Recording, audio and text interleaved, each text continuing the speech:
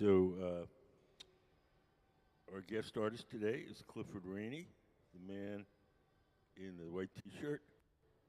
He's working on some sand molds. Those boxes are filled with foundry sand. It's the same kind of sand that you use to cast iron into. And he's making some molds, and we're going to blow into those molds. So it's sand and water and a little bit of clay, and you sift into those big boxes, and then when you make an impression in it, the sand holds the impression. You can pour molten glass into it, you can blow into it, and you get the exact replica of what you pressed into it. Over on the left, we're making a bubble that we can use to blow into a blow mold. You see that plaster head over there? We have a bunch of molds, so the inverse of that, to make a bunch of glass heads. And so that bubble will go into the mold, will go into it, and it'll take the form of that head. Could we put up the multiple head installation?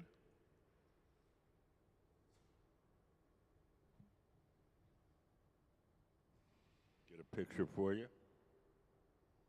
It'll be something like this. So we're making each of the individual figures.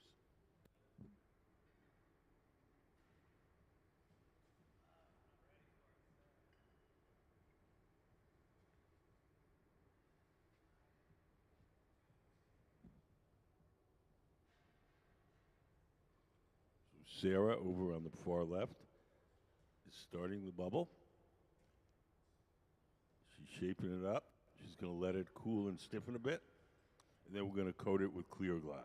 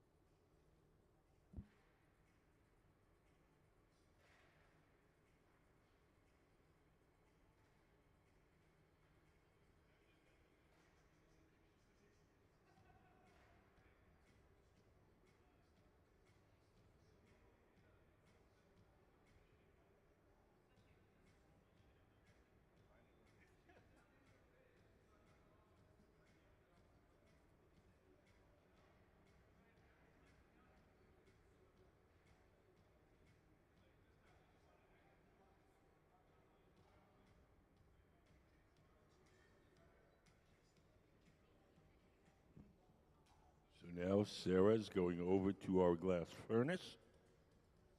Behind that door, there's a big ceramic tank. In that ceramic tank is 1,000 pounds of melted glass. We keep the melted glass at 2,100 degrees, and at that temperature, the glass has the consistency of honey. It's like dipping into a big jar of honey.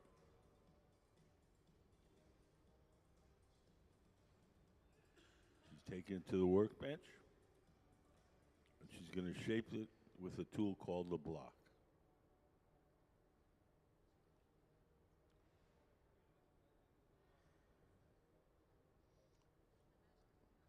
The block is made out of wood. It's stored in a bucket of water. As long as the wood is wet, the tool doesn't burn, and doesn't leave any marks as she shapes the glass.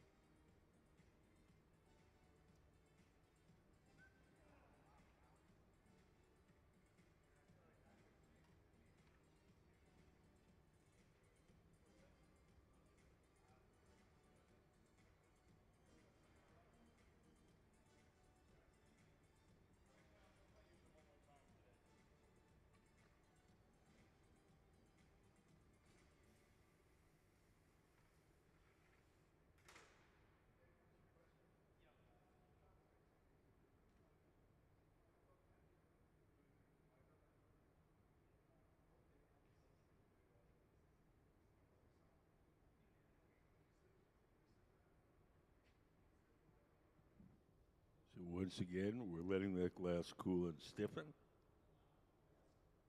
And we'll coat it once more with hot molten glass. We put up the furnace diagram.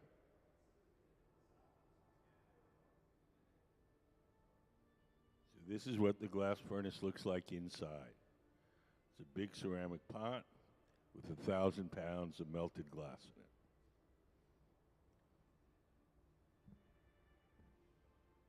The furnaces are the machines where you see the doors closed. Sarah dipped it in again and coated her bubble. Each time we dip it in and coat it, it's called taking a gather. G-A-T-H-E-R. When we reach into the furnace to get the glass, sometimes it makes the steel pipes hot. If the pipes get hot, we take them over to that trough. It's called the pipe cooler, and we spray water on the metal pipe. That cools it down and makes it easier to hold.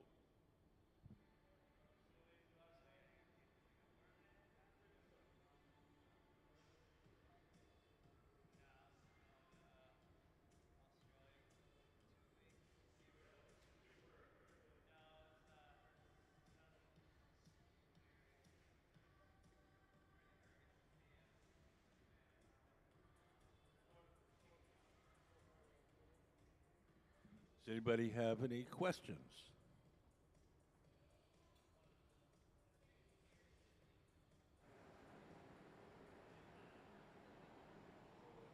Oh, that's okay.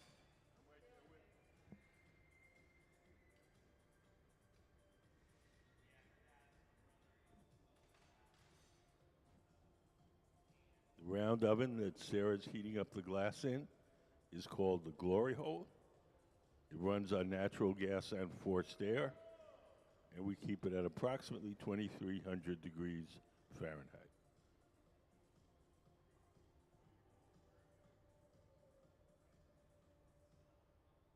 Our closed captioning is a little prudish.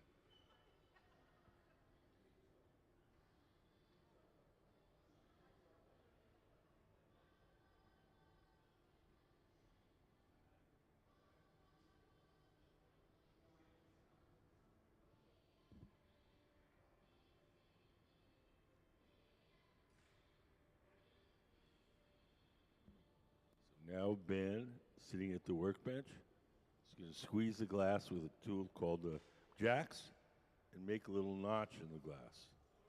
That notch is the place where we'll be able to break the glass away from the metal pipe once we're done shaping.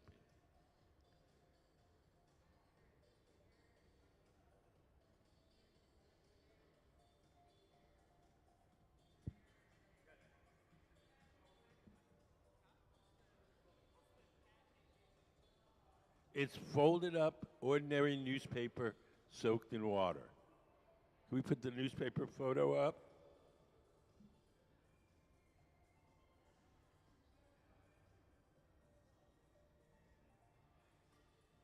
Just nothing special, just regular newspaper, folded up a bunch of times and wet.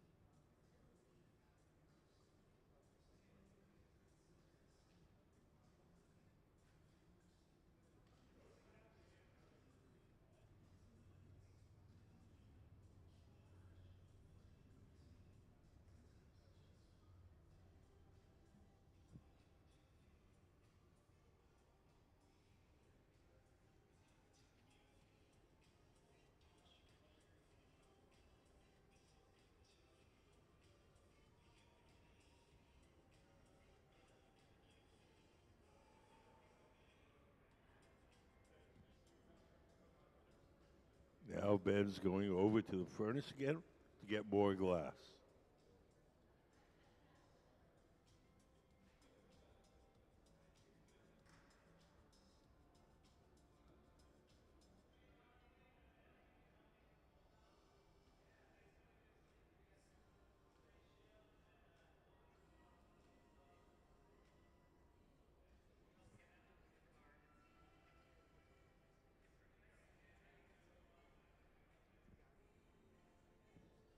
He's going over to the pipe cooler. I'm going to spray water on that metal pipe, cool it down, make it easier to hold.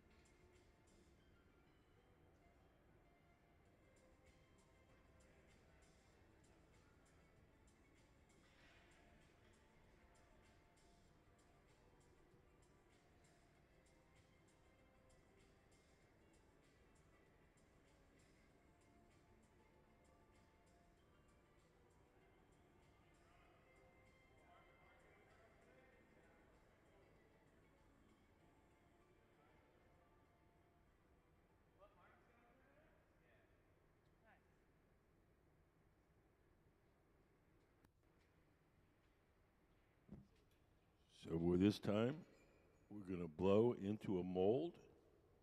The molds have been preheating in that kiln over there. Once we have the bubble ready, we'll pull one of the molds out, place it on that cart, roll it over to those stairs, and then we're going to drop the bubble in and blow.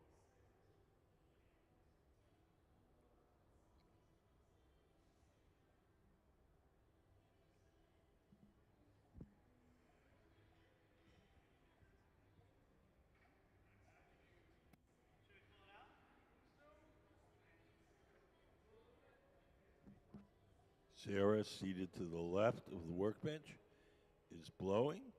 She's blowing through that steel tube, the blowpipe, as Ben, sitting at the workbench, shapes it with the pad of wet newspaper.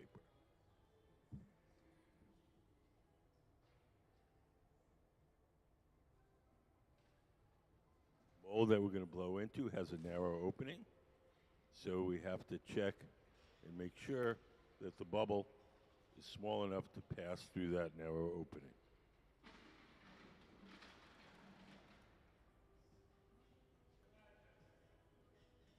We just rolled over the mold. Ben goes up, drops a bubble in the mold, and blows.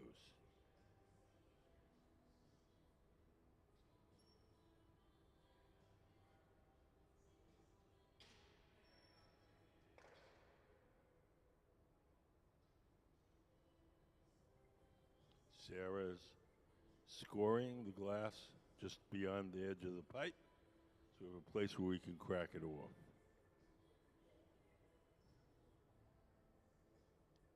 The interior of that mold is similar to the shape of this head here. You're not going to actually see it because we're going to break the pipe off and we're going to put the mold and the glass into our annealing oven. We're not going to open the mold up. Yes. No, you saw him take a pair of calipers. He saw him take a pair of calipers and check the diameter when he made the long bubble before he went in. But we took that measurement like here and made sure the bubble was narrower than that.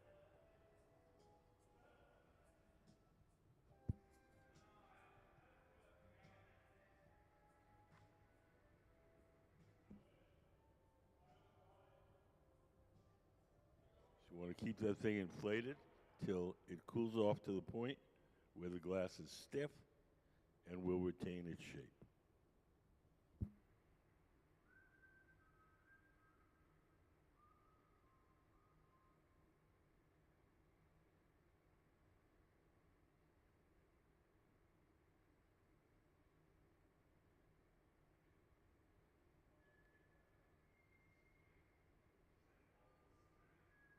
Plaster.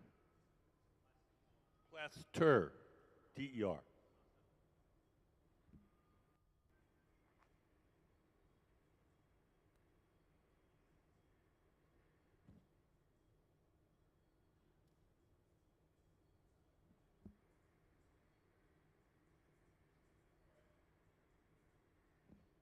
Sarah's going to take a wet file and score the glass.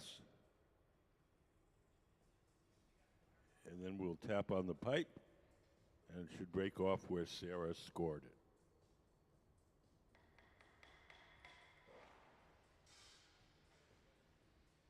We'll melt the little edges where we broke it off so it's not sharp.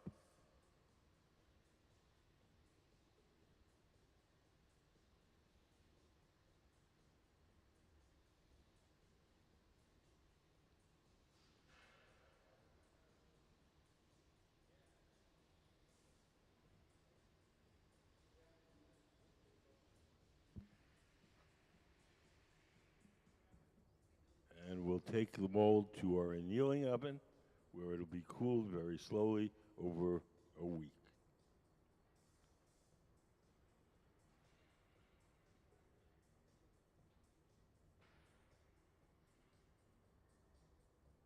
So we have an electric oven in the back of the studio. We keep it at a constant 925 degrees. We place everything we make during the day in there. And then at night, it has a programmable cooling cycle where we can slowly turn temperature down depending on how thick the item is. Because we left these bubbles in their molds, we have to cool it down very slowly over a long period of time.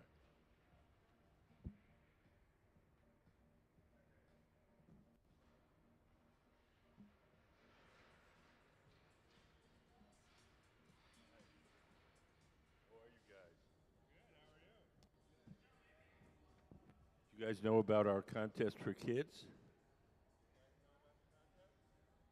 Any kid that comes to the museum can do a drawing. Once a month, we pick one of the drawings and we make whatever you drew out of glass. We make 2 copies, one for you to keep and one for the museum collection. It's free to enter. There's a table out in the lobby with drawing materials and entry forms. If you don't feel like drawing right this moment, you can always grab an entry form, do your drawing at home, and mail it in. Can we put up some of the kids' design stills? So it's called Kids Design Glass. That's the name of the contest. So look up on the big screen. So all these things you see on the big screen, we made from kids' drawings.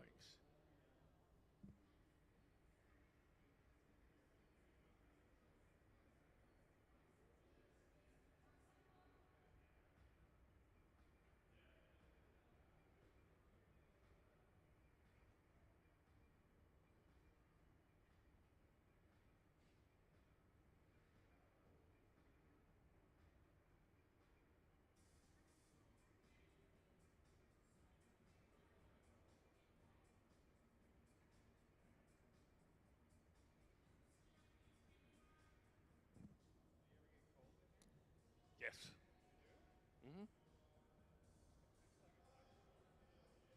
It's not that cold outside.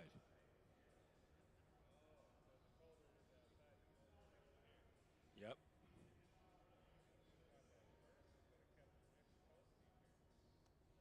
They do in the summer.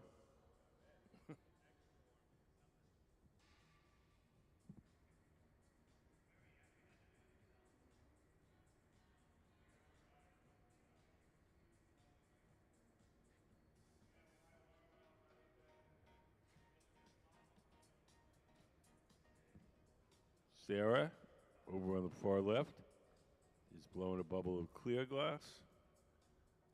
Gabe, in the black shirt and jeans, is going to heat up some colored glass.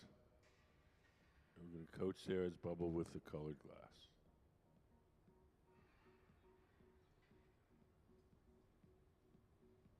All the glass that's in our furnaces is clear glass. We buy our colored glass separately in the form of these bars. We buy it like an artist buys paint. We blow a bubble of clear glass from the big furnace. We heat up a chunk of colored glass, and then we coat that clear bubble with the colored glass.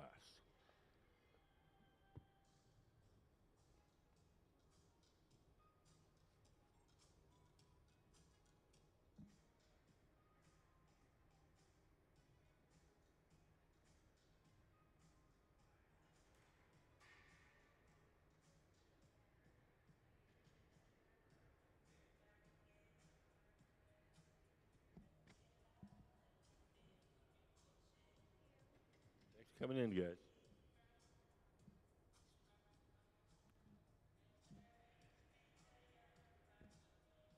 Sarah's sitting at the bench on the left.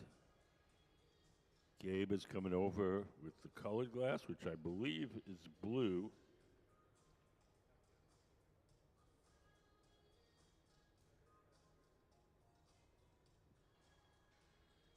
You drop a blob of the colored glass onto Sarah's bubble, and she's going to smush it backwards until it entirely coats the original bubble.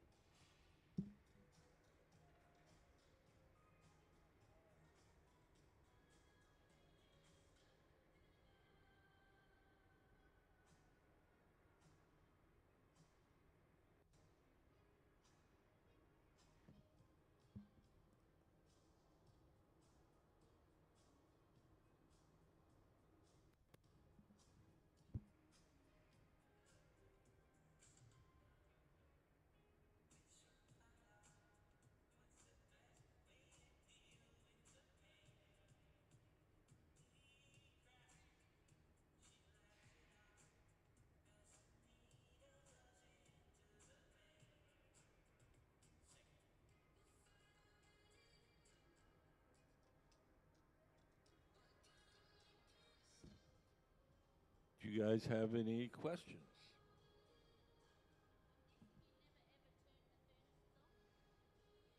There's two kinds of furnaces.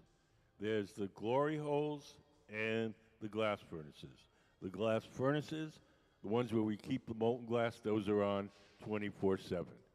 The glory holes, the round ones with the doors open, those are only on during the working day. 1 hour.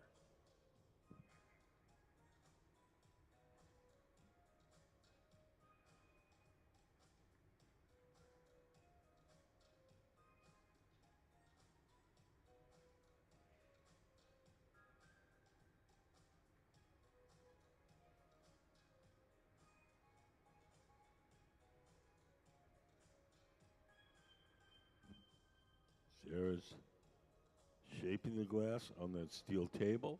That's called the marver, M-A-R-V-E-R.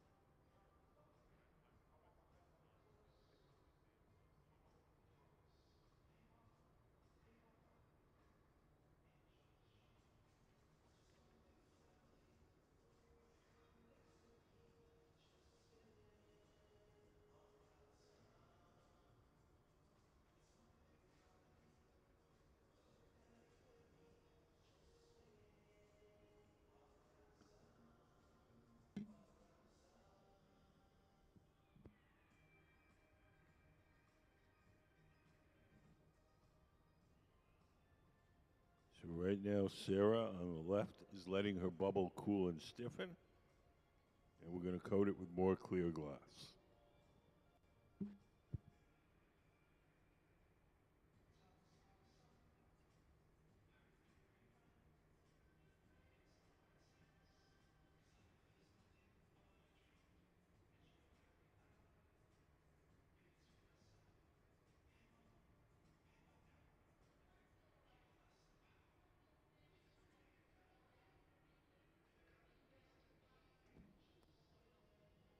Uh, if we let it cool to the point where it was solid, it would tear up the interior of the furnace. So we don't do that. If some flame goes out, we have propane burners that'll keep they don't require any electricity or anything. They just run off a propane tank, and we can stick them in the door, and that'll keep the stuff not warm enough to work, but warm enough so it doesn't solidify completely and damage the furnace.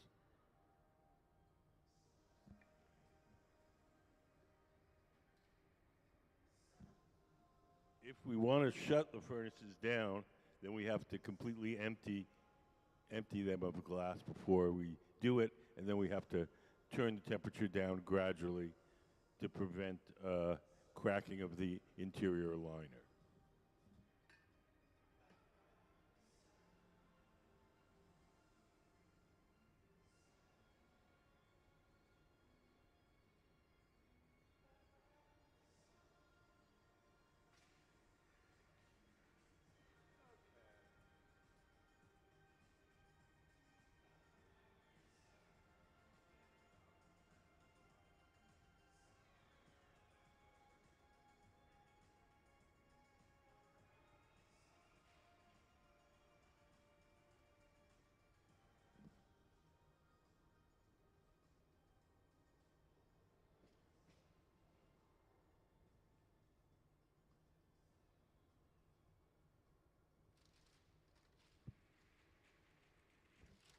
This bubble that we're creating now, we're going to blow it into a mold.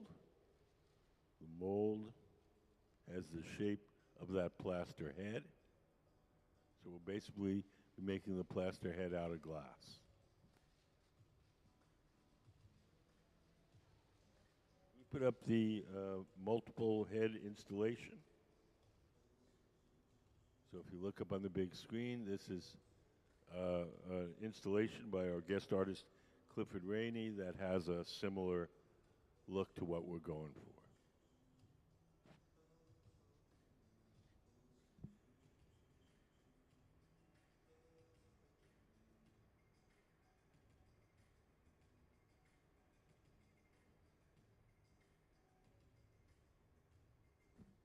Sarah's now going over to the furnace. Behind that door, there's a big ceramic tank. In that ceramic tank is 1,000 pounds of melted glass.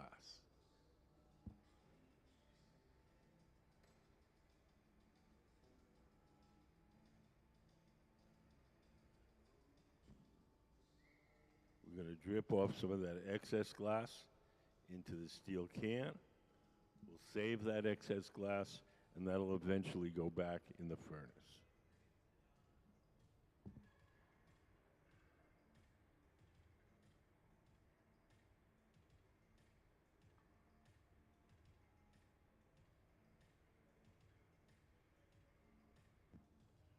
Sarah's taken her pipe over to the pipe cooler. It's a steel trough. We lay the pipe in the steel trough, and we spray water on it. That cools it down and makes it easier to hold.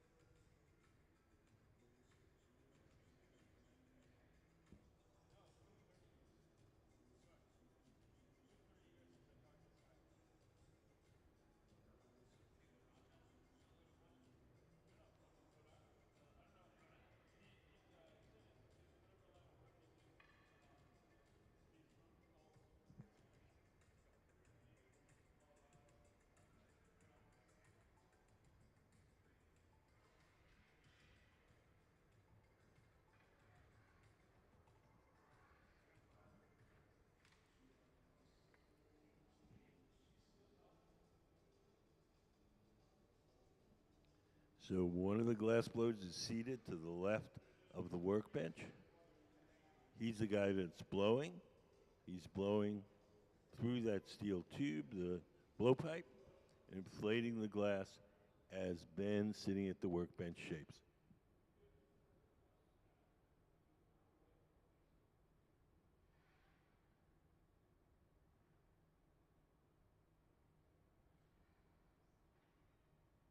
Now Ben's taking a tool called the jacks and squeezing the glass and making a sharp crease in it. That sharp crease is the place where we'll be able to break the glass away from the metal pipe once we're done shaping.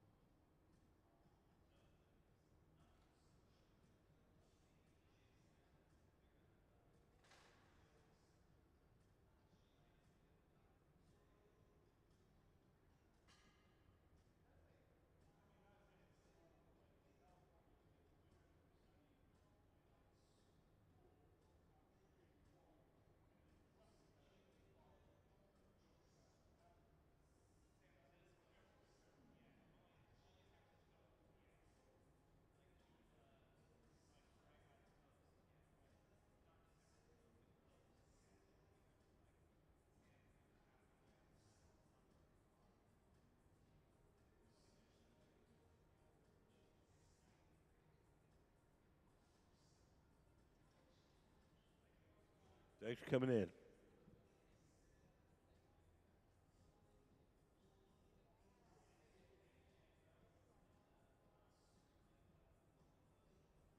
So now in the center, Ben is just letting that bubble cool and stiffen before he adds more hot molten glass.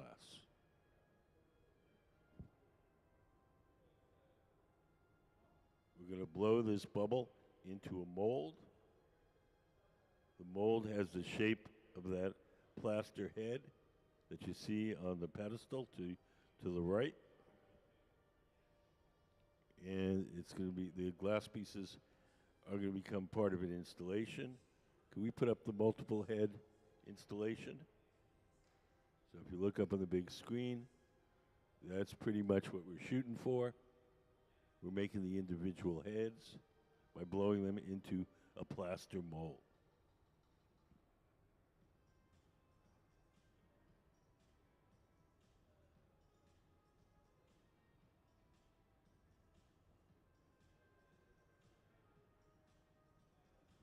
Over on the right, our guest artist, Clifford Rainey, in the white t-shirt, is working with his assistants to make some foundry sand molds that we're going to use later in the day.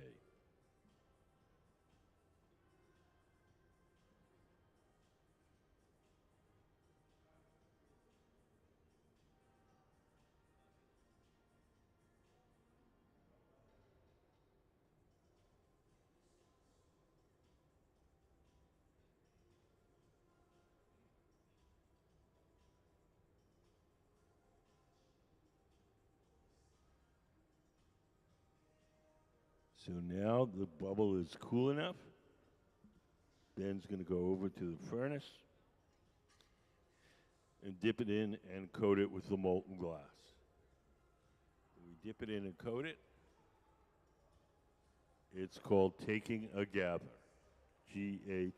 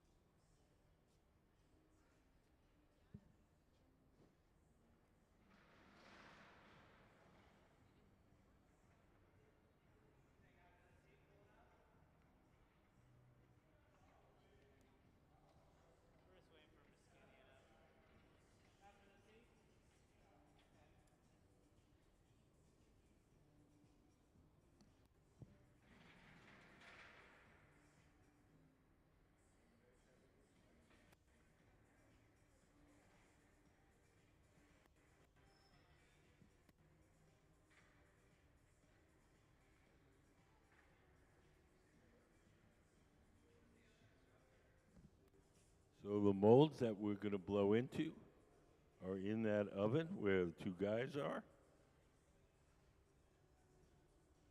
We're going to yank one out, put it on the cart, take it over to those stairs, and we're going to drop the bubble inside. The molds are made out of plaster.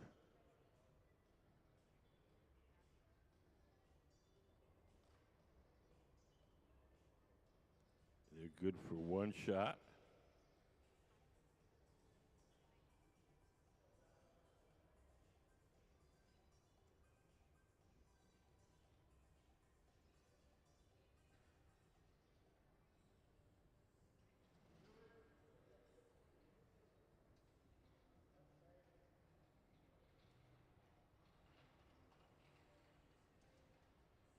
So we're taking the hot mold over to the stairs.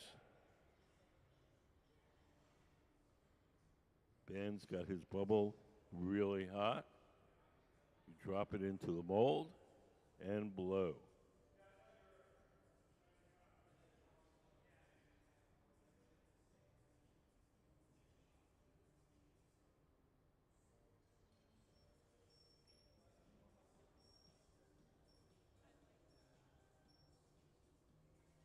Sarah's making a notch in the glass, so we have a place where we can break it off.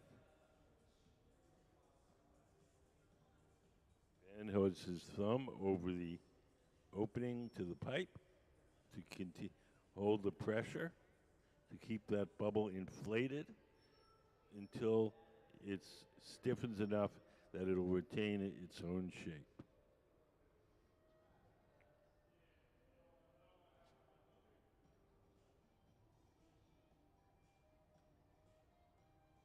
So inside that mold, which you can't really see right now, is a hollow in the shape of this head here.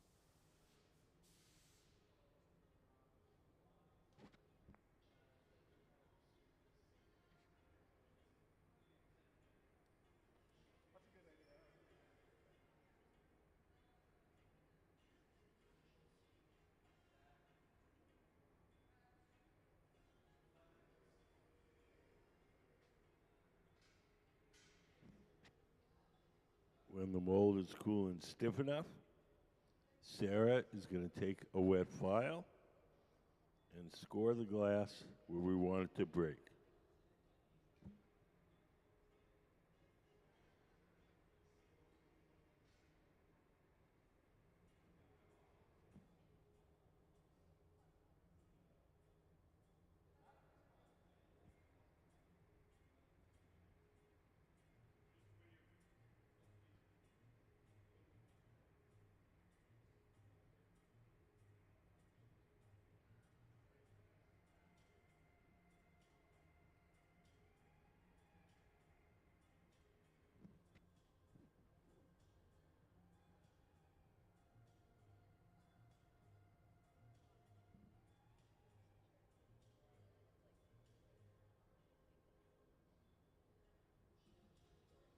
Here goes Sarah with the wet file.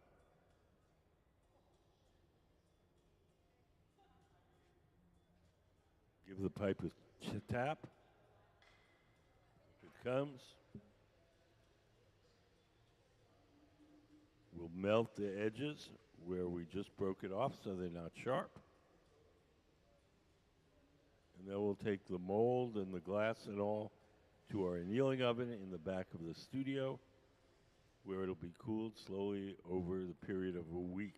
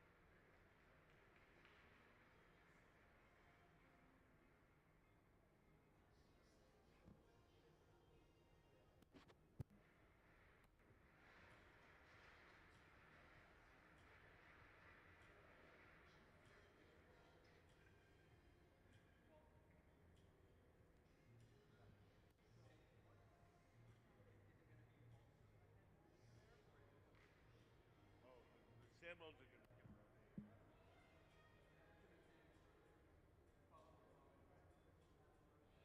Yeah, more like the bowls that we made earlier in the week.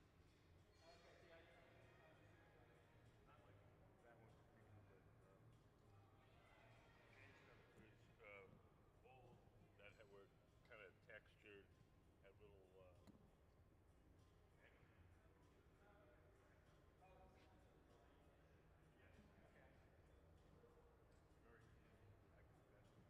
That's what we made.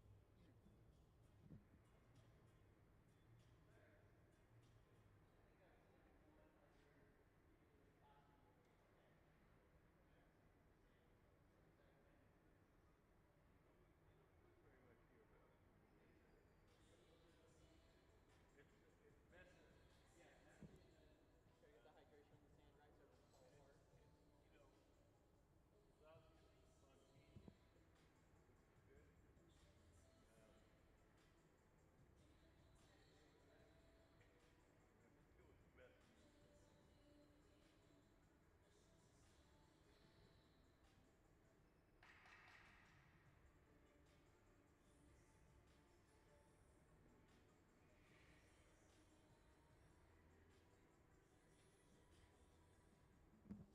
So Clifford Rainey and his crew are working on some sand molds that we're going to blow into later on in the day.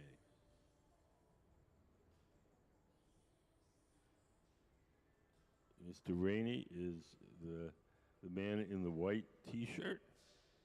He's originally from Ireland, uh, went to college and worked in England for quite a while, and then came to the United States where he was a professor at the California College of the Arts.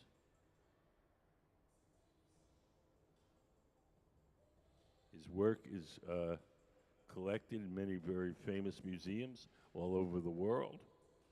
The Young Museum in San Francisco, the Kunstmuseum in Dusseldorf, the Irish Museum of Modern Art, and many others.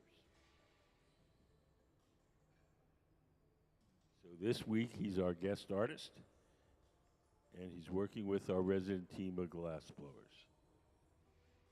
We have a very talented team. They work for the museum, and when we have a guest artist, the guest artist comes up with designs, and our team makes their designs.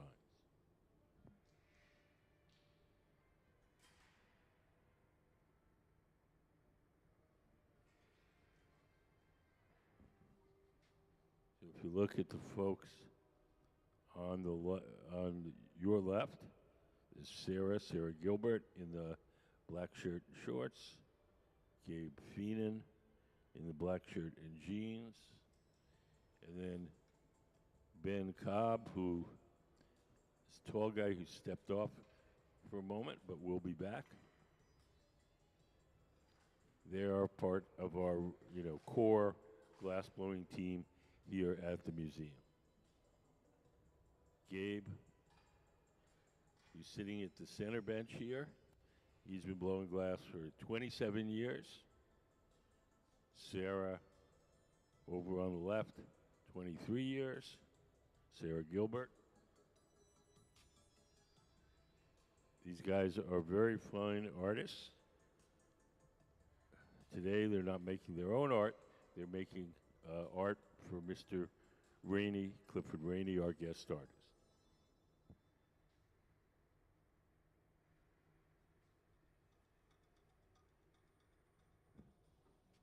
Hi, how are you guys? Do you guys have any questions? Okay.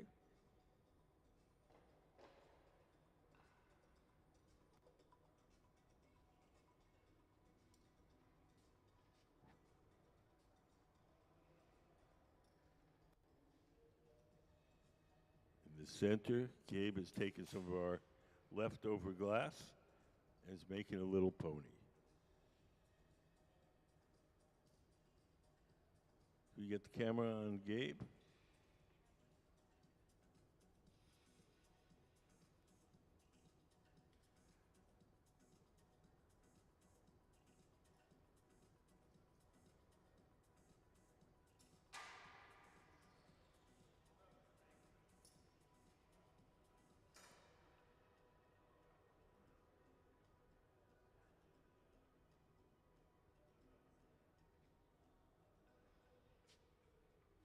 Sarah has just coated her bubble with colored glass. We've done what's called a color overlay. We have a little video to explain what the color overlay is. Can we play color overlay?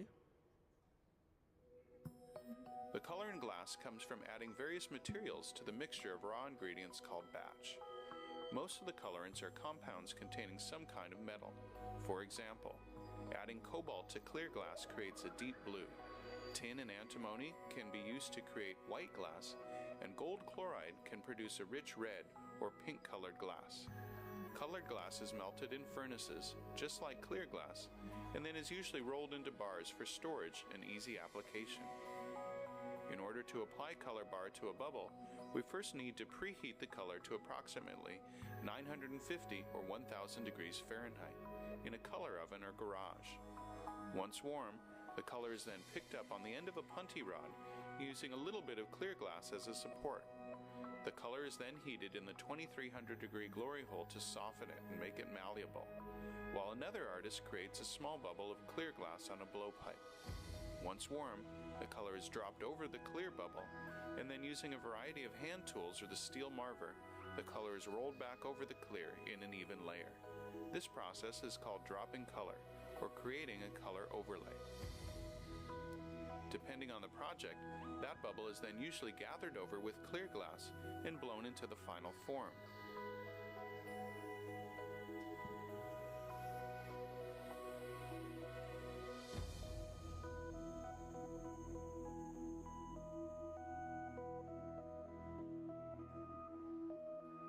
The finished product may appear to be all made from colored glass, but when viewed in cross-section, we can see that there is only a thin layer of color sandwiched between many layers of clear glass.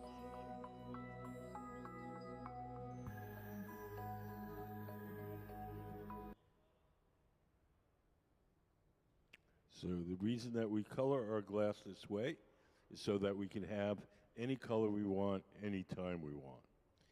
If we filled up the furnace with blue glass, we could only make blue things. If we coat each piece individually, we can coat it with any color that we want.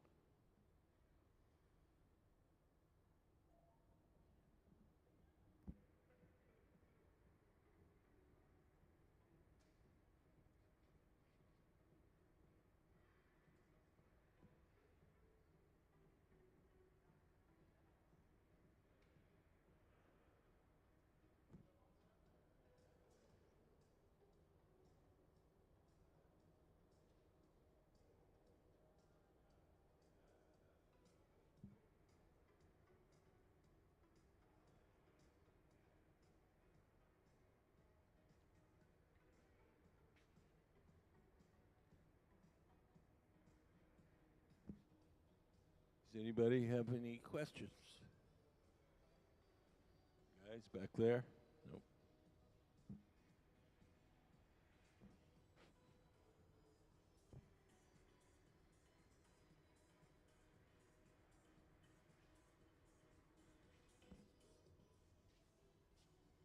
Hi, how are you guys? You guys good? Do you guys have any questions? Anything you'd like to know? Okay.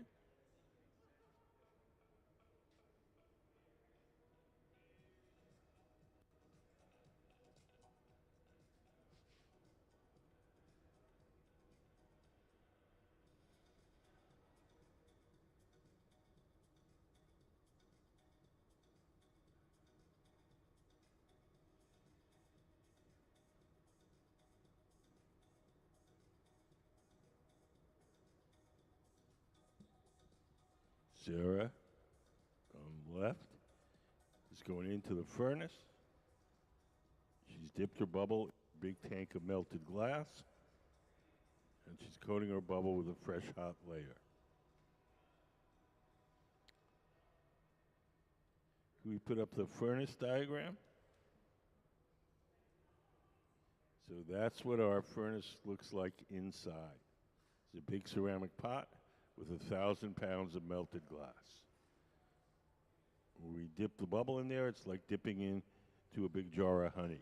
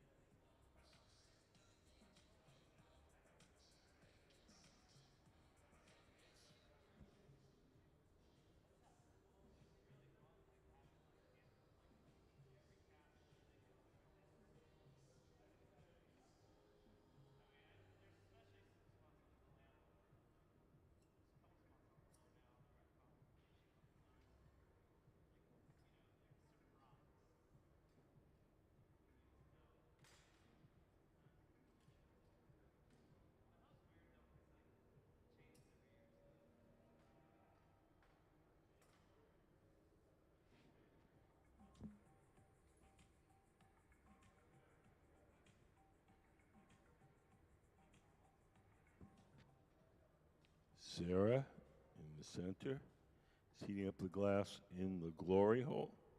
The glory holes are the round furnaces with the doors open. Those have no glass in them.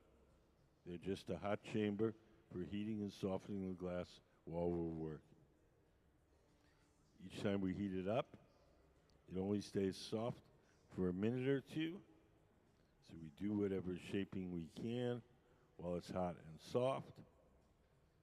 And then we have to return to the glory hole to heat it up again.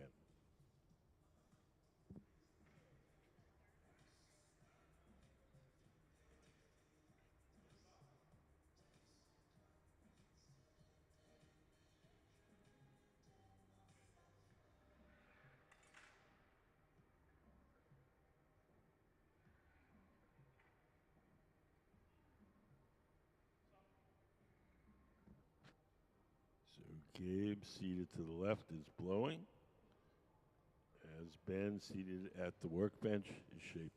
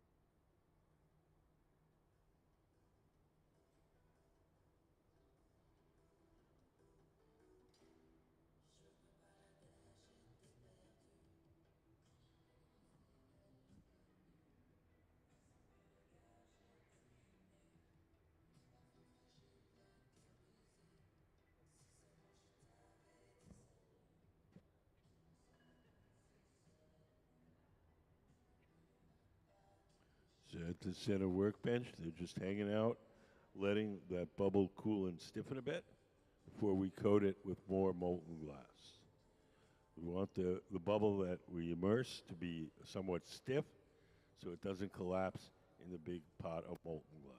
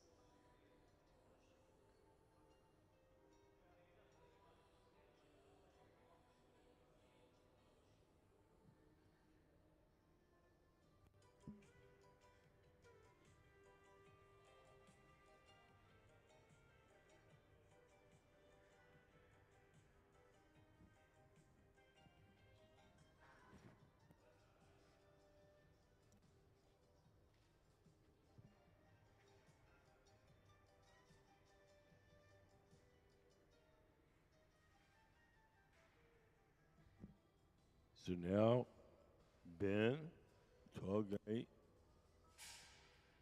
has gone over to the furnace.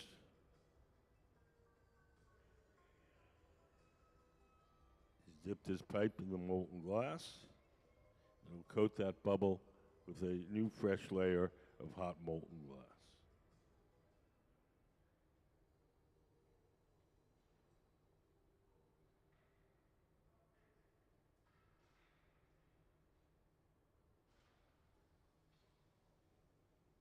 He's taken the pipe to the pipe cooler, that steel trough where we spray water on the metal pipe to cool it down and make it easier to hold.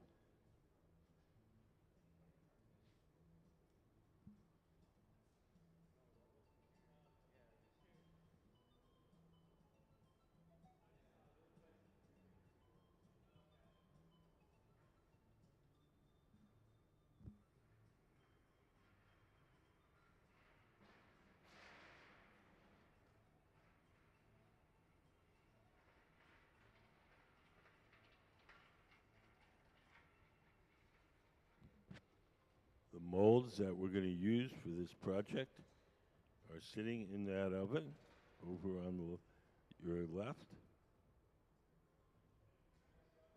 We're going to fish out one of those molds. We've been preheating it in that kiln.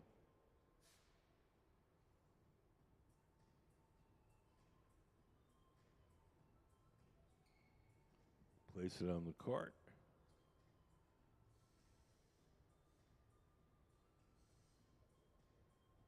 And roll the cart over to the stairs.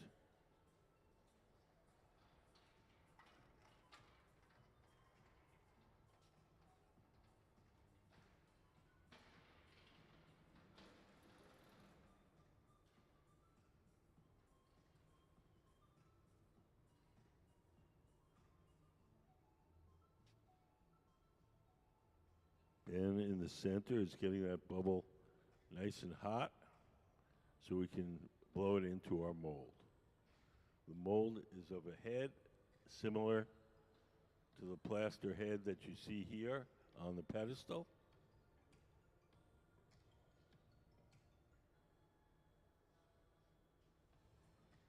We're going to blow into the mold and then put the mold and the glass into the annealing oven so you won't actually see the form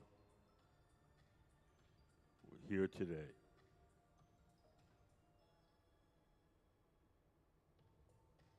But the form that we're blowing is similar to this form here.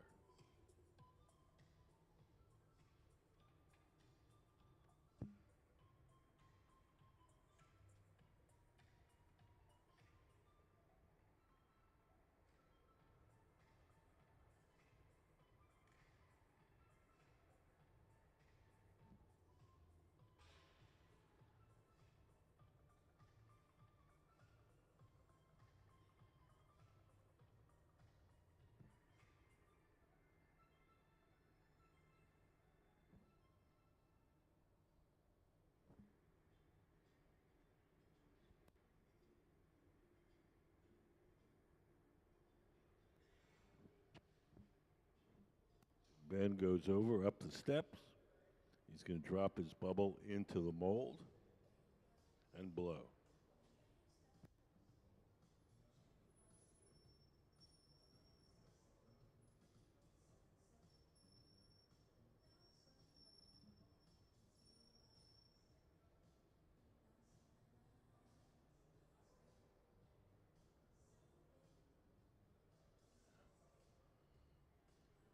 Sarah's taking the jacks and making a notch so we have a place we can break off the pipe once the glass is set up in the mold.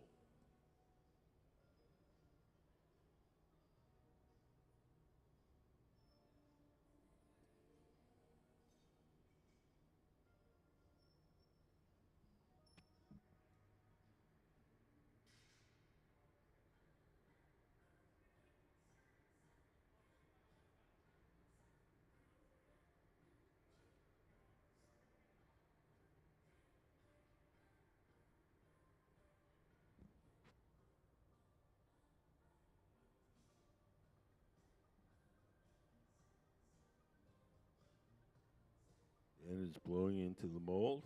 You got to keep that pressured on until the glass cools to the point where it's stiff and will retain the shape of the interior of the mold.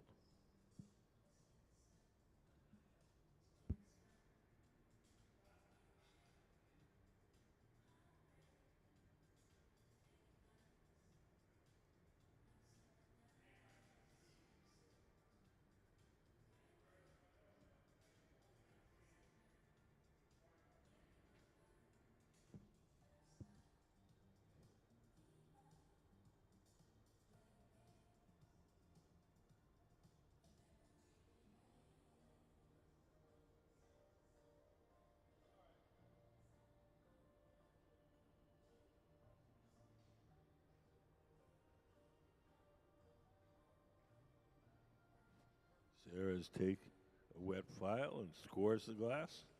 Then we'll give the pipe a tap, and off it comes.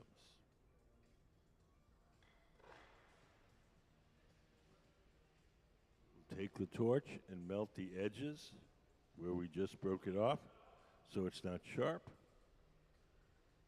And then we're going to take the whole mold and all to our annealing oven where it'll be cooled slowly overnight.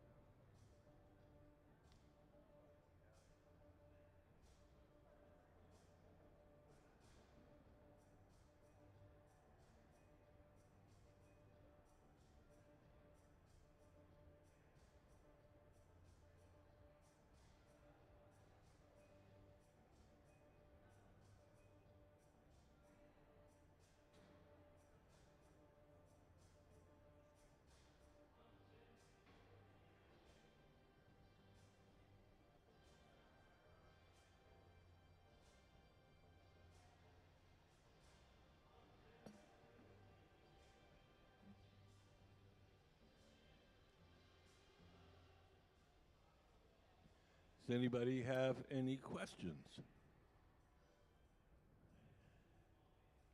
Nope. So today we have a guest artist, Clifford Rainey, the man in the white t-shirt, and he's working with our resident team of glassblowers to execute some of his designs. This morning we're working on these blown heads, which take a form similar to the one that you see on the pedestal. That's a plaster positive. It's not glass. We made some molds out of plaster. They're sitting in this kiln over here, and we're going to blow a bubble into each of the molds to make one of the heads, and the heads will end up in a sculptural installation similar to the one we're going to put on the screen. Can we put up the multiple head installation?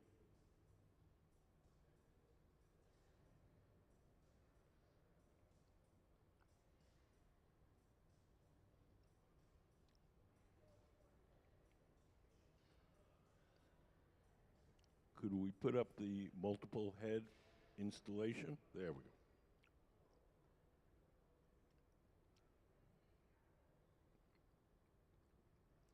So over on the left, the glass blowers are starting a bubble to go into the mold to make one of the heads.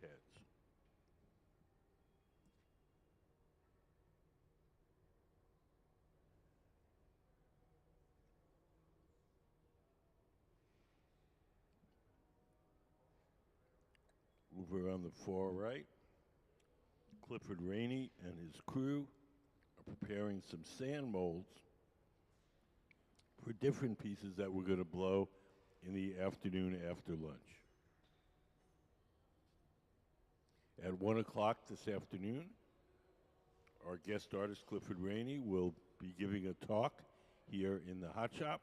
We'll tell you about his long and varied career. They'll start at 1.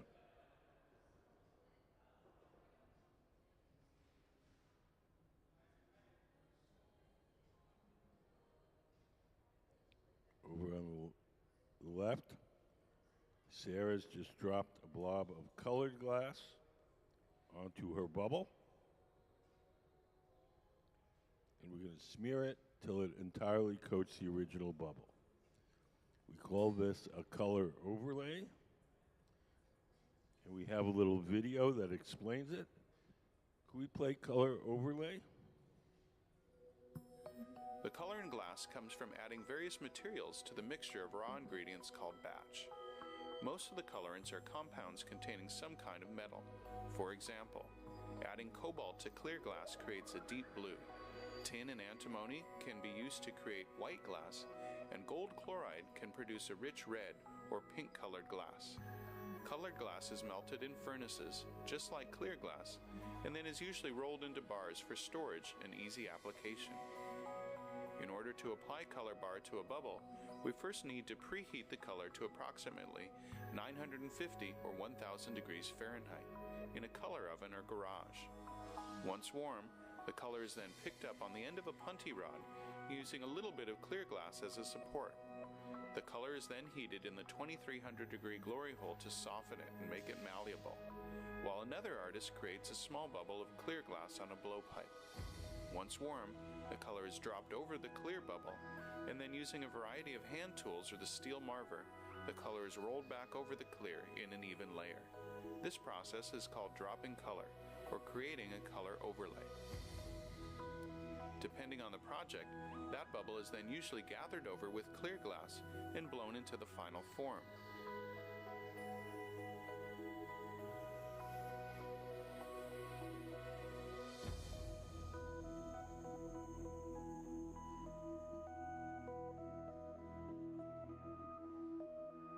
The finished product may appear to be all made from colored glass, but when viewed in cross-section, we can see that there is only a thin layer of color sandwiched between many layers of clear glass.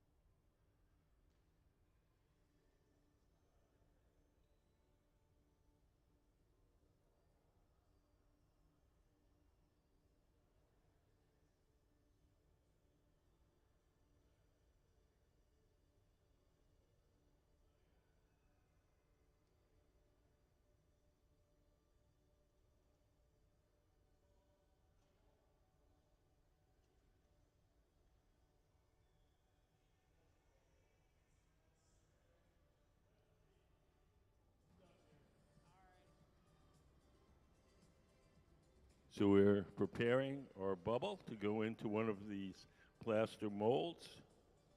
The molds are being preheated in that kiln over there on your left.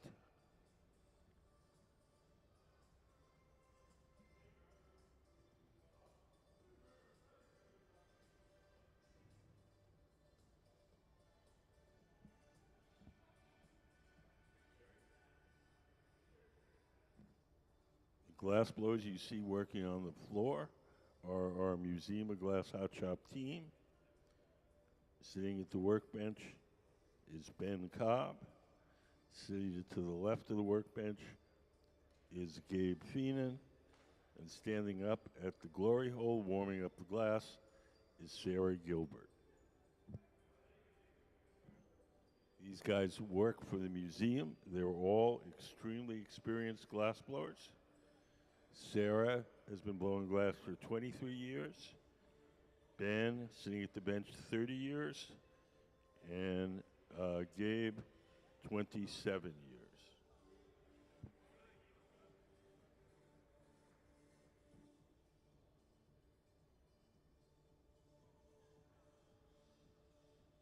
We invite an artist who's not a glass blower themselves.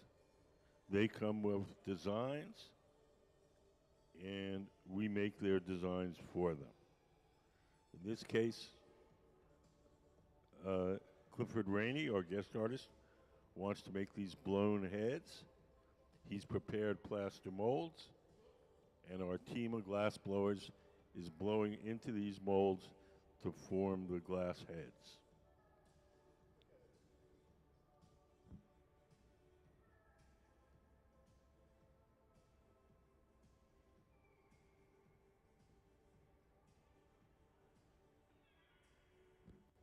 Ben is squeezing the glass and making a sharp crease in it. That crease is the place where we're going to break away the glass from the metal rod once we're done shaping it. The tool that makes the crease is called the jacks, and making the crease itself is called jacking it down.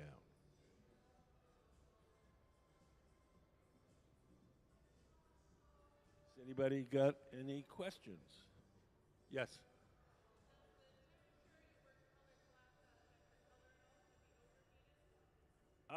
No, generally no.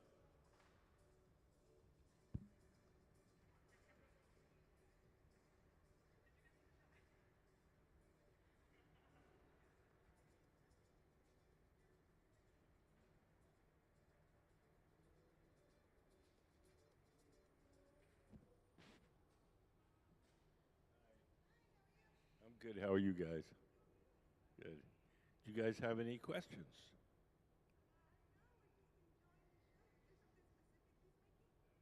Yes, we're making, our guest artist has made a bunch of plaster molds. They're heated in this machine here. They're of the heads. Can you see that head that's on the far pedestal? We're going to blow into the mold and we'll make that same head only out of glass. Can we put up the multiple head installation? So if you look up the big screen, it's going to be an installation similar to what you see on this screen.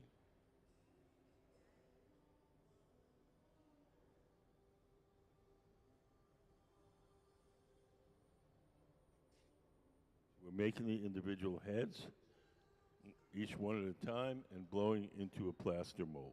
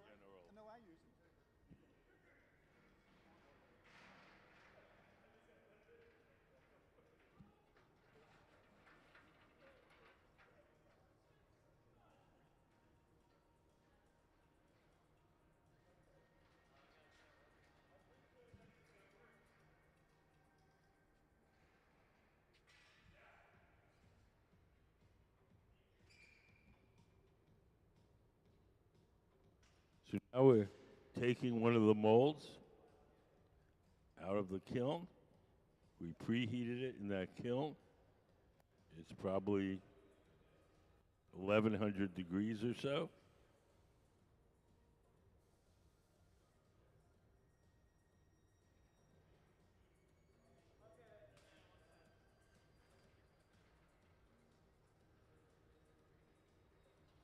We roll it over to that little impromptu staircase to the right of center. Ben, sitting at the workbench, is preparing the bubble to blow into the mold. He's making a long, skinny bubble because it's got to go through the narrowest point in the mold, which would be on these heads, the neck.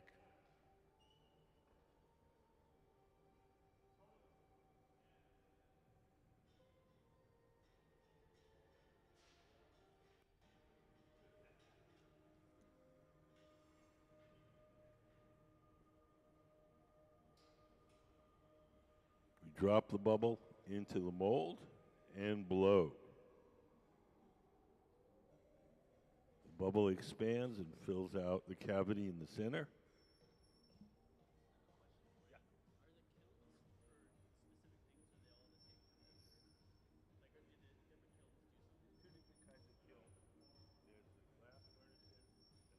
Tanks of molten glass in them. Those are the ones with the doors closed. Those run at about 2100 degrees. The glory hole, the round doors open. Those have no glass in them. And those run at about 2300. So one's glass and one's just pure heat. So how long does a process like this take usually? Depends what you're doing. Yeah, I mean, I guess something like yes, yeah, like start to finish. It depends what you're doing. I mean, these molds are running, I would say, about 25, 30 minutes. Okay. Some things we do take all day. Yeah, Some things we can do and make a Christmas ornament in 3 minutes. that's crazy. That's so cool.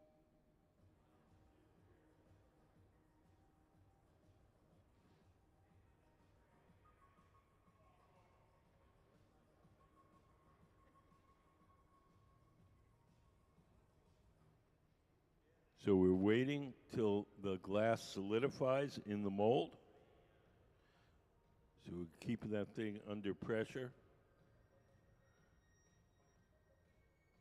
till Ben feels that it's stiff enough to retain its shape. We'll break the pipe off of the glass, and then the mold and the glass will go into our annealing oven, where they'll be cooled very slowly over a week or so.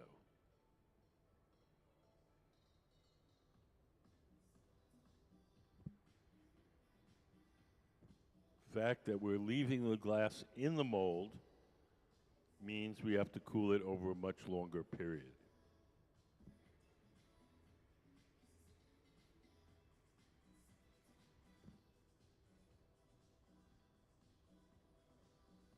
Sarah's sharpening the little notch in the glass where we're going to break it off.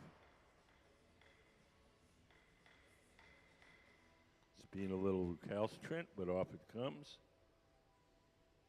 We're taking a torch and melting the edges where we broke it off so they're not sharp.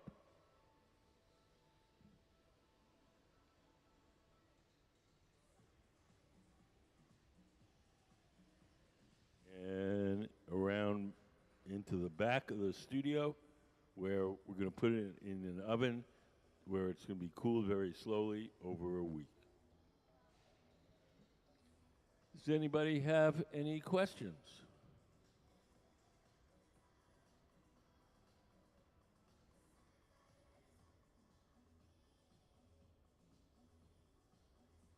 We're hoping to make 8 of these this morning. I think we might.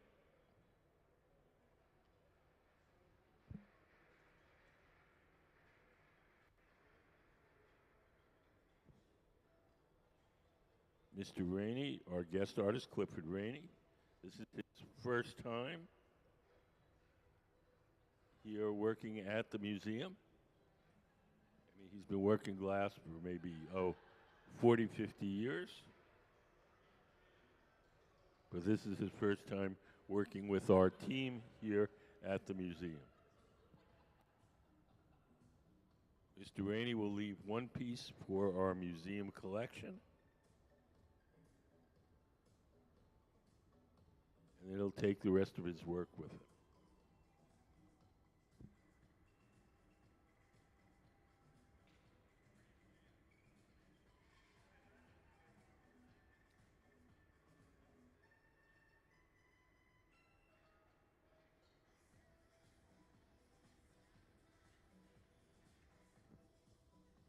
So we're starting the bubble for the next piece over on your left.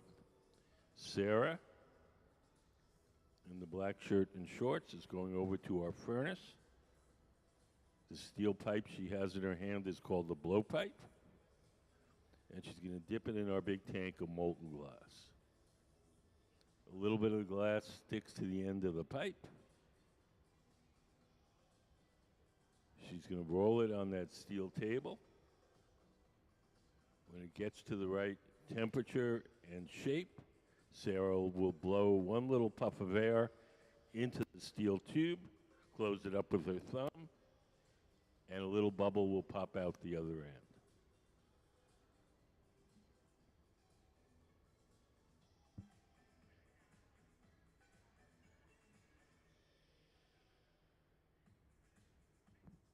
This is how we start almost every hollow object that we make, whether it's a lampshade, a wine glass, or sculpture. There's the puff. Her thumb holds the air in. If you watch the glass, you'll see a little bubble appear on the opposite end.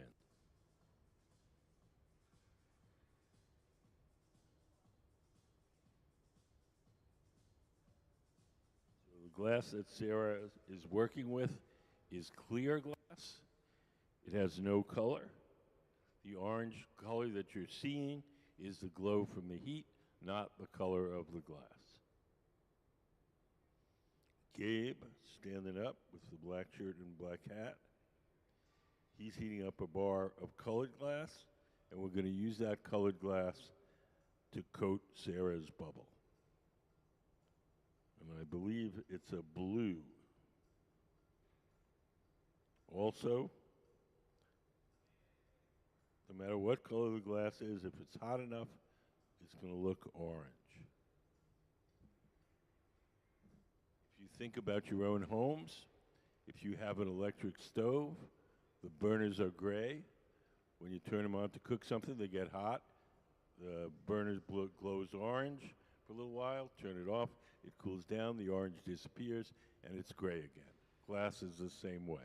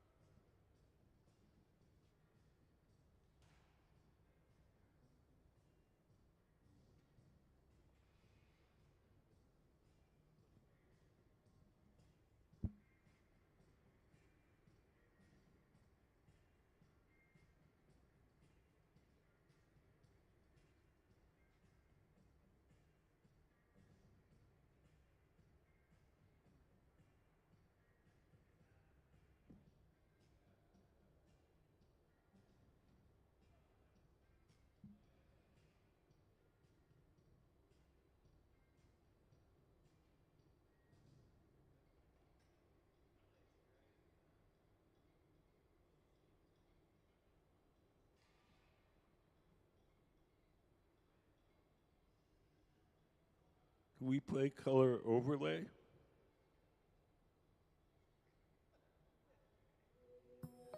The color in glass comes from adding various materials to the mixture of raw ingredients called batch. Most of the colorants are compounds containing some kind of metal. For example, adding cobalt to clear glass creates a deep blue. Tin and antimony can be used to create white glass, and gold chloride can produce a rich red or pink colored glass. Colored glass is melted in furnaces, just like clear glass, and then is usually rolled into bars for storage and easy application. In order to apply color bar to a bubble, we first need to preheat the color to approximately 950 or 1000 degrees Fahrenheit in a color oven or garage. Once warm, the color is then picked up on the end of a punty rod using a little bit of clear glass as a support. The color is then heated in the 2300 degree glory hole to soften it and make it malleable, while another artist creates a small bubble of clear glass on a blowpipe. Once warm, the color is dropped over the clear bubble, and then using a variety of hand tools or the steel marver, the color is rolled back over the clear in an even layer. This process is called dropping color, or creating a color overlay. Depending on the project, that bubble is then usually gathered over with clear glass and blown into the final form.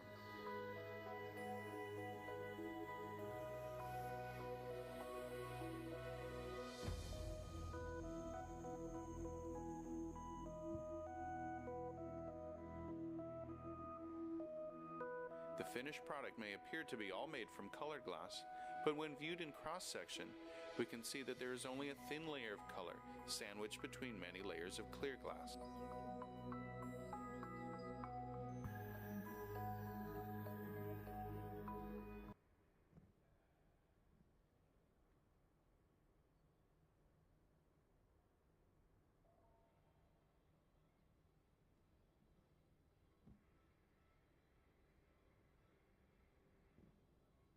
So right now, Sarah's letting that bubble cool and stiffen, and we're going to coat it with clear glass.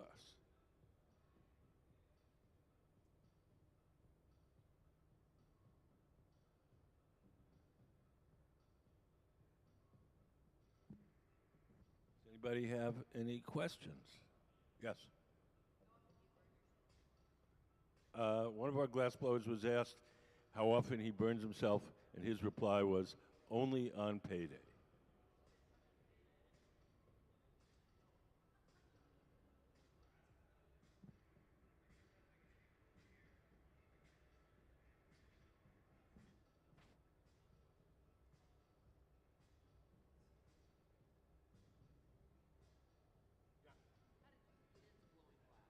Me? Oh, I'm just a tour guide. I say, I'm just a tour guide. You don't want to know how I blow glass.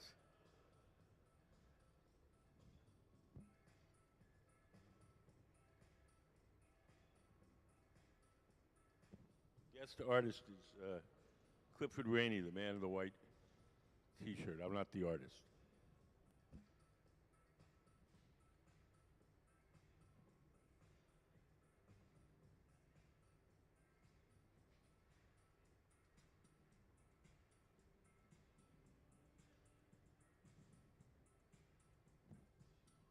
Sarah's going to blow that up a little bit.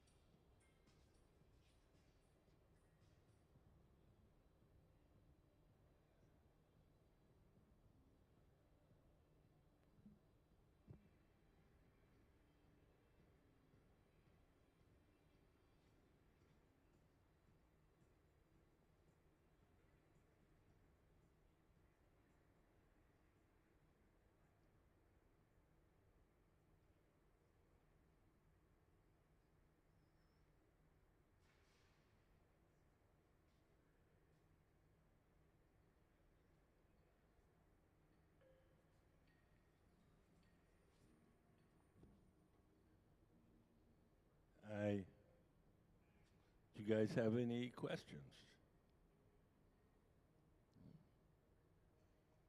Do you guys know about our contest for kids? Any kid that comes to the museum can do a drawing. Once a month, we pick one of the drawings and we make whatever the kid drew out of glass. We make 2 copies, one for the kid to keep and one for the museum collection. It's free to enter. There's a table out in the lobby with drawing materials and entry forms. All you have to do is do your drawing, fill out the entry form, and put it in the box on the table.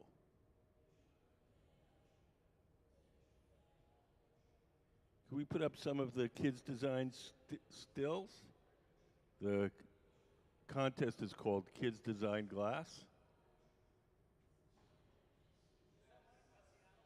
So if you look up on the big screen, you'll see some examples of sculptures that we made from the kids' drawings.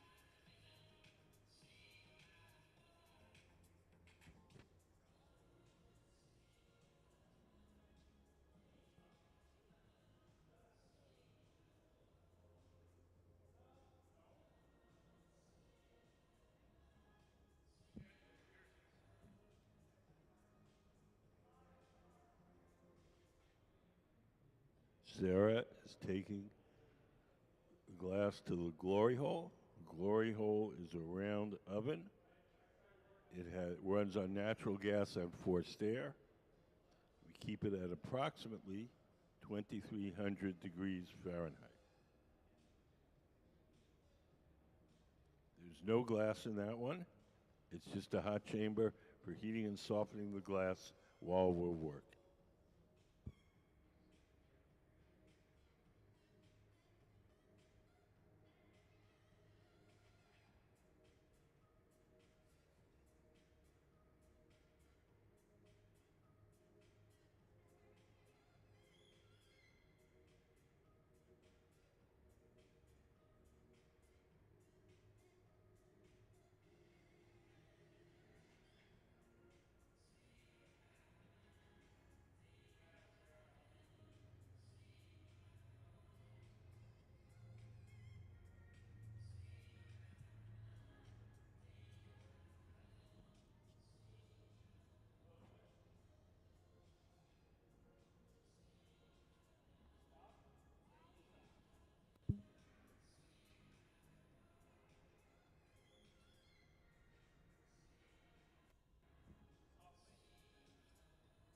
So now Gabe, seated to the left, is blowing, inflating the glass as Ben, sitting at the bench, shapes it.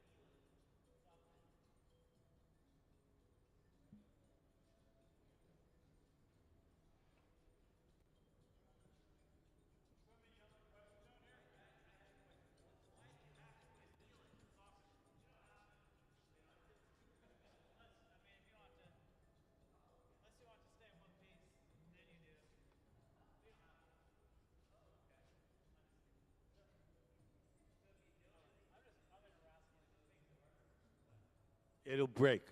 If we just made it and put it on the table, let it do it, cool on its own, it cools too quickly and unevenly, and it breaks. So we cool it down very slowly, so there's no differential between the heat on the outside and the heat on the inside. If that differential gets too big, it stresses the glass and the glass breaks. We're gonna have to we're gonna have to anneal these for quite a while because we not only have to take into account the thickness of the glass, but the mold itself as well.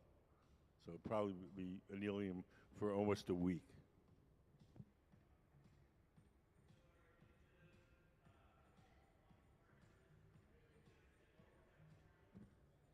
Not significantly.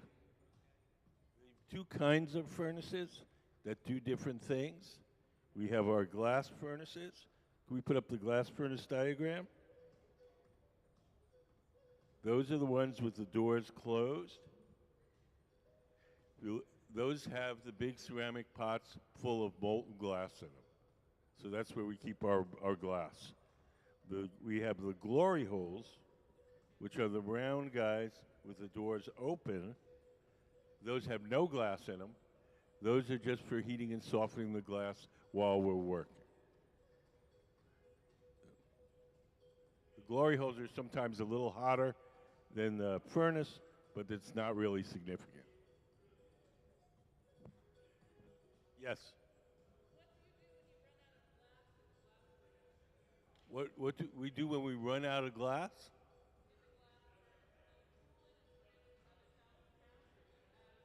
No, we have two furnaces. So we work one till it's, I would say, maybe 4/5 empty. We switch to the other furnace, which would be full of glass that's ready to go. And then in the empty furnace, we cook a new batch of glass. So we just go back and forth, back and forth.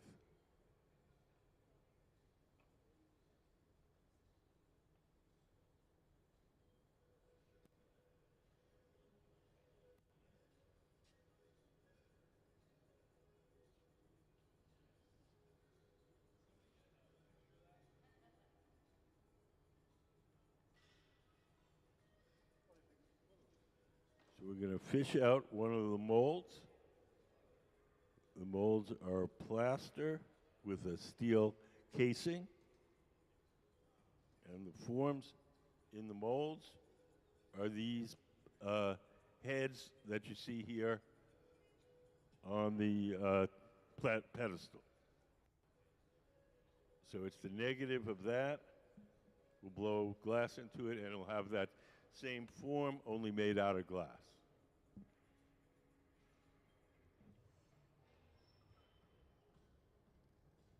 It's a little bit after 12. At 1 o'clock, our guest artist, Clifford Rainey, will be giving a talk here in the hot shop. He's got a long and varied career. He'll tell you all about it. It should be pretty interesting. And you can ask him questions. And that'll be starting here in the hot shop at 1 o'clock. Most of the museums you go to, all the artists are dead.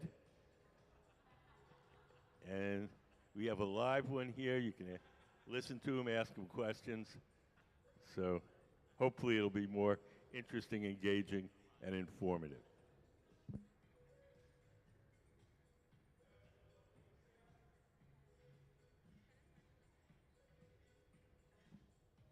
So these guys are fishing the mold out of our electric kiln. So we've preheated it probably to 1,000, 1,100.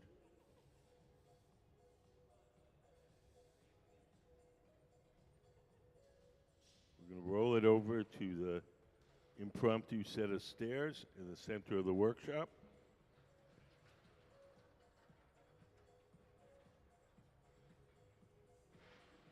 Ben, in the center, is preparing the bubble to go into the mold. He's going to get that really hot and soft.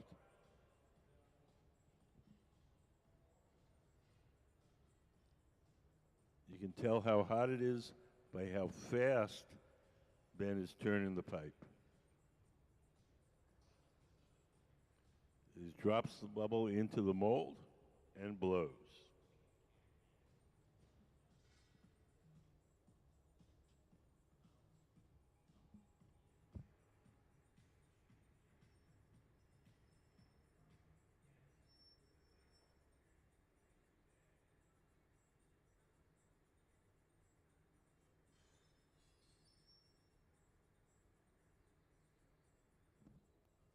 Sarah's scoring the glass with those jacks.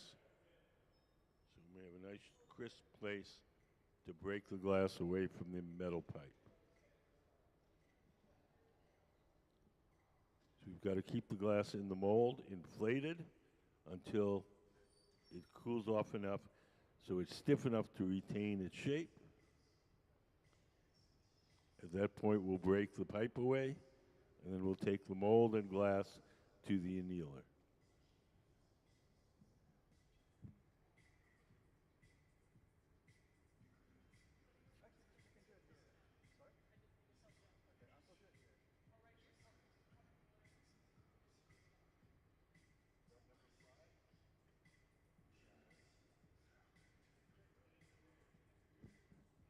So yeah, we could probably get another 2 in before lunch. That's what I'm hoping, but maybe one after that. What? It's going to be pretty good. You get another two done. Yeah. I mean, we don't have to. 20 minutes. We don't have to. Oh my God, what's this? Yeah, that's the. I mean, you can take it out. That's the connector top. Okay, I just need her to. I need to do something in the computer. Why don't you just wait? Can you do it here? I don't care. I mean, you're on my way if you just do it there. Yeah.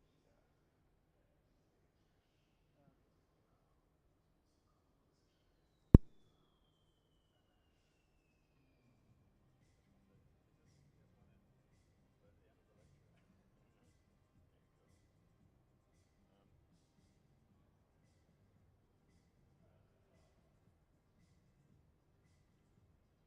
you know,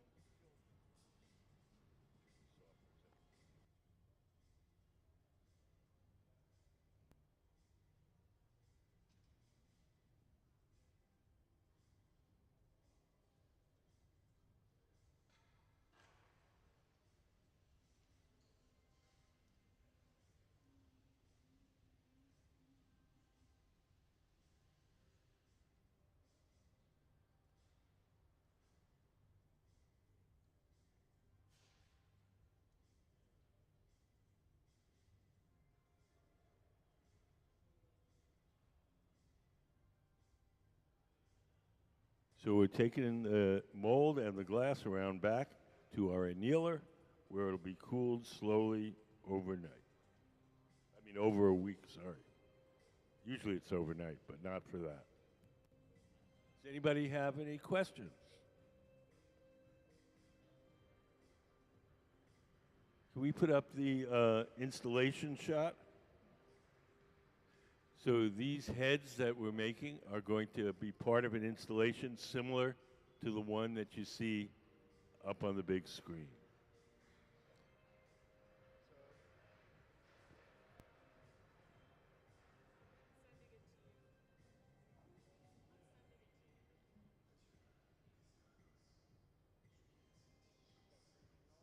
So we're blowing them one at a time.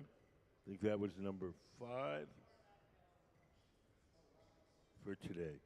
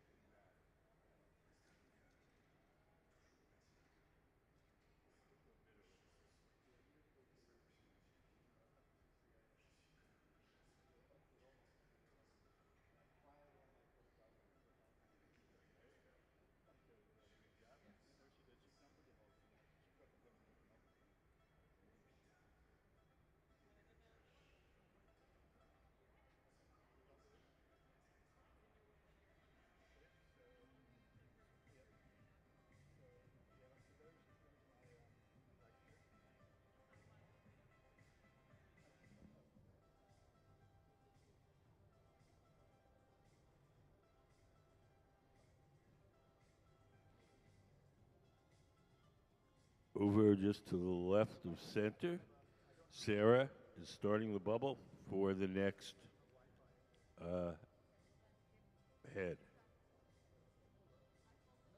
The glass that she has on the end of the pipe is clear glass. The orange color that you're seeing is the glow from the heat, not the color of the glass.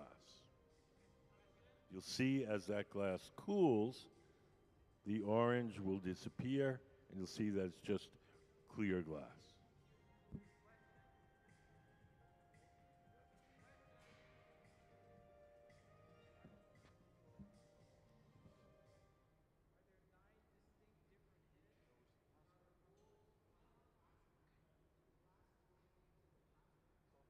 Yes, yes to all of those.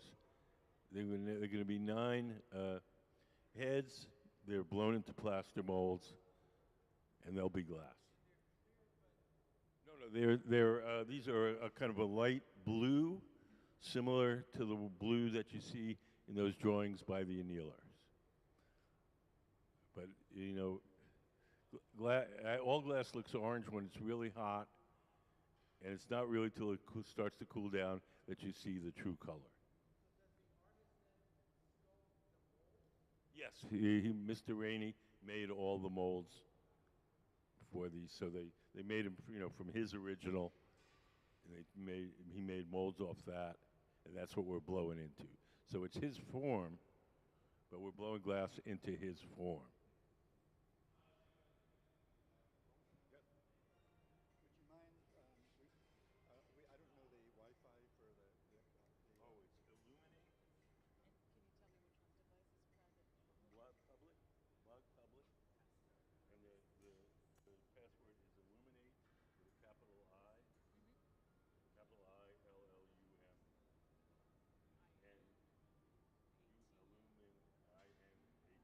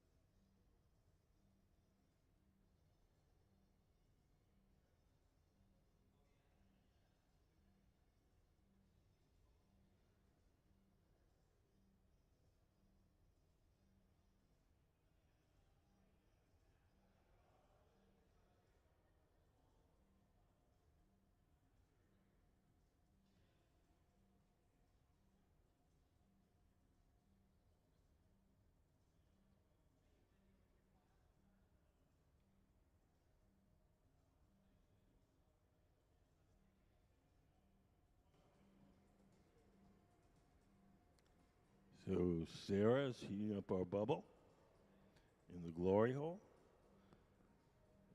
Can we put up the glory hole diagram?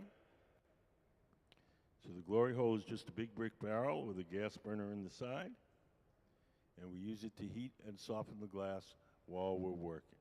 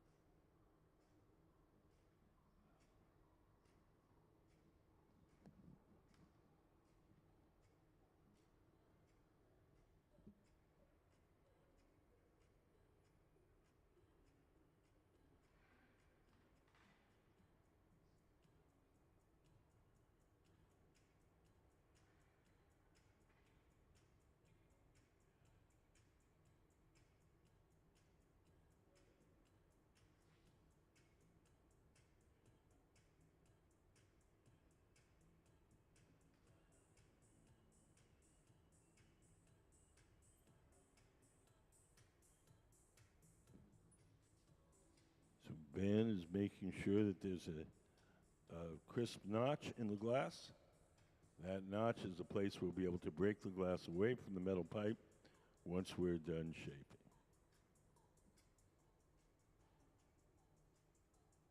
We're going to coat this with one more layer of hot molten glass.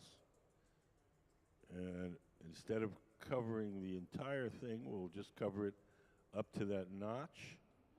That's called gathering on the post. So we'll let the bubble stiffen. We'll gather just up to that notch.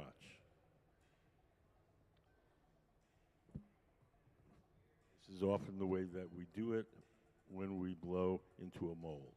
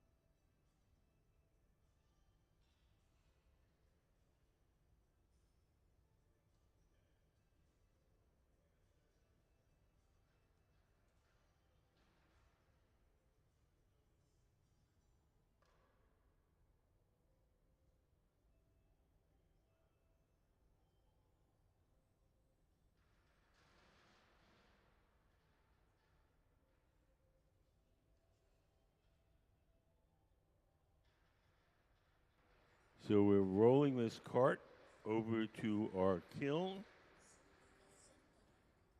We've preheated some molds in that machine. We're going to fish one out and blow into it.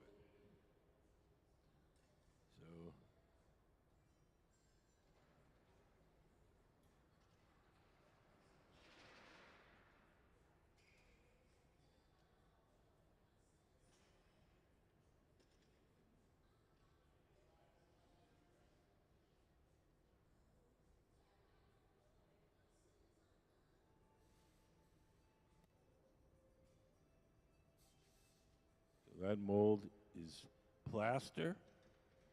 It's surrounded by a steel jacket. The molds are a negative of that plaster head that you see on the pedestal. Ben in the center is preparing the bubble that's going to go into the mold. It's, I believe, a light blue color.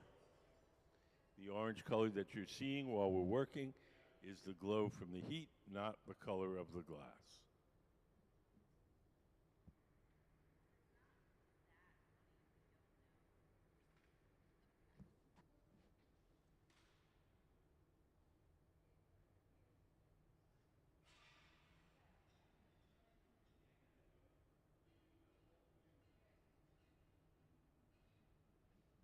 So in the center, Ben, the tall guy, he's heating up that bubble, making it really hot and soft. He's going to go up the stairs and drop the bubble into the mold and blow.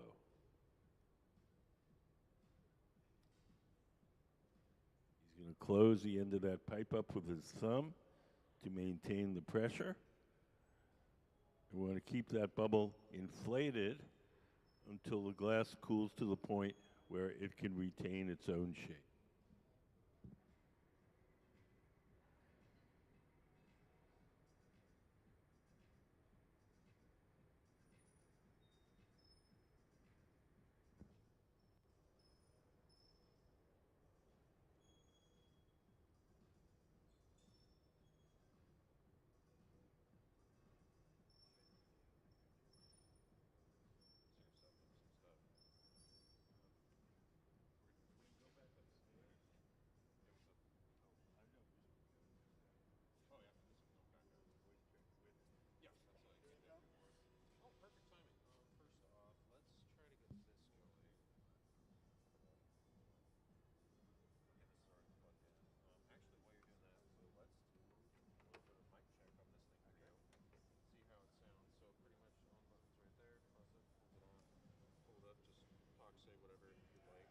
Rubbish.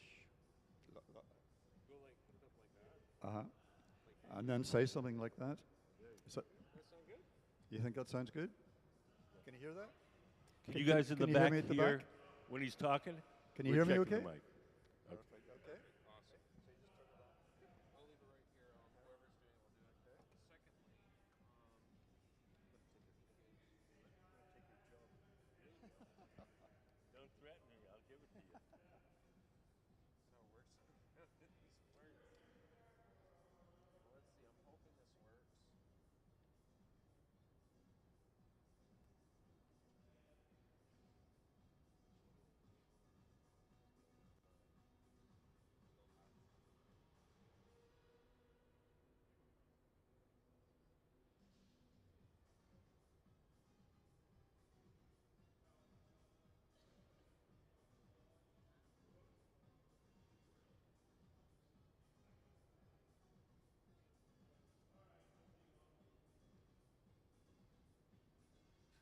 So now Sarah's going to take a wet file and score the glass where we want to break the pipe off. We'll give the pipe a sharp tap and should separate from our glass. Sarah will take a torch and melt the edges of that where we broke it off so they're not sharp. And we're going to take the mold with glass and all to our annealing oven where it's going to be annealed over a period of a week.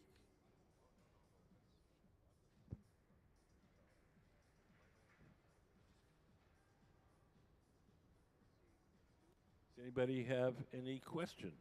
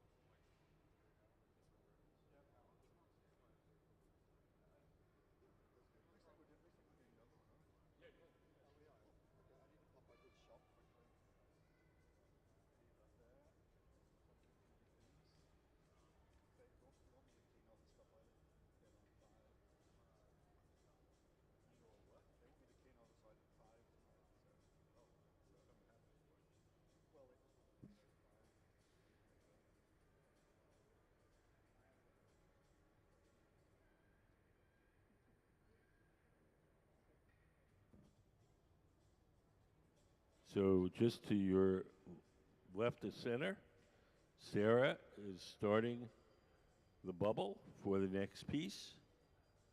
She's rolling the glass on that steel table. That's called the marver. When it gets to the right shape and temperature, Sarah will blow a little air into that steel tube. She'll close up the tube with her thumb, and the heat and pressure will expand the air and blow out a little bubble on the opposite end. So here comes a little puff. If you keep your eye on the glass, you'll see the little bubble pop out. There it comes.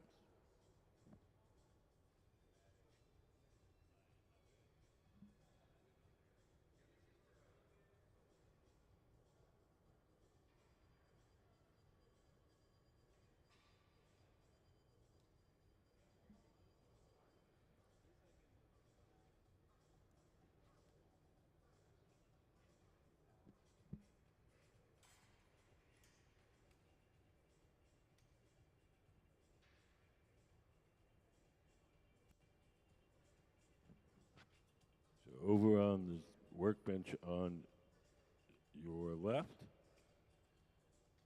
Sarah and Gabe are getting ready to color the bubble for the next piece. Sarah has blown a bubble of clear glass. Sarah's sitting down. Gabe is heating up some colored glass. I think it's blue. We're going to drop a blob of the blue glass on top of Sarah's bubble. And then Sarah's going to smear it till it entirely coats the actual bubble.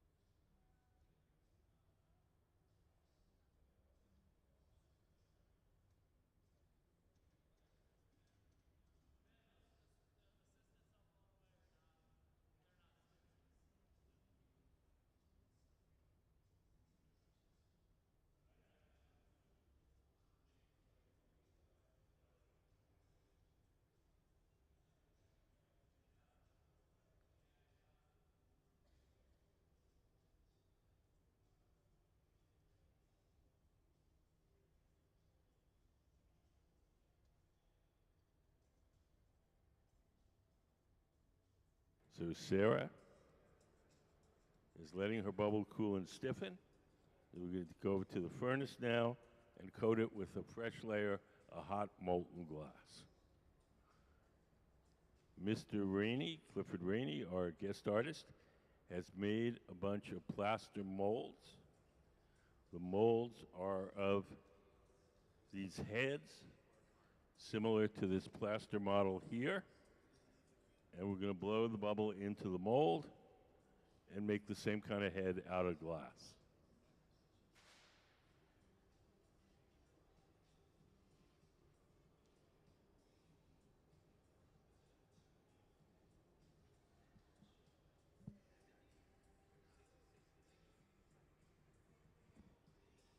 Sarah's shaping the glass using a tool called the block. Scoop-shaped tool is made out of wood. It's stored in a bucket of water. As long as the wood is wet, the tool doesn't burn. It doesn't leave any marks as we shape the glass. Hi, how are you guys? Good. Do you guys have any questions? Hmm?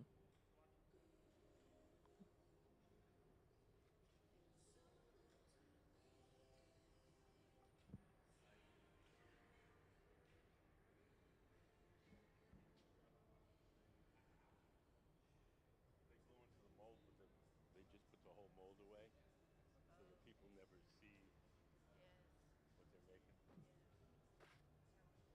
I was just thinking, I rewatched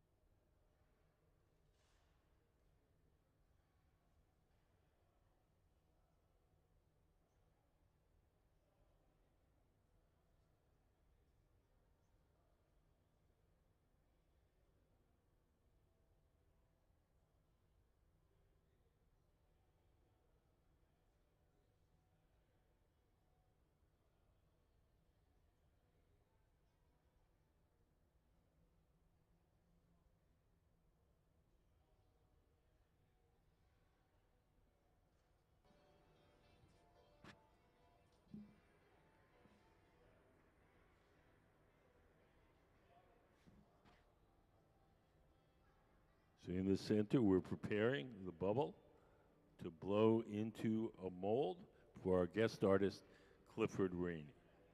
Clifford Rainey is this man here in the white t-shirt. He lives and works in California. He's originally from Ireland. He's been working glass for close to 50 years.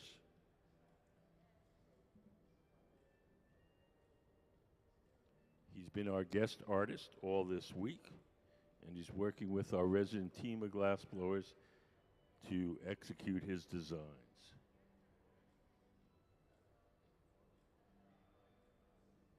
So he's made the molds that we're going to blow into. They're sitting in this oven over here. We've heated them up to about 1,000 degrees.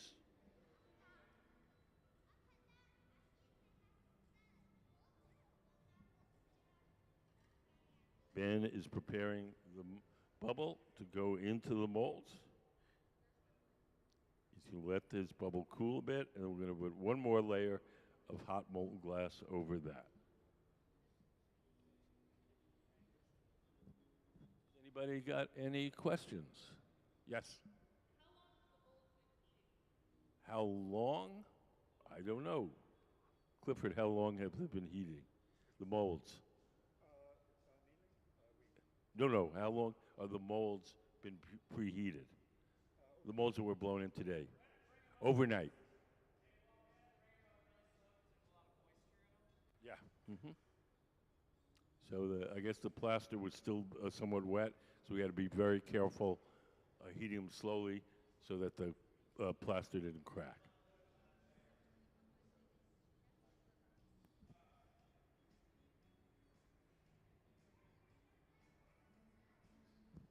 Do you guys have any questions? Nope. Once upon a time, Dale Chihuly.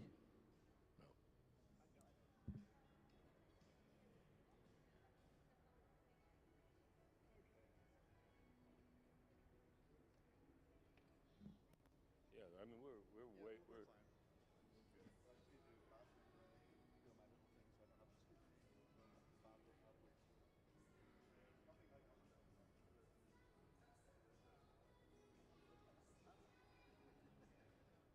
and I just end of COVID, and I fly down to mum's again, was called Belfast. So I bought a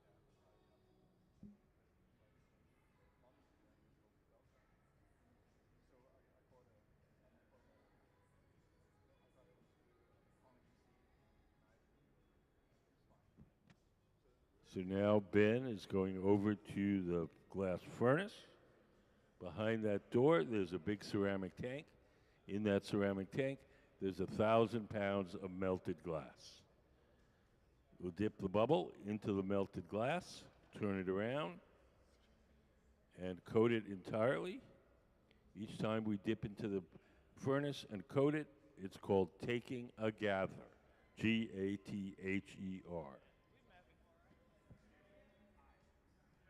you come by the other night too?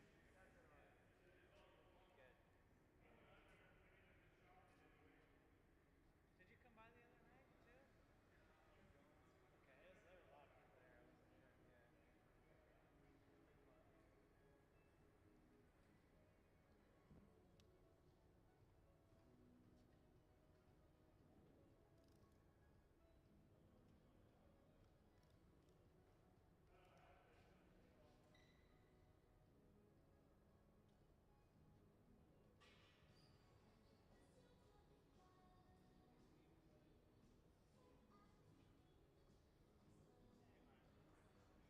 I wasn't sure. Yeah. So the molds that we're blowing into are in this oven here. We've heated them up to 1,000 degrees. When the bubble is almost ready, we'll fish them out, and then we'll drop the bubble into the mold and blow.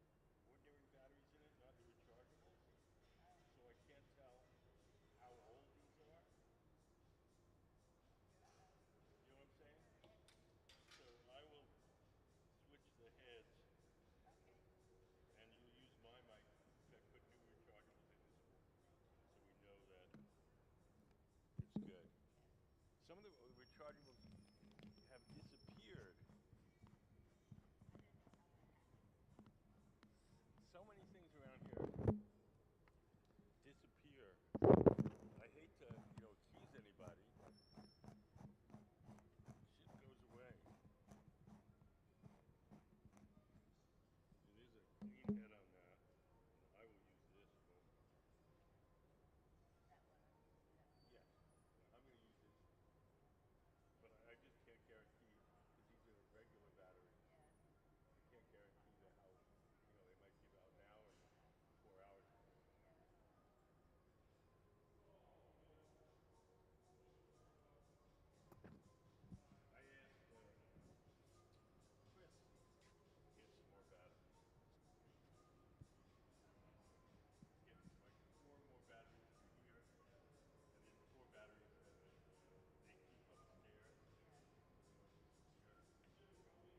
upstairs. Here. So we're blowing into the mold. Sarah's uh, sharpening the crease where we're going to break it. We're going to break the pipe away from the glass in the mold. We keep that inflated until the glass cools to the point where it can retain its own shape. If you came in a little later, the figures that we're blowing into that mold are like this plaster positive that you see here. So we're making these out of glass, and that's what's in that mold. That's the shape in that mold that they're blowing in now. Can we put up the multiple head installation? So it's going to be part of an installation, a sculptural installation, like you see on the big screen. We're making the individual heads.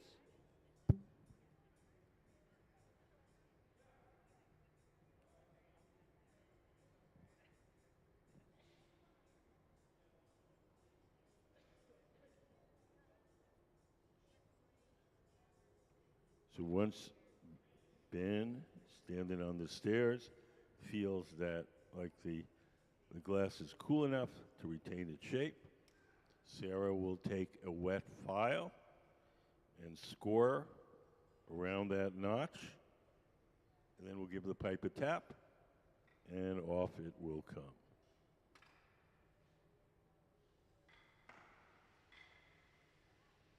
We'll take a torch and melt the edges where we broke it off so they're not sharp. And then we'll take the glass and mold and all around to the back of the studio.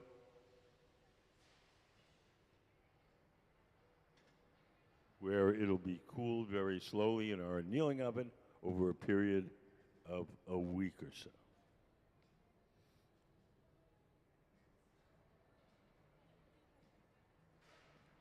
Does anybody have any questions?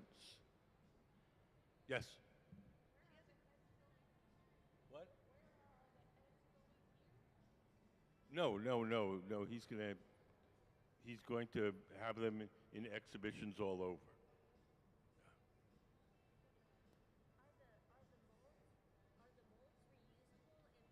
No, these type of molds are not reusable. So the plaster, when they cool off and it takes them out, the plaster will be all crumbly, and it'll just, knock it off, and it'll just be the glass. Yes, plaster mold. Usually 50% plaster, 50% silica is a standard mix.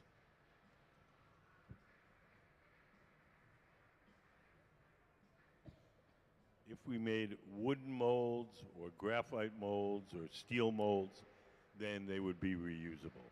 But the plaster ones, sometimes you can use it more than once, but not with these because it's not like a two-piece mold where you can open it up, take the bubble out. Can we put up the mold blowing? Oh no, we're on to the lecture. We'll forget about that. Okay. With the good batteries.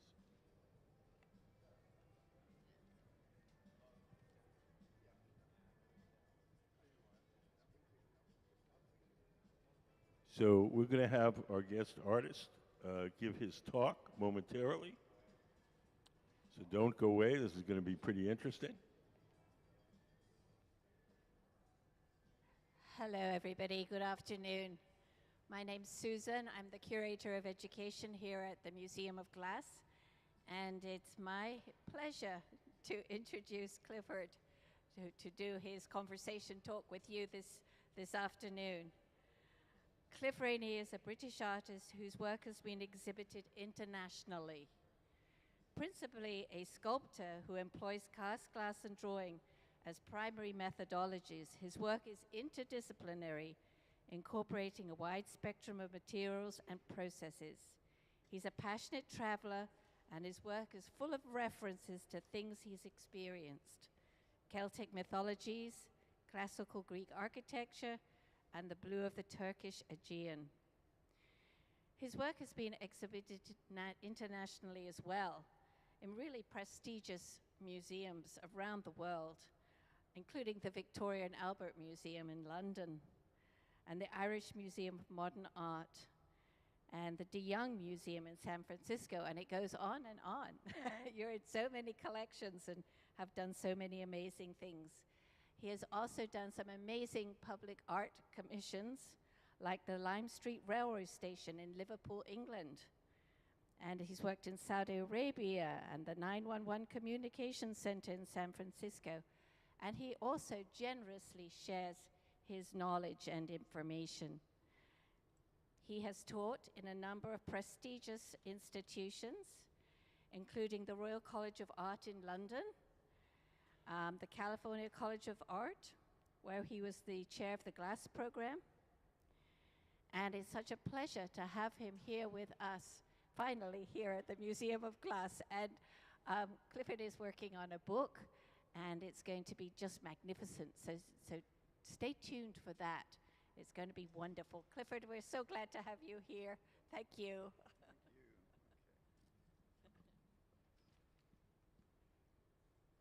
Can everybody hear me? John, can you hear me? Okay, let me see.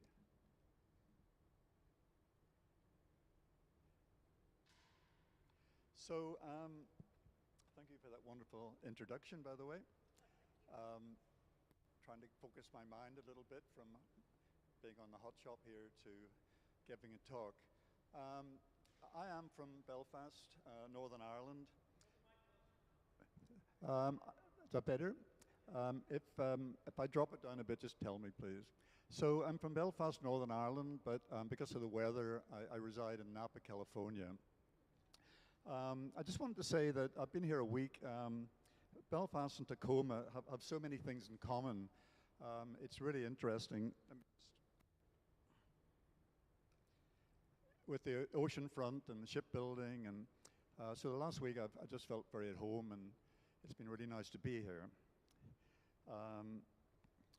In today's talk, I will try to give you a sense of my journey through art making, my adventures, my interests, my politics. The images are not in chronological order, as my ideas tend to spiral around in circles, returning time after time as ideas mature. As is life, my subject matter are not always pleasant subject matter. It's a warning. I use my art to communicate my concerns for the environment, for ecology, our planet, and human injustices. I have a lot of images, so I better get going.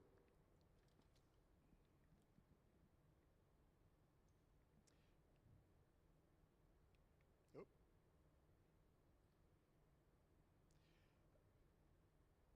Everyone always asks, how did you get into glass?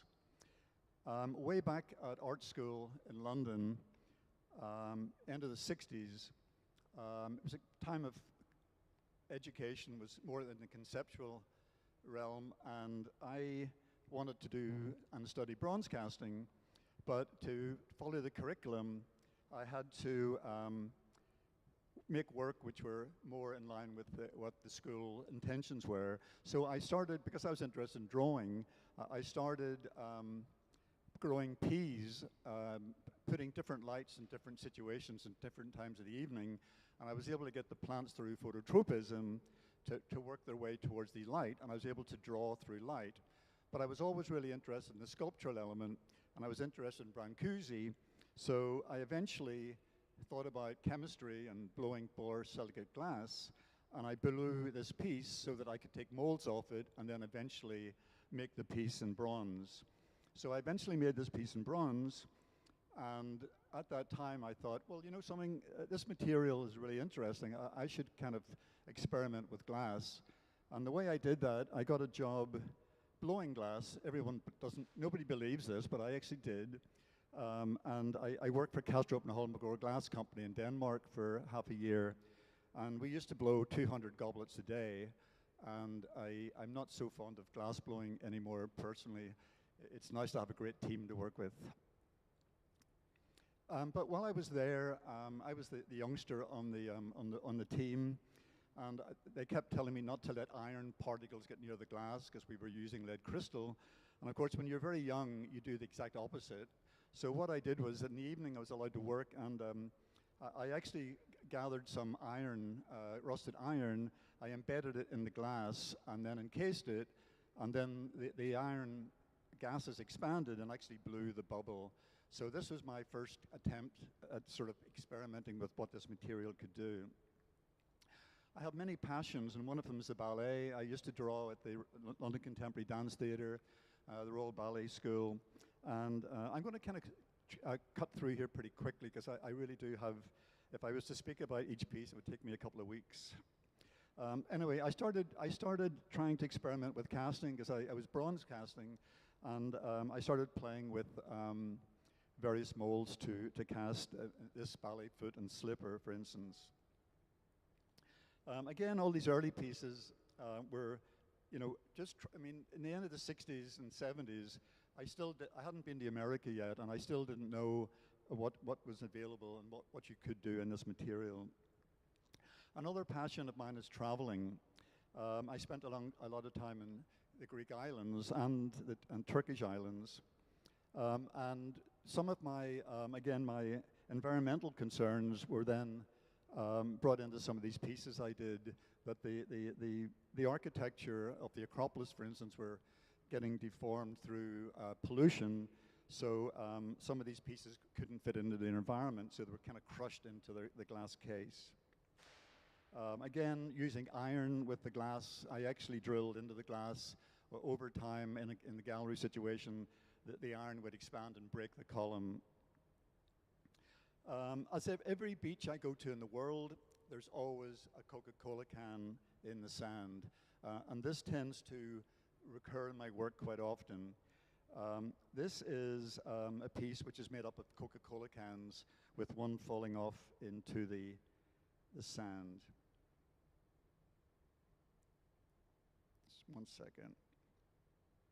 Forgot to put my timer on. There's a wonderful painting in the National Gallery in London, the Martyrdom of St. Sebastian. And as I said earlier, I'm from Belfast, and in the 70s, we called it the Troubles in Northern Ireland. There was a lot of atrocities with buildings being blown up and various things. So I wanted to do a figurative piece about dignity, and this was a piece I did called Belfast. It was a difficult piece to make because glass is very fragile, which is one of the reasons I like to use it.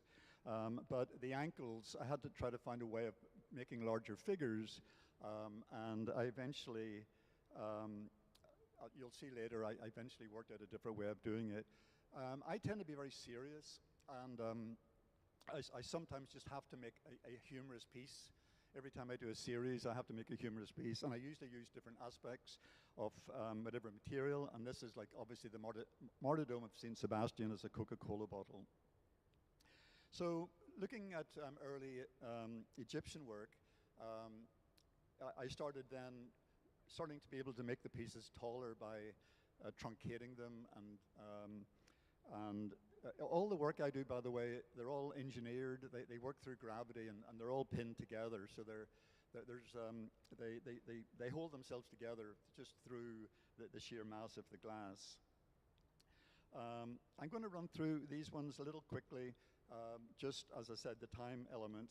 But we all hit little places on the planet which can change your life, and one of those for me was Pilchuck, which apparently is very close to here. When I was in London, it was a long way away. So while I was there, I was teaching kiln casting, And I found a little turkey skull, which I thought was great to make a rubber mold of. And there was someone there teaching paper making. I started combining some of this work, and it was really important because somebody at Pilchuck gave me a book to read, because I was from Britain, and somebody gave me a book to read, which was Bury My Heart at Wounded Knee, and that was a book which, again, started to change my whole attitude to many different things. It's kind of hard to believe it now, but Billy Morris, or William as he's now called, used to make a lot of work for me way back in the day. So, and this is a piece I was trying to emulate today. A lot of these pieces, by the way, I'm showing, I don't want to go on about it, but most of the work you're going to see is gone, and you'll understand why later. I just don't have them anymore. So these were pieces, again, based on Native American kill bowls, and you know, we now find these pieces and then we actually wire them back together. Secret circles, except you know, today in our day and age, we don't use buffalo hides. I was using a Volkswagen carburetor cover with a coyote skull. Another amazing person I met through Dale at Pilchuck was Eat Liskanga. And he had an incredibly different way of working than I did. So I started literally slapping paint onto my pieces, it was another directional change. This is a piece, again, we tried to emulate today, or over the last couple of days. It was a piece Billy Morris blew for me, and then I was using, you know, various animal skulls I was finding in the area. And then I went on, then while I was here, Idaho, I think it was in Idaho, I actually bought in an antique store a really large antique bison skull with a bullet hole right in its forehead, which really upset me, of course. So I did a whole series of pieces. The skull on the left is glass, and then the skull on the right is bronze. So these were quite large pieces. I try to use you know, why work in glass? With many different reasons, but one of the reasons I like to work in kiln cast glass, I've been doing so many molds that I've got a lot of control now. So this piece is to do with extinction. It's a coyote skull, but every single mold was cast at a different temperature. So some of the skulls are absolutely perfect, and then some are actually, they don't take the whole cavity of the mold. This is another piece. Some of these are videos, but I'm not showing videos because they always go wrong. But this one is a particular, it's a time clock, and each one of these has a 24-hour timer on it. So every hour, one timer goes off and the light goes out. So obviously after 12 hours, the piece just becomes darkness and it's extinction. One of the most amazing things I did when I was younger was I walked from Kenya to South Africa and back up again, which took about 6 months. And it was another experience that just totally changed my life. This was just on the Zambezi side of the Rhodesia, as it was then, was on the other side, which is now Zimbabwe. I mean, just meeting people from other cultures just stimulates you and stimulates your work. So the Maasai, by the way, if you don't know, they're nomadic people. They walk great distances with their herds.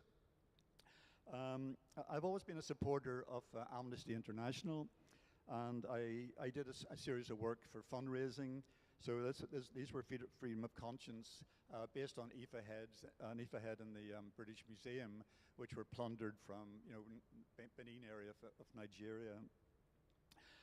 Some of these heads are kind of strange because this one in particular was meant to be very annoying to archaeologists in the future, because it's definitely Benin and its features are Benin, but I actually cast them out of Coca-Cola bottles, so that if somebody ever digs these up in 1,000 years' time or 500 years ago, it's going to confuse them as a time warp. And this was trying to do a series with, I was actually using the bronze with the glass. I put this particular image in because the way I work is I sometimes have a show.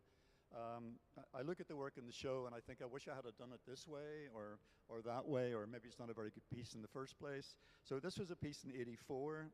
And then a couple of years later, I totally remade it as this piece. I had met a gentleman called Richard Serra. He's a sculptor, and we were having a drink one night, and he basically doesn't. All his sculptures just are formal, but they balance through weight. So I thought from now on I'm going to use the pieces have to hold themselves together. This was a piece called Africa. It came after the trip, and again it's using the colors. But again, these Coca-Cola bottles were actually cast out of real Coca-Cola bottles. When I was walking through Botswana, I was in the middle of nowhere, literally, and this little boy came out of the bush and actually gave me a bottle of cold Coca-Cola bottles. And that was years before that movie, The Gods Must Be Crazy. But when I saw that movie, I went, spot on. I used to do a lot of public art commissions and sculpture for public places. And this is a piece I did in Saudi Arabia. It's based after Ulysses. The present is the doorway through which the future becomes the past, because Saudi Arabia was going through this massive cultural change. So this was a very large glass encased rectangle which had 3,000 watts of halogen lights inside. But for some reason, the photographs, the piece looks dark. And again, I wish I had a little bit more time to talk, because I actually went and got plants from the desert and landscaped the whole piece. I'm a prolific drawer, and my drawings are usually quite fine. But I haven't, because it's a glass situation, I haven't put many in. But this is the sort of drawings I would do for a maquette, or not a maquette, rather, a cartoon when I was competing for a public art project. And I'm going to show a number of them, because they get more and more detailed as you go into the picture. And then there's me flying out the window. I'm not going to talk about that one. There was a reason for it. And then this was a commission I did for a railway station in Liverpool, England. Again, thinking about computerized drawings. This is a funny story. I used to teach at Pilchuck for a number of years in the 80s every year, and Marge, who was there then, I don't know if anyone knows Marge, I'm sure some of you do. Marge called me and said, look, I would like you to teach again next summer. And I said, look, I don't want to do what I've been doing every year. Anybody can teach that stuff now. I'd like to do something a little bit more intellectual. And she said, Clifford, don't be silly, you're a mold maker. So I thought, okay. So I decided to start actually making molds. So I started making the molds were actually glass, and then if you poured plaster inside them, you would get the piece. And so for those of you who know glass blowing, you'll realize that there's a block inside this piece, a wood block. The human figure is, again, a passion of mine. This is just an early shot of my studio when I moved to Napa, the chaos of it. I model things just in the traditional way. And then I take those, and I do most of the actual, what I call art, is working in the wax. And this was a piece called Oma, and it was unfortunately after the Oma bombings. And you know, I feel I have to express myself every time I feel a certain feeling, of course, to do with the earth, to do with Gaia. This was a piece, again, Marge is responsible for the beginning of this. It's a life-size casting. If you pour plaster into the neck and take the mold apart, there'll be a perfect figure inside. And then I just kept going on in different directions. The figure on the left, or my left, will actually fit into the piece on the right.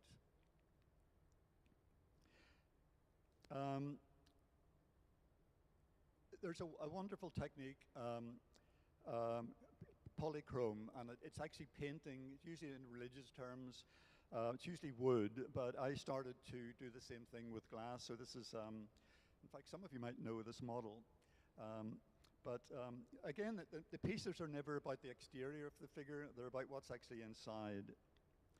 So this is just going around. I said earlier that some of the experiences of life are not very pleasant.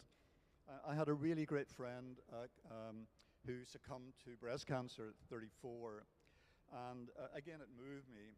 And I don't know if you know the Latin name for sculpture, or the origin of the word sculpture. It's actually sculptura. And the word sculptura, or sculpture, means to take away. So what I did was I made these pieces in plaster, hard plaster, and then I took a sculpture chisel and a hammer, and I just took away.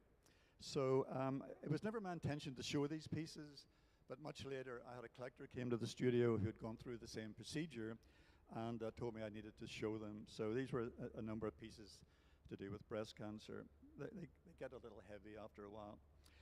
Getting back to Greece again, as I go in circles, one of the caryatids on here was taken away, and it's now in the British Museum where it resides. And there's this whole controversy now, should we return these artifacts back to the country of origin? I'm not going to get into that at the moment because it would take too long again.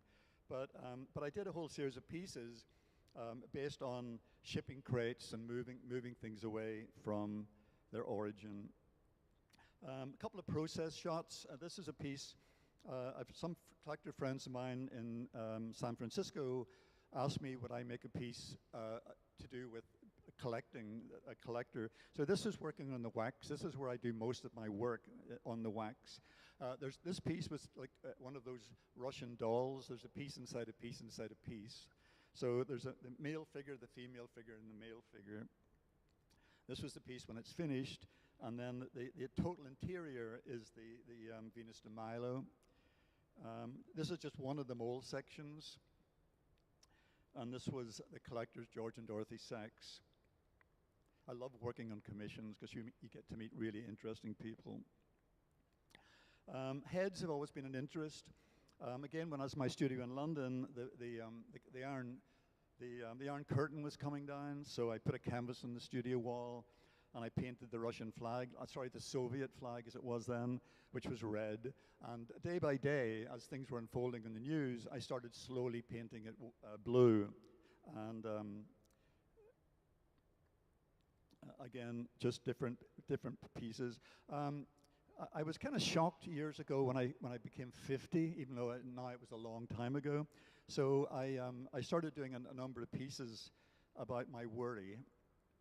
This was a piece called Drowning in Art History, and the whole bowl was engraved by all the artists who I absolutely am in awe with. And I just, I always wanted to be up there with them, and they seem so far away. I'm glad I'm putting this in, because if anyone was here a little bit earlier this morning, the team were blowing blow molds, and this is a piece called Breathing, and it's just about the air we breathe. And this was another piece I lost, and we were trying to recreate it today. The original one had a glass mold, which I'm not actually going to do again.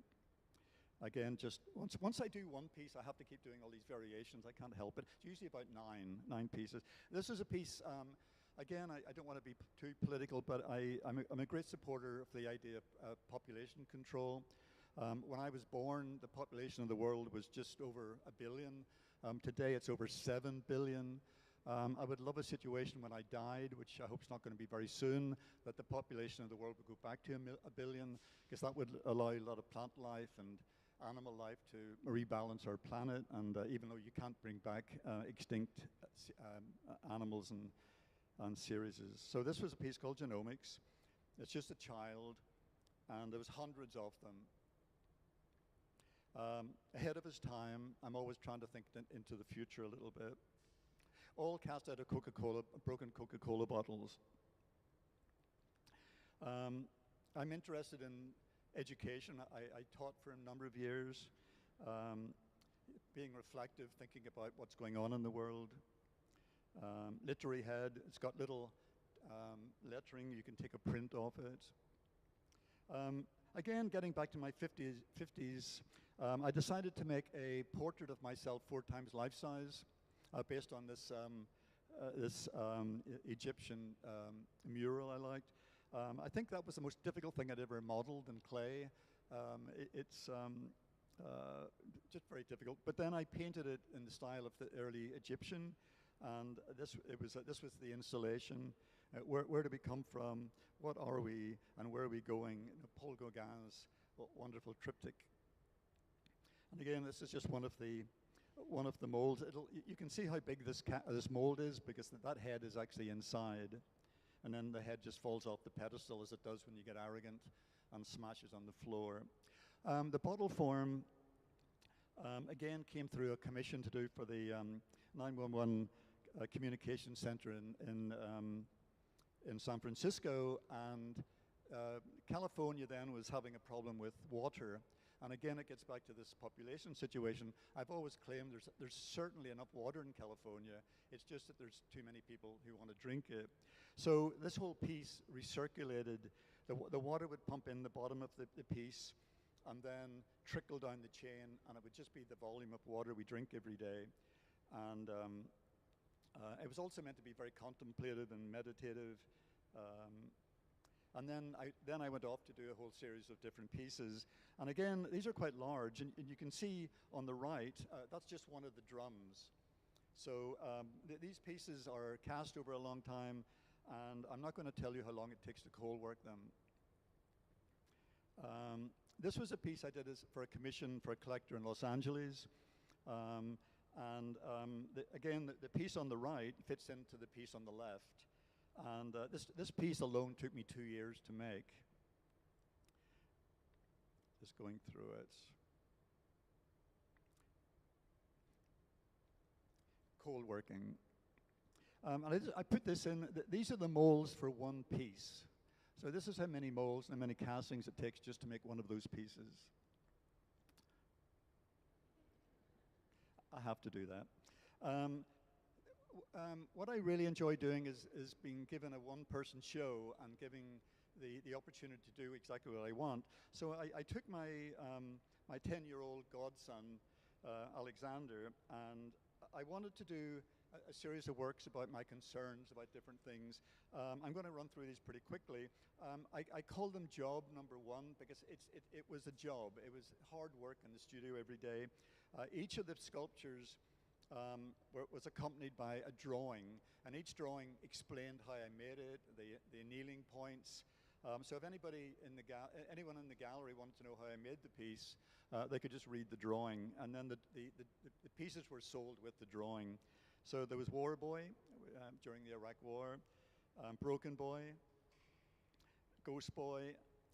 One piece again fits into the other.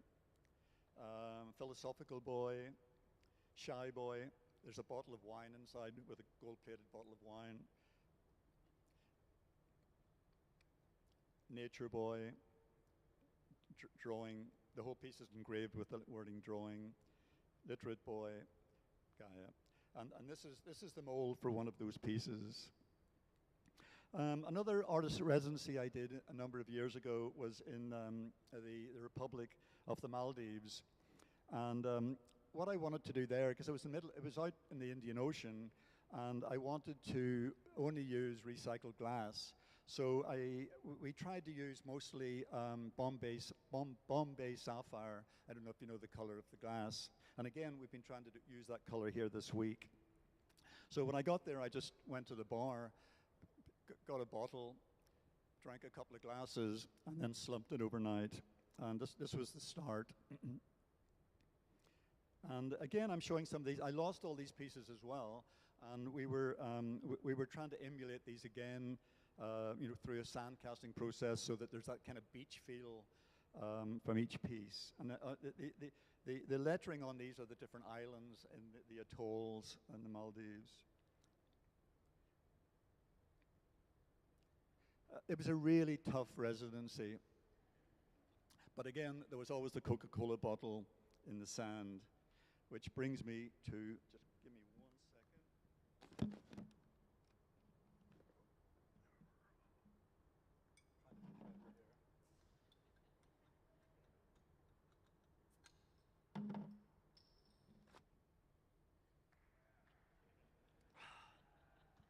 Trying to get Coca-Cola to sponsor me for years, but as long as they don't sue me, as you'll see why in a minute. Anyway, I used the form of the 1916 Hobbit bottle. And again, all these pieces were meant to be like a time, going back in time, cast out of recycled Coca-Cola bottles, the Martyrdom of St. Sebastian again. This was a piece I did after I spent a bit of time in Sheo Canyon in Arizona, going a lot of the sites, Native American sites down there. I took a lot of drawings of pictographs, and then they're actually carved into the stratus and in the edges of the glass. This is a little tongue-in-cheek piece again, a humorous piece about erectheum. There's the three glass columns, but the fourth glass column has been taken away and replaced by a plaster replica. And then I started doing a series of work where I was using the Coca-Cola bottle, breaking it open, and each segment would be put in a frame, and that frame would have a word like Metropolitan Museum or Kunstmuseum in Dusseldorf. And this piece was all the different segments from the Acropolis, which are in museums around the world. And that's just a close-up of a piece missing. Again, a little humor. If everyone's good at art history. And then using different formats of Venus de Milo. This wonderful sculpture in the Louvre, Nike. This was a show, in the beginning was black, and many years ago, Lanny McGregor, who from Bullseye Glass Factory in Portland, gave me a call and said, would I like to do an exhibition using only black glass, because we have a lot of it in the factory. And I said yes, I would.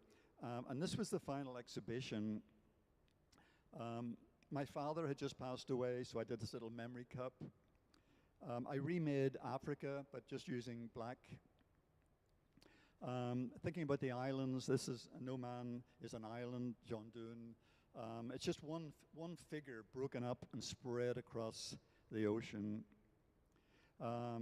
Children of the Ashes, it's a book every single person should read. I'm petrified of a possible atomic war.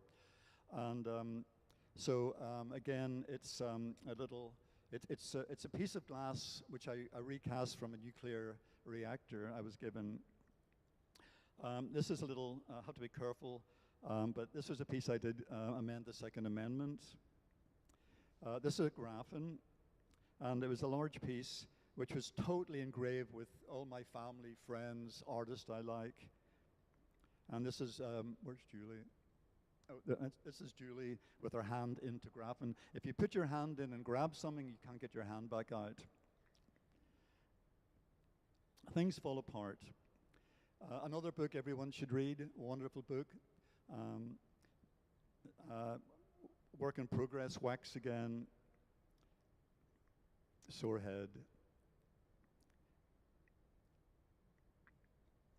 A little humor comes in, little Olympia. The digital divide is a very interesting little period. Because I'd like to model and because I like to really try to get a certain type of likeness, I was getting very worried about digital or computer-generated imagery. Oh, any children here? So I had myself scanned, and then basically had the pieces 3D printed. Or 3D milled. These are life-size, so they're quite large. And then I went about playing with them in uranium glass. I've got to go back because I totally forgot something. I don't know if you realize it, but if anyone knows the amazing sculptor Howard Ben Trey, he was actually my photographer that day. So unfortunately, he's passed away. Another quick little story, which is meant to be funny, was every time I have an exhibition, I mean literally every single time I have an exhibition, a collector will come up to me, usually female, and say, "Clifford, will you make me a piece of jewelry?" And I always try to be reasonably pleasant and say, "No, I don't do jewelry." But one day I thought, I could make some money out of this. So instead of doing jewelry, I started making these small anvils that you could actually hang your jewels on at home. And I did a whole series because I thought if I make a whole edition, I can actually make, because artists, we all have to make some money occasionally. So then I made a slightly larger one, so you can put a bangle and your rings on it, and then you can stack them. And I've actually made this now in 3 pieces, but I haven't got a photograph today. Okay, so I'm going to read something because I get a little emotional if I don't, and I lose concentration. Okay, so Sunday, October the 9th. Remembering back, I had one of those wonderful, productive days in the studio. I had finished some works for the Habitat Gallery's coming up November SOFA exhibition in Chicago. A new series of works for David Austin projects in Palm Desert called My Grandfather's Hand Tools was coming along well.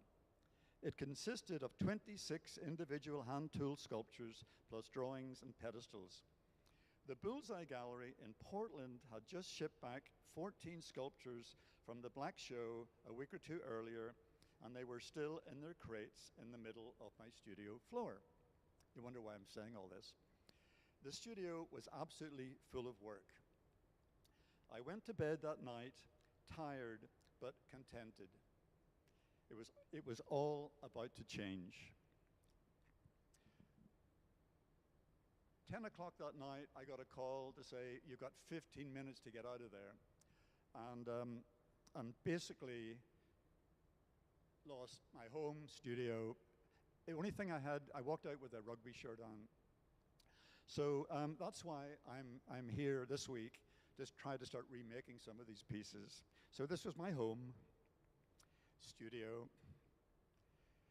I don't know if you can see up there, but there's a number of people. There's Guido and Oben and Julie and Jeff and Lance.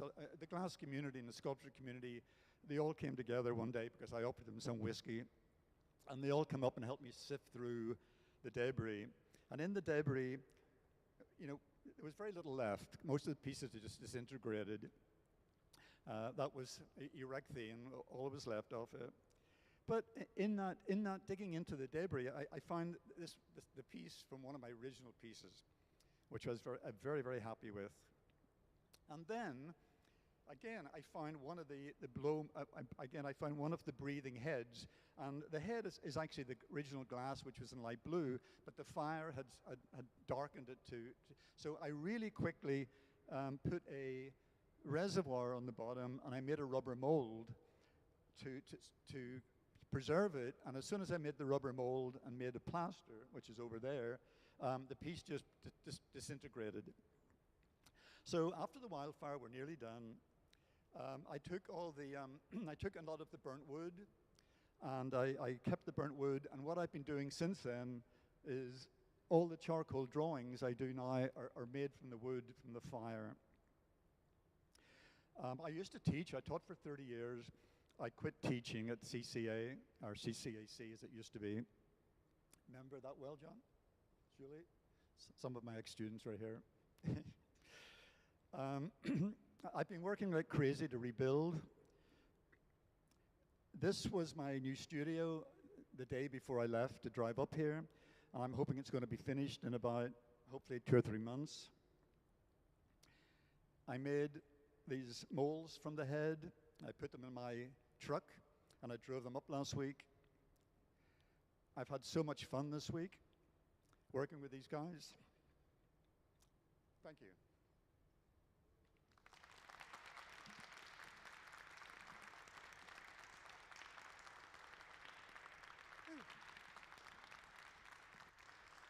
Sorry, it still gets me a little bit. So I don't know if anyone's got any questions. Even hard ones? Okay. Oh. Oh, no, that's not, we can't have that question.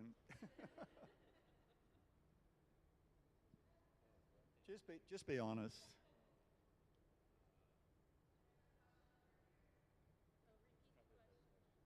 Sorry? Another one?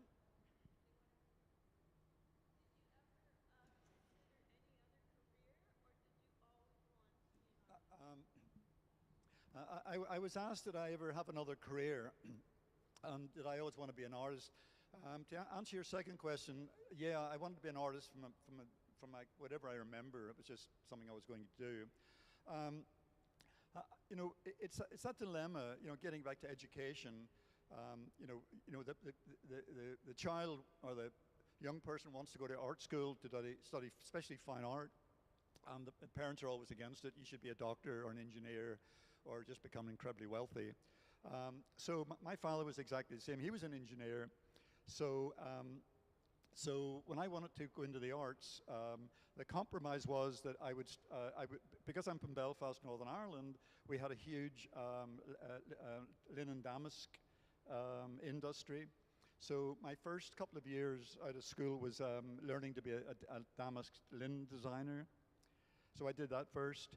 I didn't have the time to put a lot of slides in. I've worked in a circus. I worked in a trawler in Iceland. There's a whole bunch of stuff I did all the way through just to make enough money to work in the studio. Come on, John. It's okay. It's okay. So are there any other questions?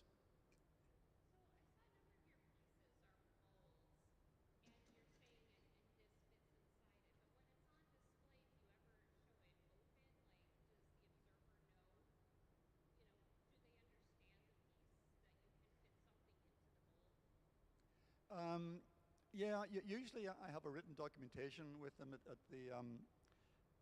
If I think I need to, I'll have something the gallery can have so that somebody, I think the type of work I do. If you don't know what it's about, it doesn't make any sense.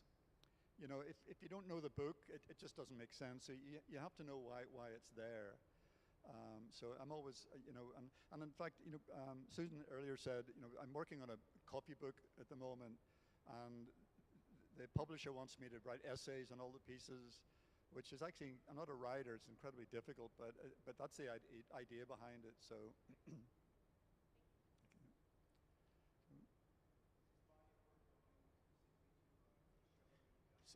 Sorry, I can't hear you.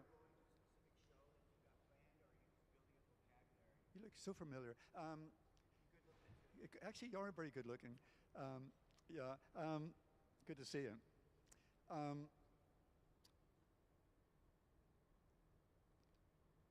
When I'm trying to answer your question because it's more difficult than you think. So after the fire, I thought I'm never going to make I'm not going to make what I had before. I'm going to stop. I'm going to rethink about everything, and I'm going to do something absolutely, totally new. Well, I'm going to be honest, I couldn't think of anything absolutely, totally new at the time. So I started looking back into one thing I did grab, by the way, was I grabbed a bunch of sketchbooks when I went out of the house. So I started going back into the sketchbooks, and I saw pieces, some of the pieces we did the last couple of days. I mean, Ben has the ability to do things we couldn't do 10, 20 years ago. So a lot of the things we did this week, we'll go back to the studio, and they'll be reconsidered and then worked on a different way. The main reason I wanted to make these pieces was to have them photographed, because if you want to hear something really stupid, my photographer always told me, because I used to do all my things on 5x4s, the good old days. And he told me I should put all my photography into a safe deposit box in a bank. Well, what I did was I had an office in my house, which was 10 minutes away from my home. And I had an office in my studio, and I had half of my I had a copy of everything in my one home and a copy of everything in the other place. I mean, who gets their house and their studio burnt in the same night when they're so far apart? So I lost all my photographs apart in the digital one. So basically, the breathing piece, for instance, it's a terrible photograph. It's scanned from an old slide. So I want to have that remade photograph for the book. As far as what the work will end up, and I just don't know yet. this is the beginning of me getting back to work. I haven't worked for 4 or 5 years. I mean, I've been trying to do stuff, but this is the first time I've got burnt. And I'm not blowing because I've been being so excited. Sorry? Yeah. So I don't know if that explains anything.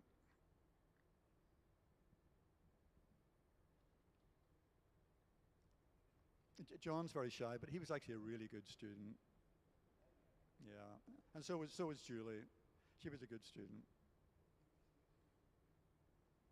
Yeah.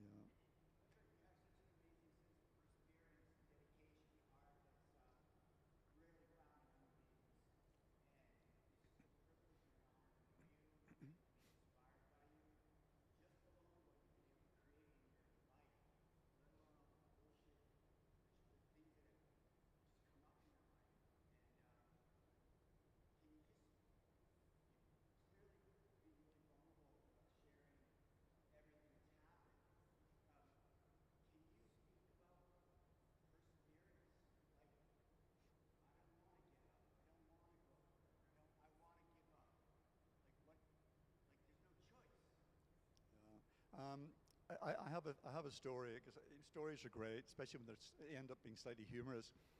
And you're absolutely right. I'd never suffered depression before. And you can hear after 6 years, I'm still a little. Anyway, so when the day or two after the fire, Rachel and I we booked into a little hotel with the cat. And basically, you're absolutely right. I could not get out of bed. And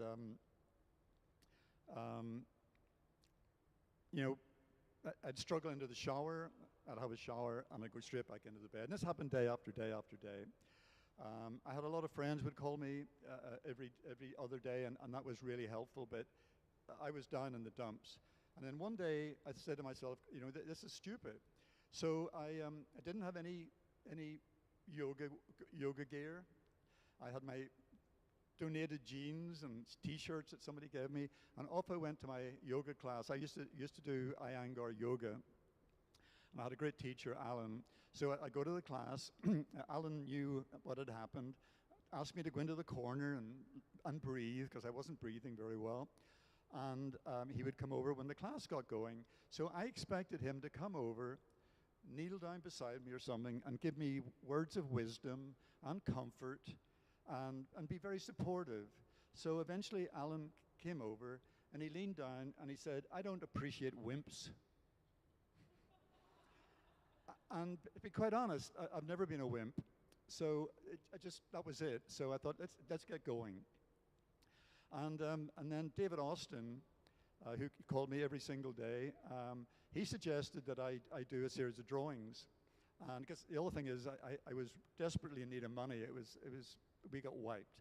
So I started doing all these drawings with charcoal, but I was so down that they looked like really bad Richard Serra drawings. So I ended up just burning them all. But at least I got working again. So that's a good question. But okay.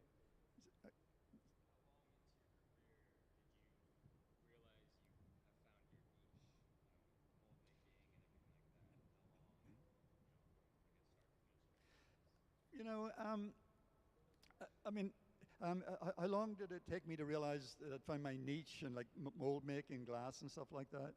I mean, it's hard to understand that. Walt's here, and Martin. Back in the end of the '60s and early '70s, I didn't know anything about glass. I mean, there was no galleries or anything. There was I was when I was at the Royal College. Everything was breaking.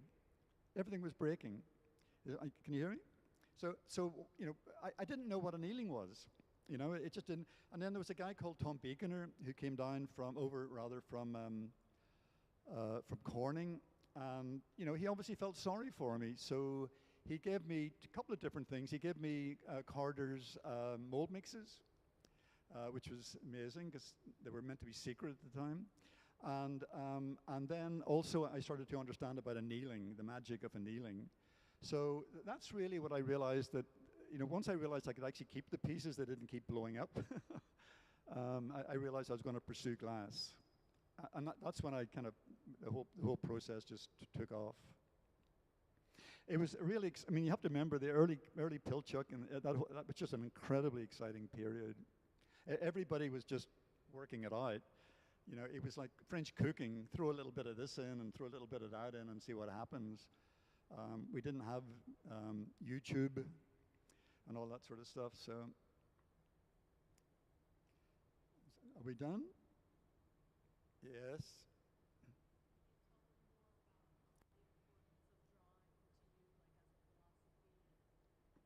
Julie's asked me, can you talk about drawing? I mean, I can talk about drawing all day.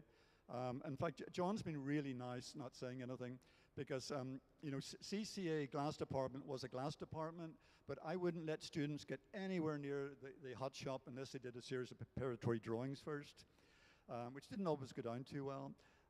But you know, a facility like this costs a fortune to run. If you have a glass studio or a sculpture studio or a ceramic studio, it costs a ton of money to run it. So you need to be prepared every day what you're going to make. So to me, I mean, I don't draw to make pretty pictures. I draw to prepare myself for the time in the studio. It's really important.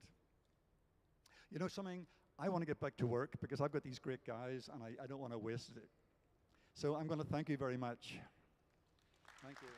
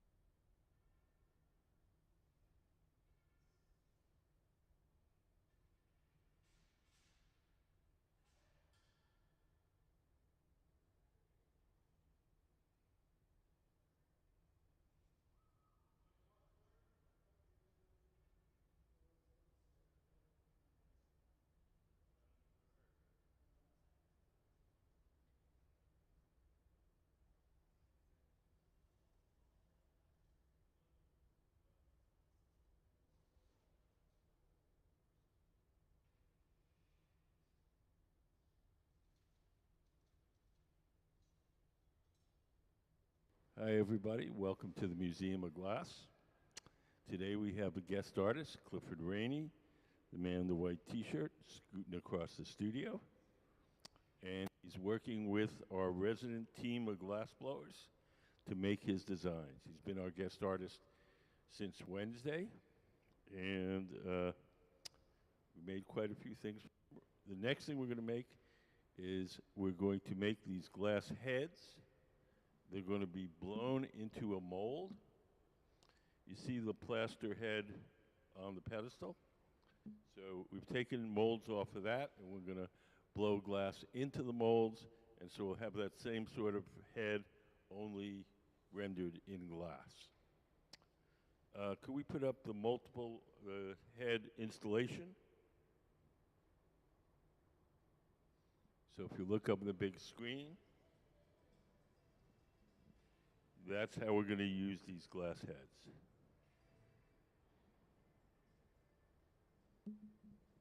So we're starting the bubble over on the left.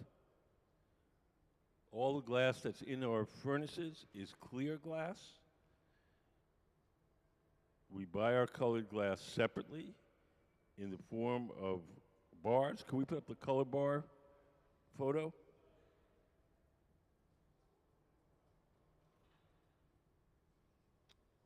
We buy the colored glass like an artist buys paint, red, yellow, blue, or pink. We blow a bubble of clear glass from the big furnace. We heat up a chunk of the colored glass, and then we coat that initial clear bubble with the colored glass. So that's what they're doing over on your left. Sarah, sitting at the bench, has the clear glass bubble. Ben, tall guy standing up, has the colored glass, and we're going to drop a wad of the colored glass onto Sarah's bubble.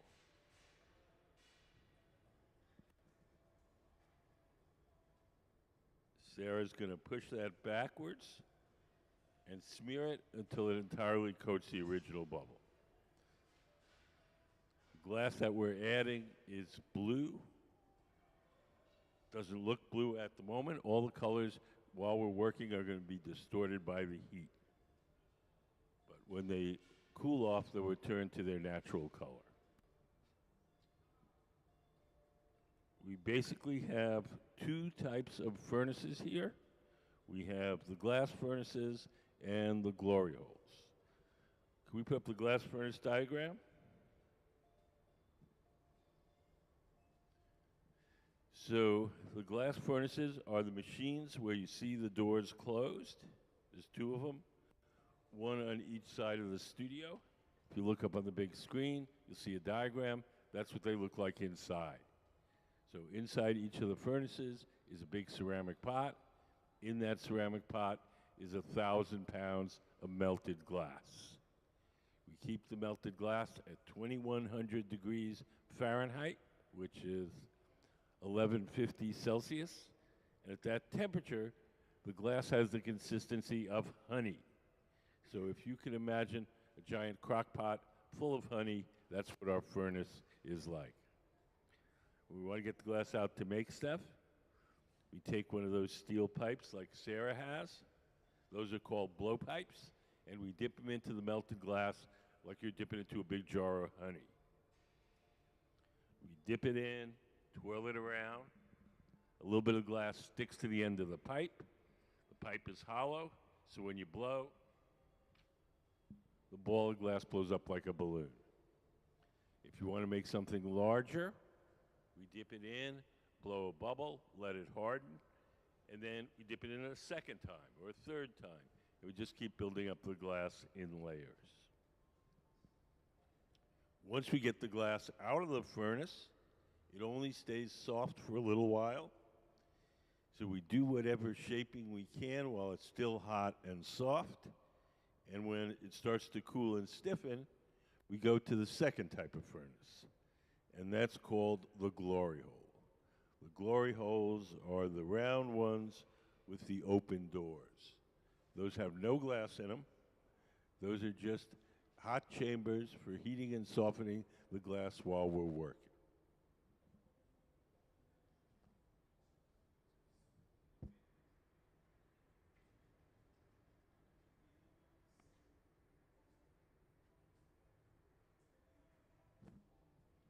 Does anybody have any questions so far?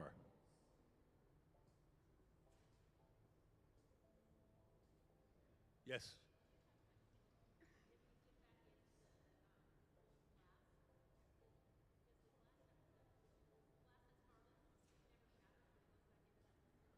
Does the glass shatter when it goes back into the tub of molten glass?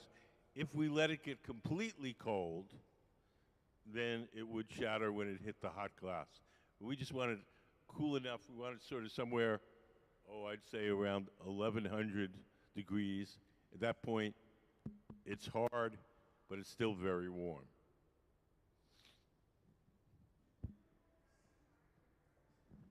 How do we charge a furnace at night? We have a little cart, and on that cart are these metal tubes, big metal tubes like this big from the floor, and we fill them with the raw ingredients of the glass, which is called batch. We shovel it in, maybe 50 pounds at a time. We let it cook for a little while, then we shovel in another 50 pounds. And it all melts together. In the morning, you have a tank full of glass. There's 3 main ingredients in the glass. The big one is sand. It's mostly melted sand. That's what glass is. There's soda ash, which is sodium carbonate, and that lowers the melting temperature of the sand. And then there's lime, calcium carbonate, and that stabilizes the mixture chemically. Cook them overnight, you have glass in the morning.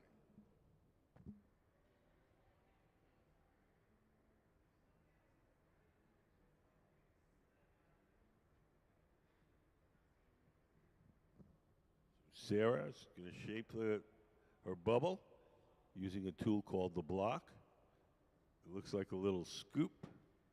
It's made out of wood. It's stored in a bucket of water. We use it empty, but we want the wood itself to be wet so the tool doesn't burn.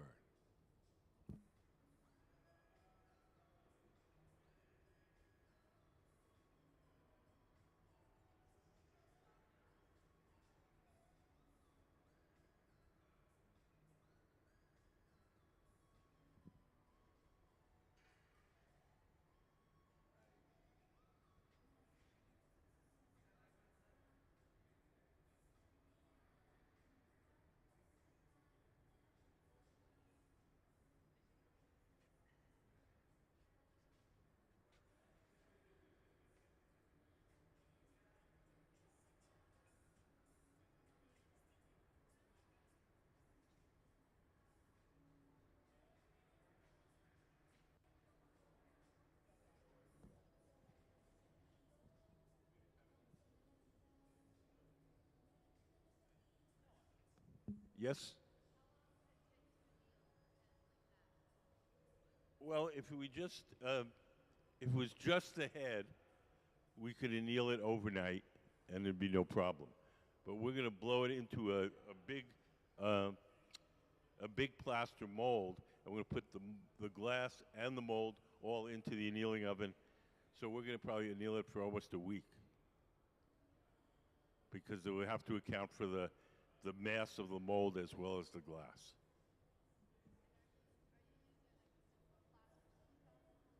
Yeah.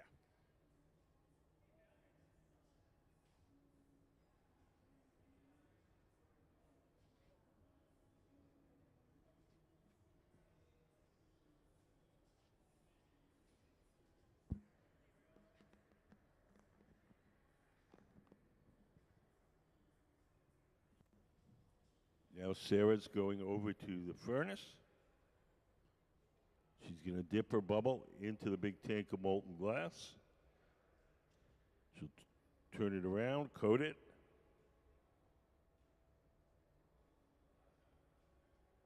We have a fresh layer of hot molten glass on the outside.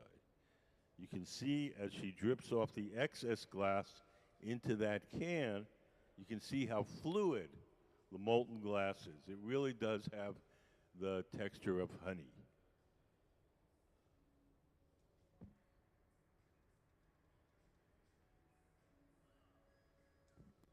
So all that glass that we drip off into that can, that'll all get saved and eventually go back in the furnace.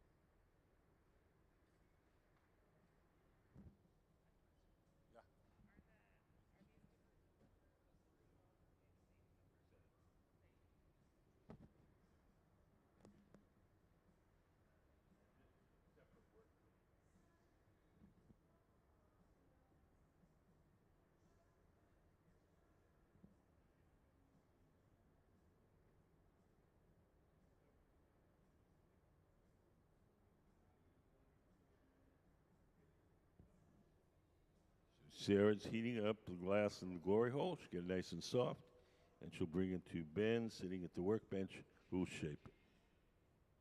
Sarah, Ben, and Gabe are our resident team of glassblowers here at the museum. They're super talented.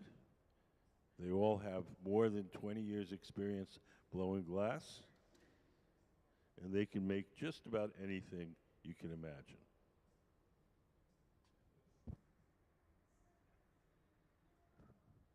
When we have a guest artist who's not a glass blower, they come with drawings or molds or some idea, and our team makes the objects for them. If our guest artist is a glass blower, then they'll take the lead, and our team will assist them.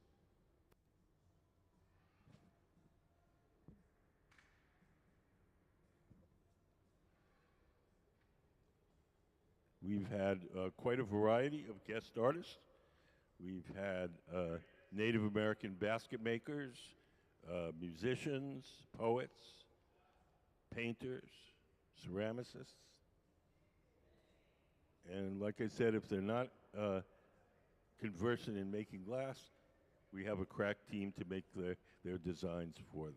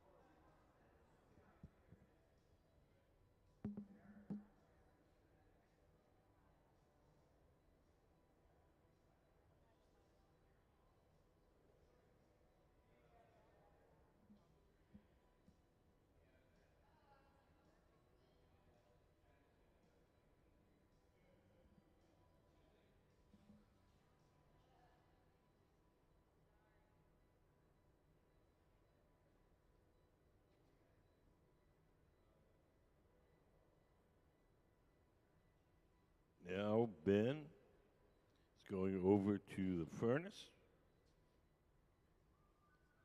He's going to add one more layer of hot molten glass over his bubble. And then we should have enough glass to blow into the mold. We'll have to shape that up,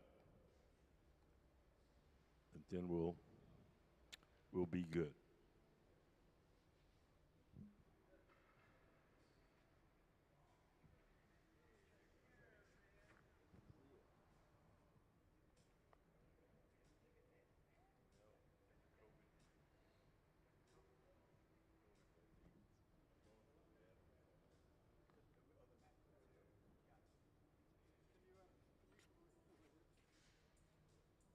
Doing a dance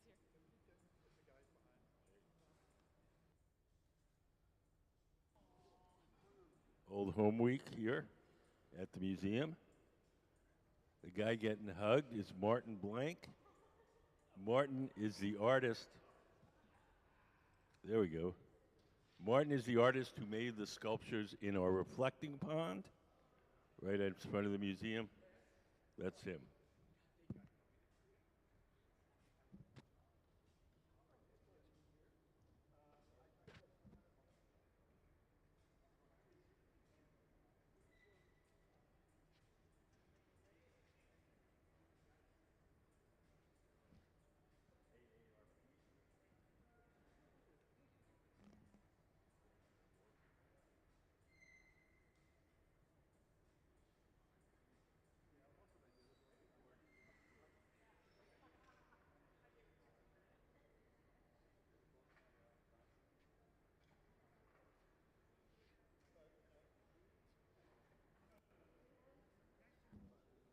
So Ben is shaping up the bubble. Get it ready for the mold. The pad in Ben's hand that he's shaping the glass with is just folded up newspaper soaked in water, ordinary newspaper. We put up the newspaper photo.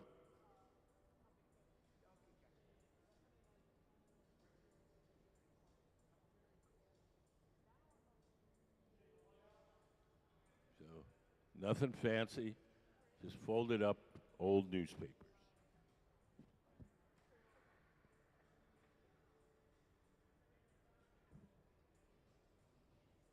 Turns out they're pretty handy. He's going to make that bubble long and narrow so that it's got to fit through the narrowest part of the mold, which would be for a head would be the neck. He's going to get the thing really hot, go up those stairs, drop the bubble into the mold, and blow.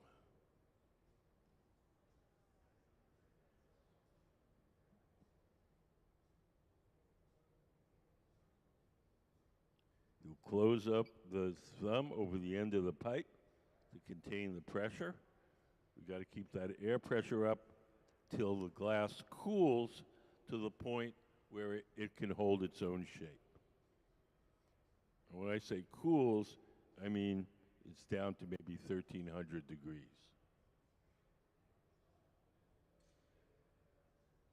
Does anybody have any questions? Yeah. The mold, we heated the mold up to 1,000. Yes.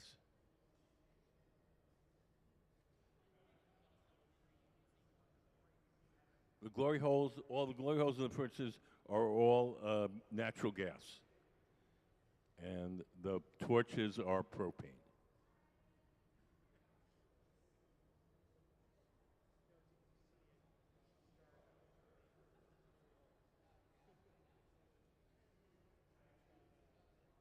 Do you guys have any questions?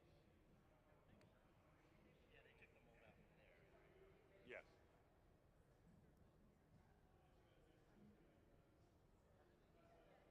What? These big things, great things. They're like electric kilns, like electric pottery kiln.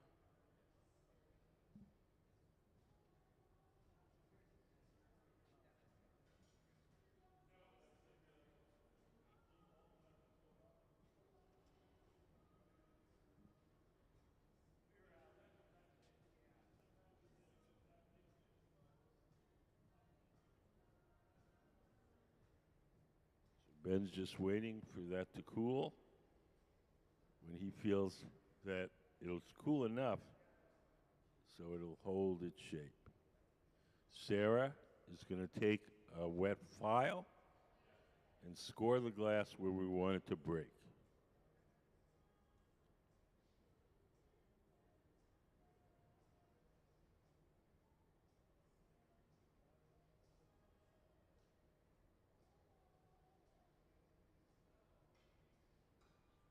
Give the pipe a tap. Off it comes. Sarah comes over with the torch and melts the edges where we broke it off so it's not super sharp.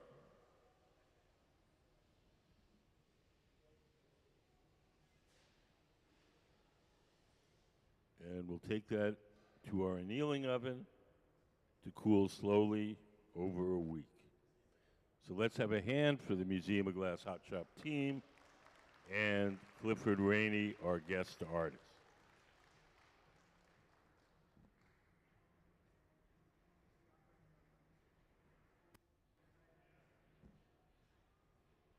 Has anybody got any questions?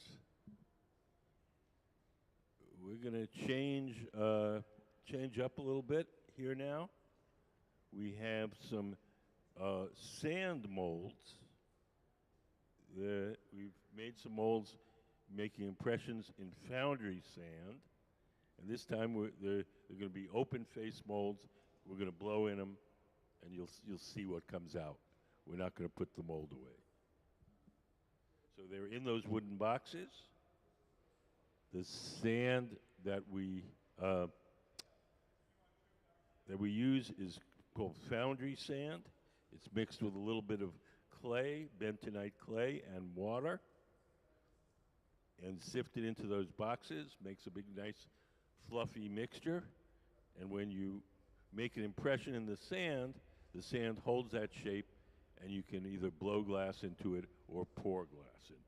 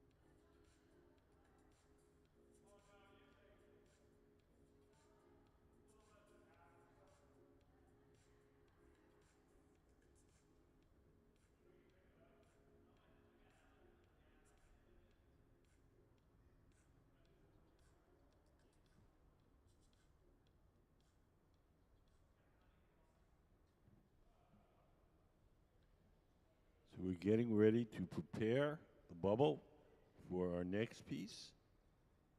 Gabe, in the black shirt and jeans, is warming up a bar of colored glass. And now Sarah is going to blow a bubble of clear glass, and we're going to coat the clear bubble with the colored glass.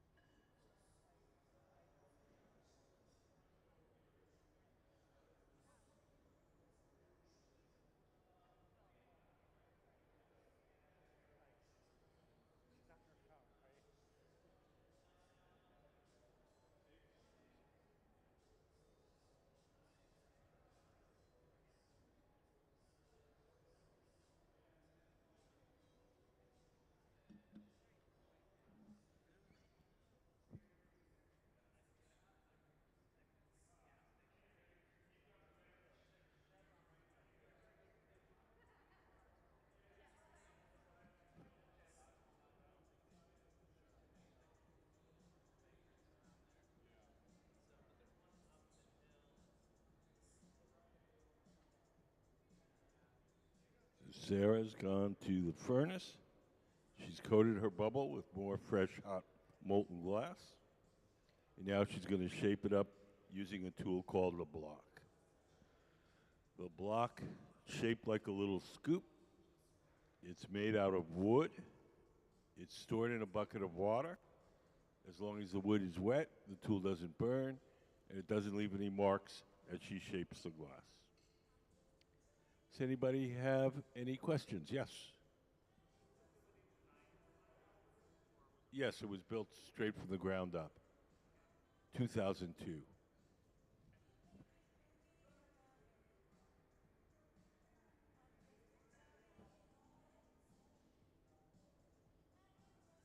Why is the building shaped like this? Okay, there's 3 reasons.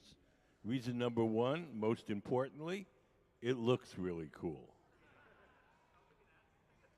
Reason number 2, the entire building is designed to act as a giant chimney.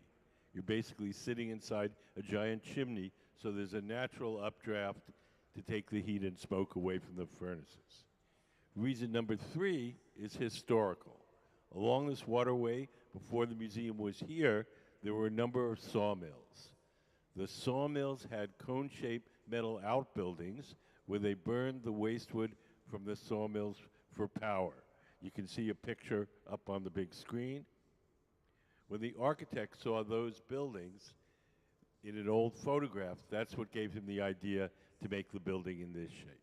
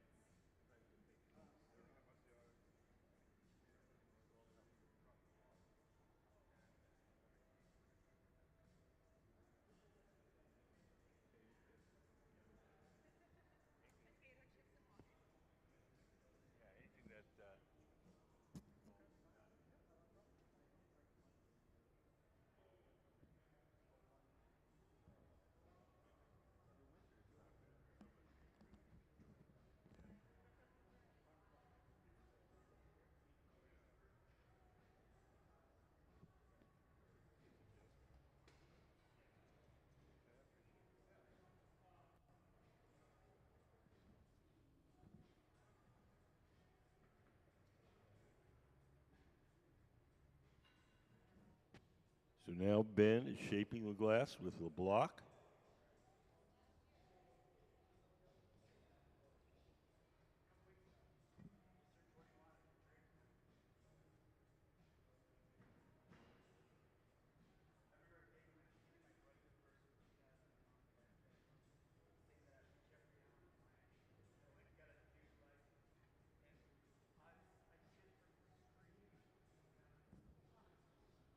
Martin's holding a wooden paddle in front of Ben's arm to shield him from the heat.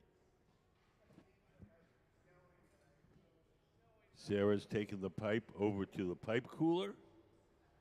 We lay the steel pipe in that trough.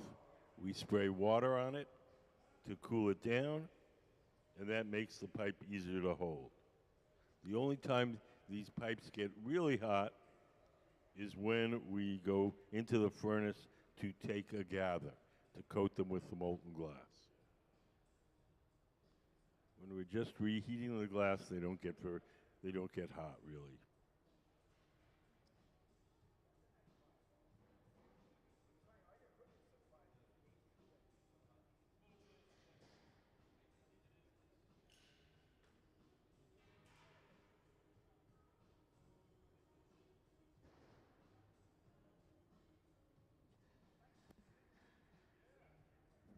Anybody have any questions? Yes. Going on.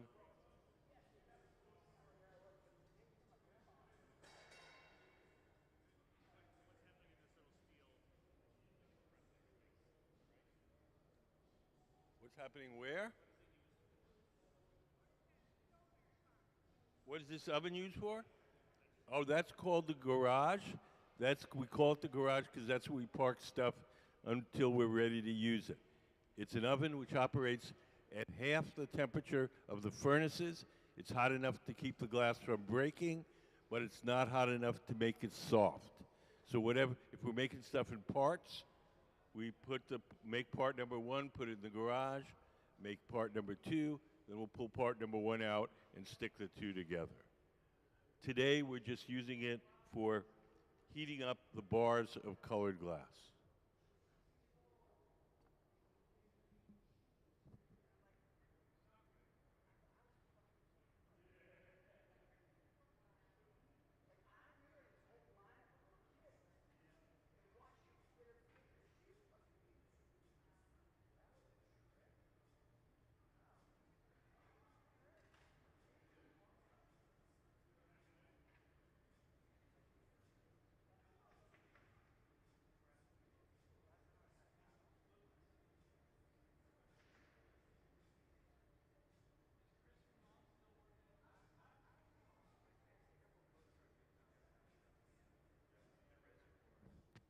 Ben is squeezing the glass with a tool called the jacks and making a sharp crease in the glass.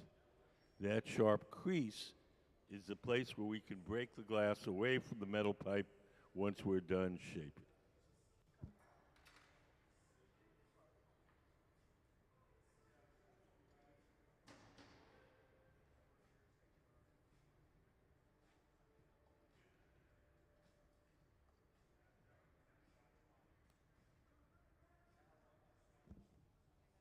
If you're here with kids, we have a special contest for kids.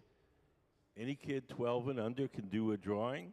Once a month, we pick one of the drawings and make whatever the kid drew out of glass.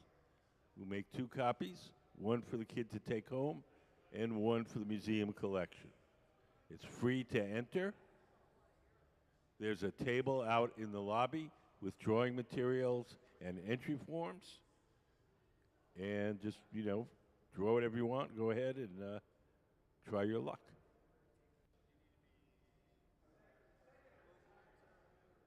Nope. We've done it with kids from France. We've done it with kids from China.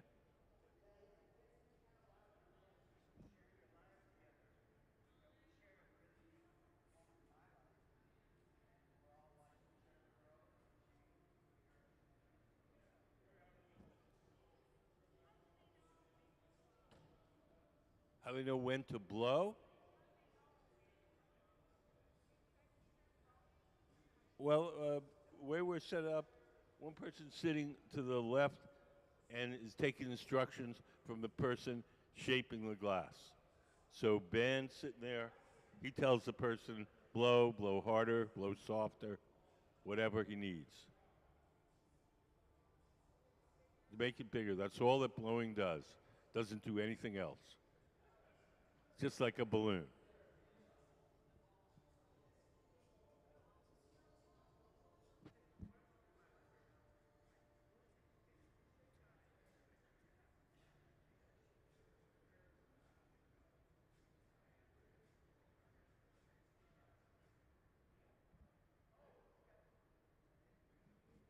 So right now, Ben is letting that bubble cool and stiffen.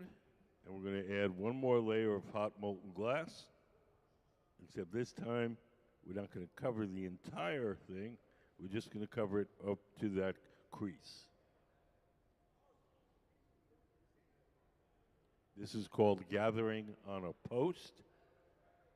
And it allows us, with the stiff bubble underneath, it allows us to have more control when we have a large amount of glass.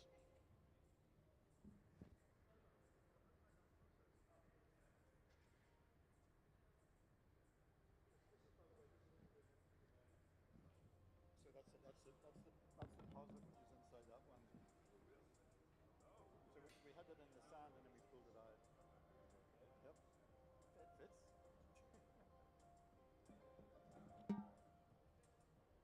So this bowl with the Coca-Cola inscription on the sides. That's what we've made the sand mold of.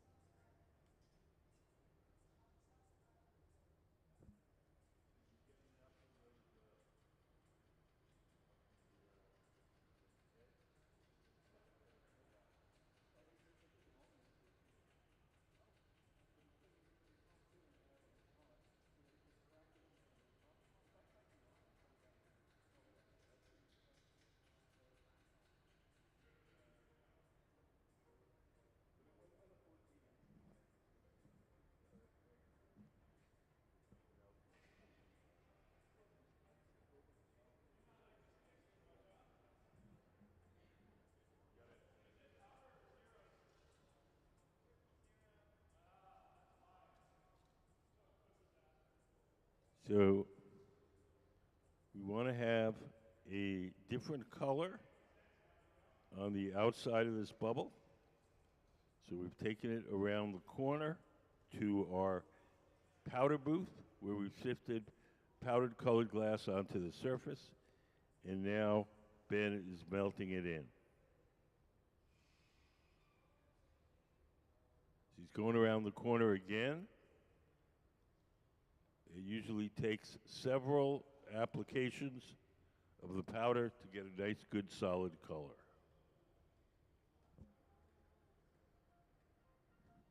So it's just powdered glass piled up in a flour sifter, sifted onto the surface. And then we come back around, put the thing in the fire, and melt the powder on. Oh, there you go. The camera in the powder booth is weird. I don't think it registers infrared light very well.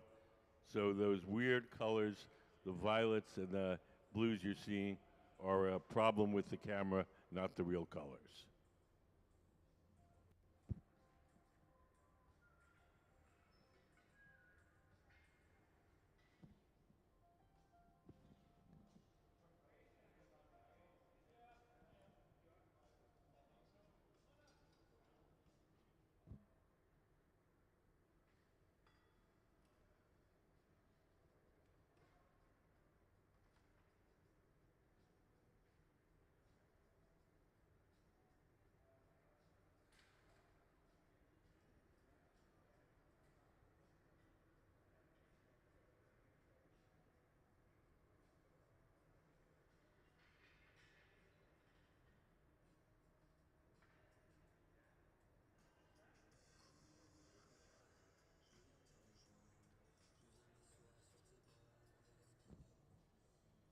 So Ben is shaping the glass using the wet newspaper.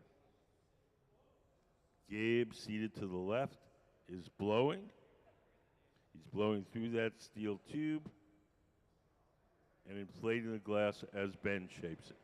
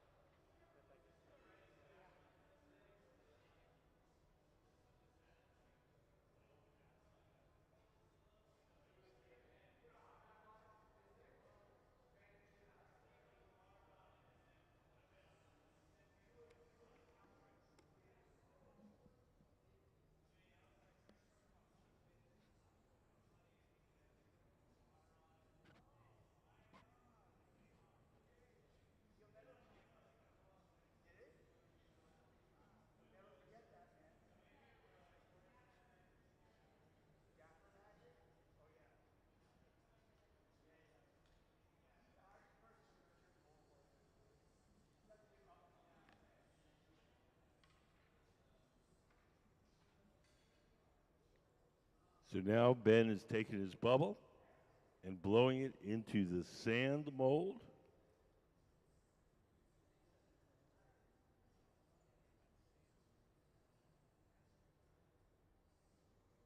So that's foundry sand.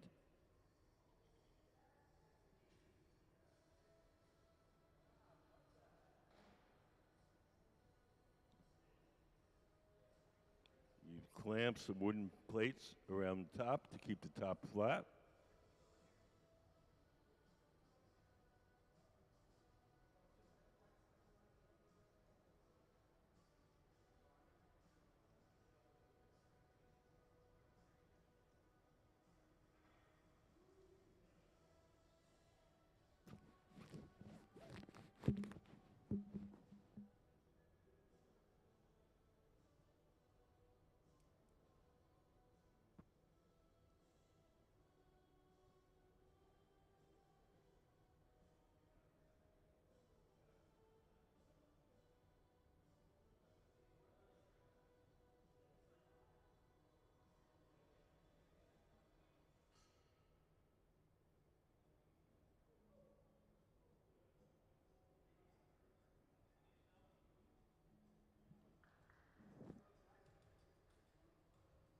So we'll take some steel brushes and brush off the sand.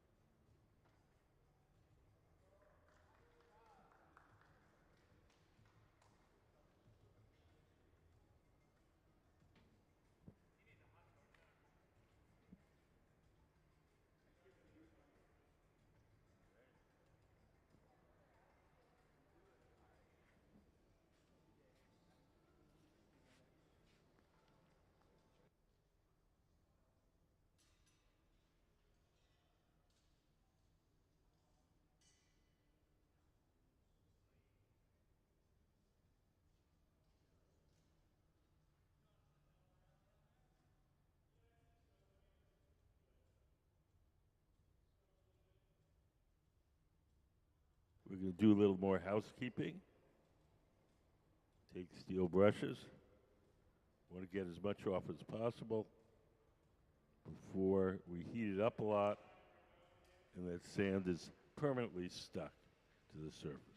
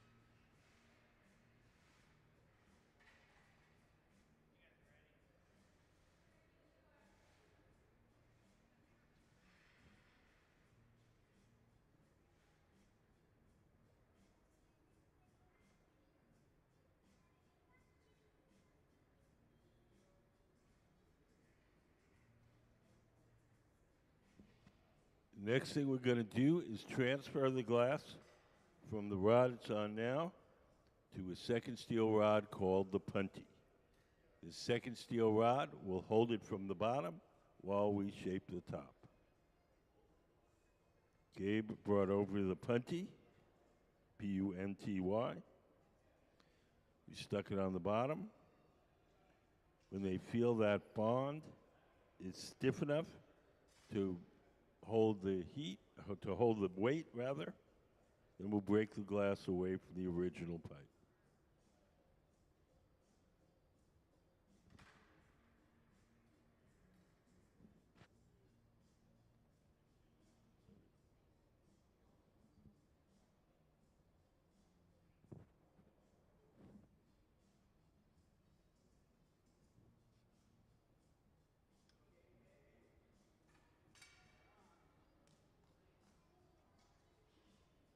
So now the bowl is held from the bottom, the top is exposed, the top can now be heated and shaped. Does anybody have any questions?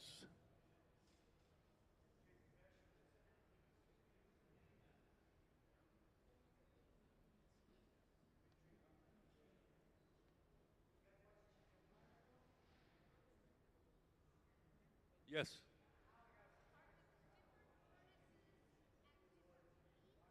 No. No. We have several workstations. So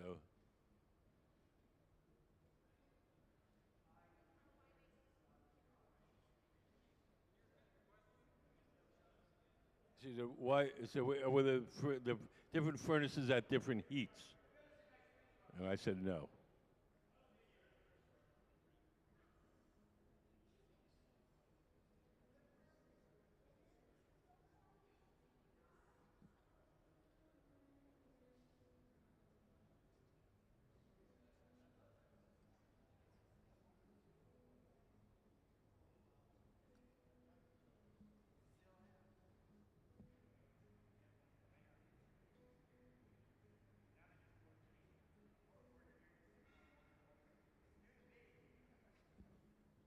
So Gabe is getting the top of that bubble really hot. Gabe is a man, black shirt and jeans. And he can control how much of it gets hot by how far he sticks it into that oven. You'll see when he comes out, the top of the bubble will be glowing. That means it's hot, very hot up there. The back end of the bubble will not be glowing, so it's not as hot.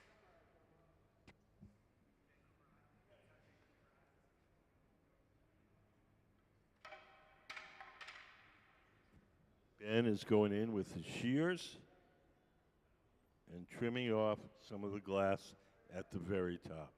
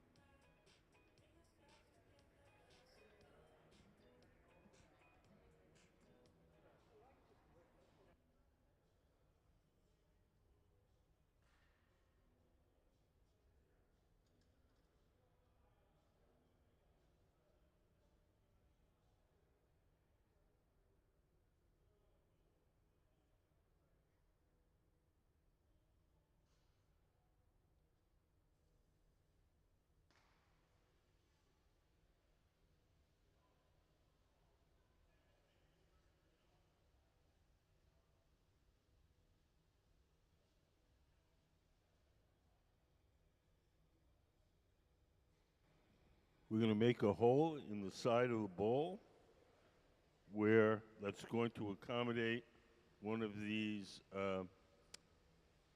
bronze branches, these cast bronze branches.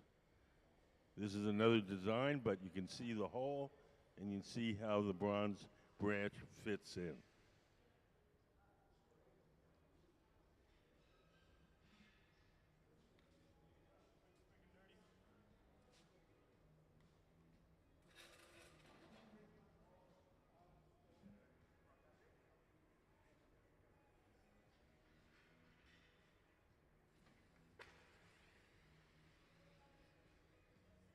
You guys have any questions? How are they coordinating? Who's designing this? It's all Clifford Rainey. And they're He's our guest following artist. his directions. Everybody else is working for him. Okay. He's the Off a boss. sketch? What? Off a sketch? Yeah, somebody made a bunch of sketches of some of these. And they're talking to each other. You know, he's saying do this, do that.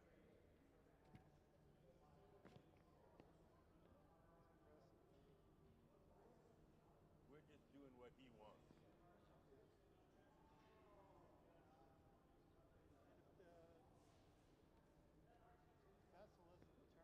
consistent speed,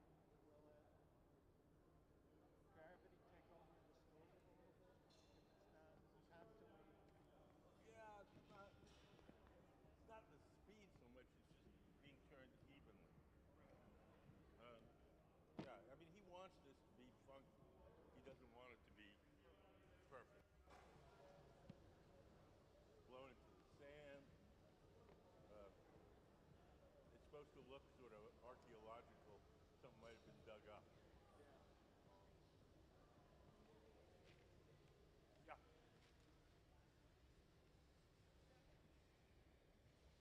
What happens with the like glass cast offs that are like on the ground over there? Do they get remelted and used again, or? We can recycle our clear waste. We don't have a good way of recycling our color waste. Oh, okay. Color waste goes in the trash. The clear waste gets collected.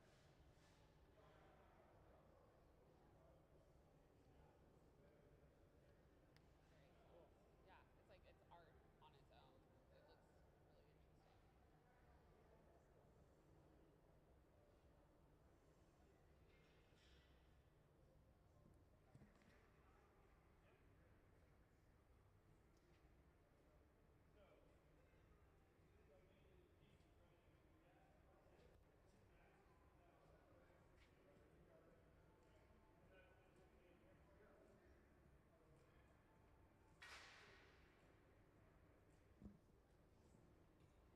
So we're getting close to being done.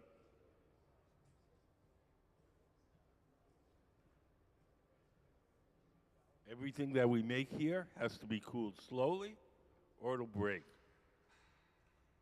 So we're going to take this off the metal rod. We're going to place it in an oven called the annealer, where it'll be cooled very slowly over a day or so.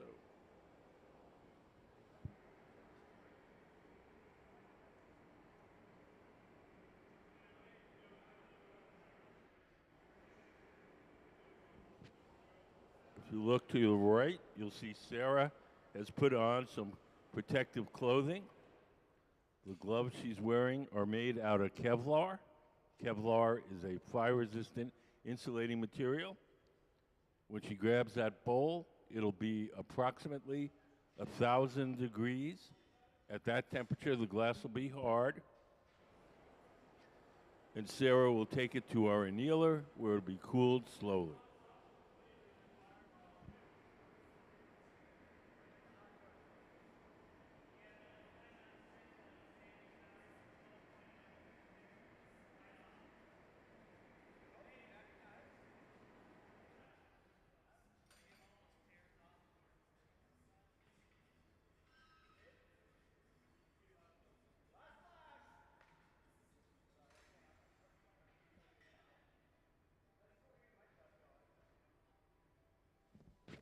So we're going to drip some water on the joint between the bowl and the metal rod.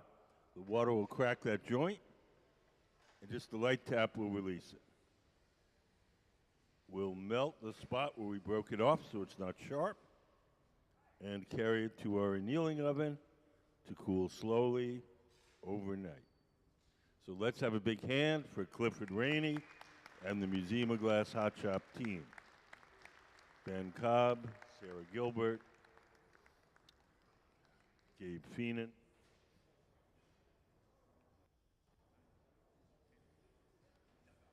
And Martin Blake.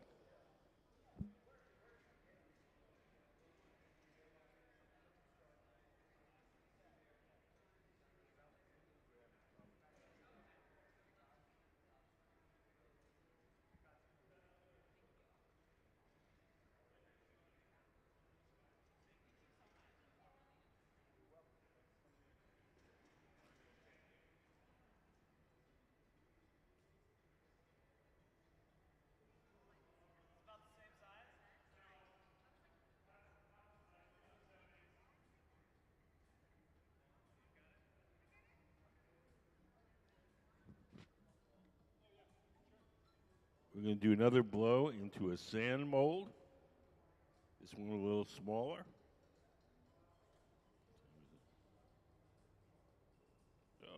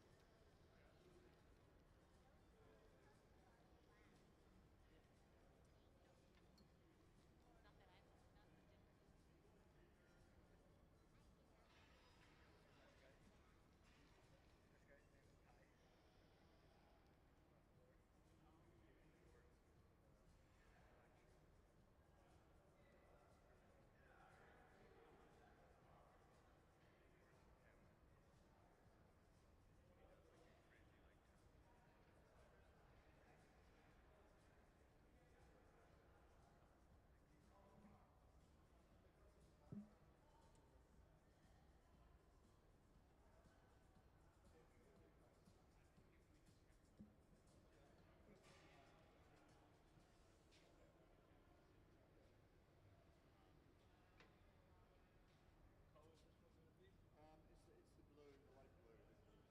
What's the white stuff in it? I call it silver sand. It's like quartz. It's ordinary silica sand without iron in it. Okay. So it's just, and it gives a little white dusting.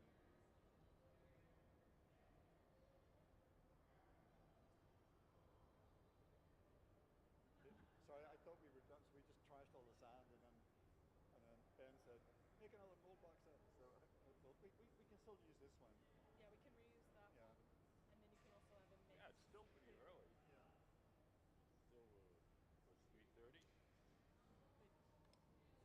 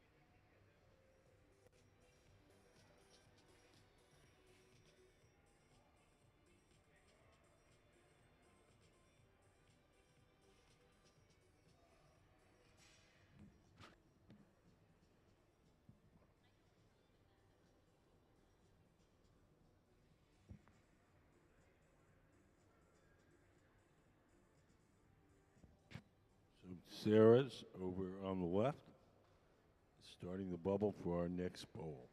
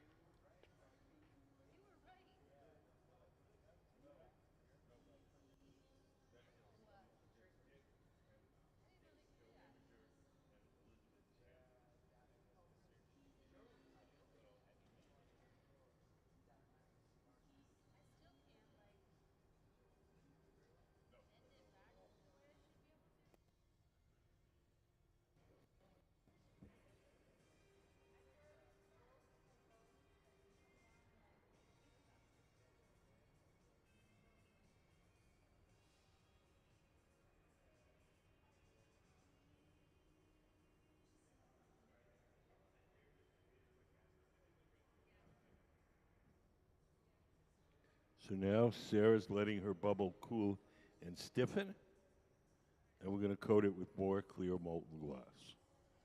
Each time we dip the bubble into the big furnace, only a certain amount of glass will stick. So if we need a lot of glass, we have to dip it in several times. Do you guys have any questions?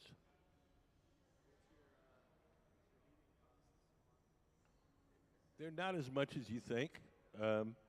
Each furnace probably runs about $500 a month, and each furnace, the two furnaces, and the glory hole's probably about a third of that, because they were only on for a third of the day. We're heating up a very small space to a very high temperature. When you heat your house, you're heating up a giant space to a very low temperature. So a house might be 12,000 cubic feet of air, and you're heating that up to 68 degrees. We're heating 12 cubic feet up to 2,000.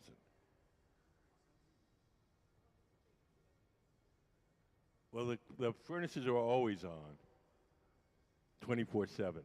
The glory holes take about an hour to heat up.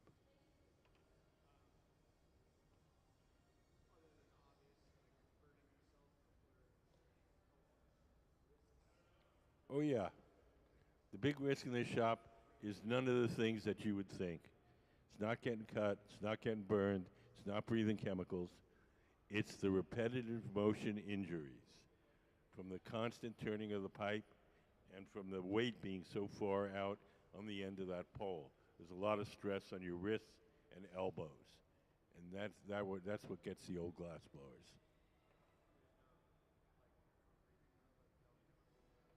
Not, I don't, I've been in, working in glass for 45 years, and I don't know anyone who's ever gotten sick from breathing stuff. But I know plenty of people who've had carpal tunnel and.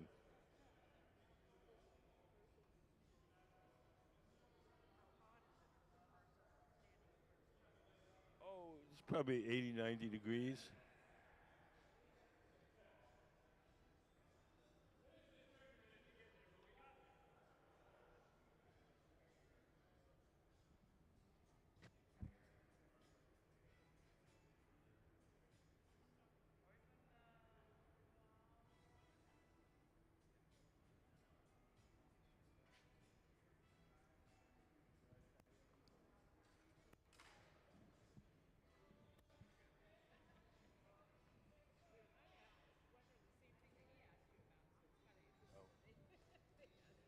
That's okay.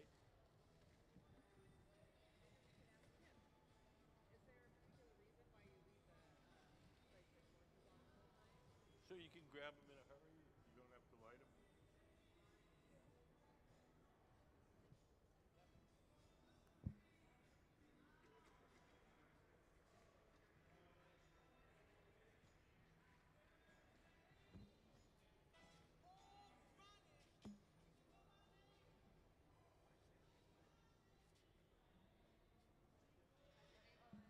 Say what?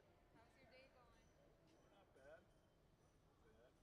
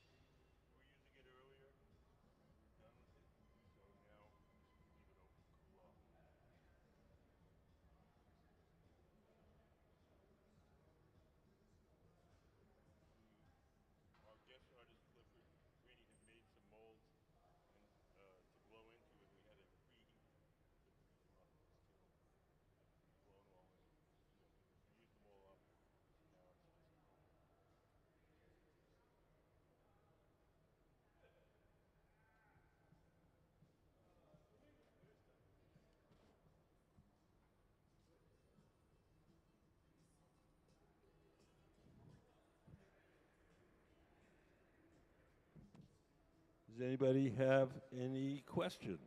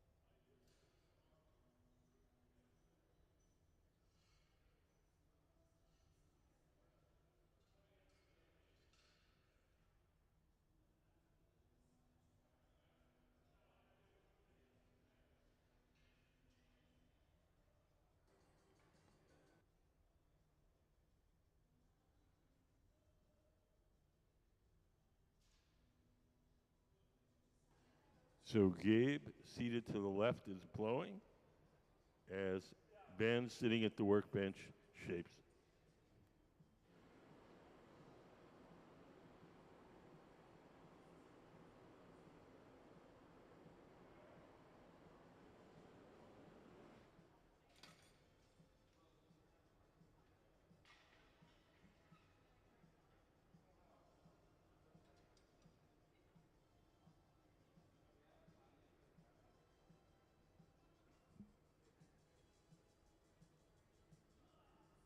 One of the glass blowers is preheating our sand mold. Mr. Rainey, Mr. Clifford Rainey, our guest artist, has formed a mold in the foundry sand in that box. We're going to blow the bubble that Ben is making into that mold. Here we go.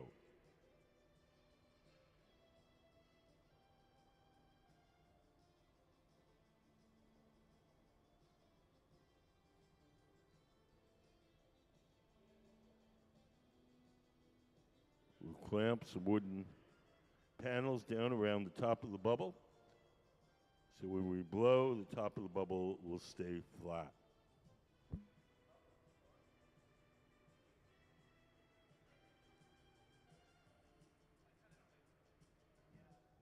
We've got to keep it in the mold till it cools enough so that the glass retains its shape. It's stiff enough so the glass will retain its shape when removed from the mold.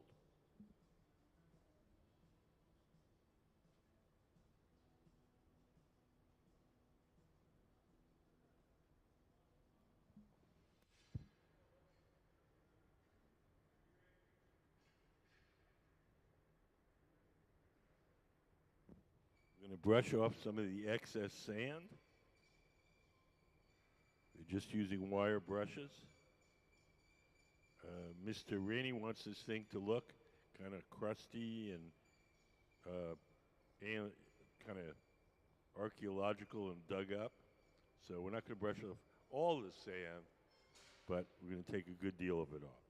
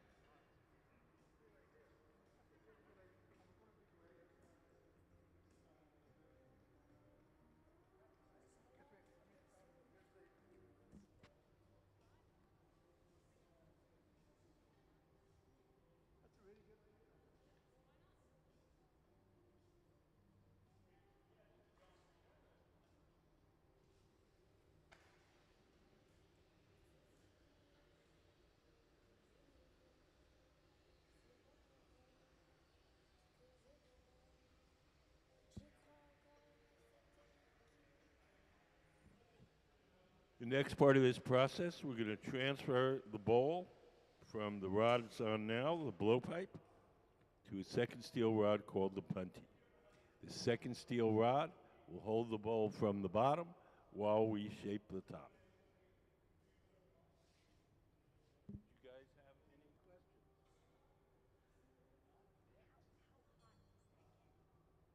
Well, when the glass comes fresh out of the furnace, it's 2100 degrees Fahrenheit.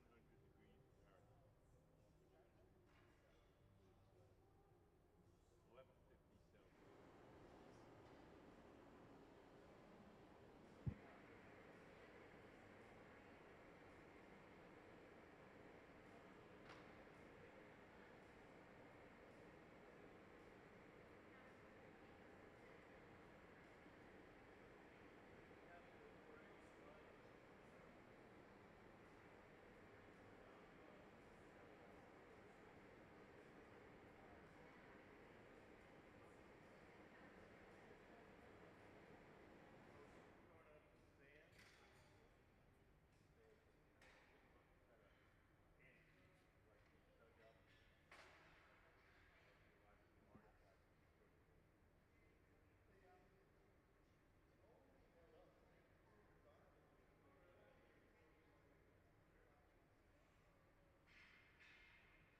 Celsius. His exhibits. That's Clifford Rainey. He's our guest artist for the week. Oh, okay. And so he's making stuff. We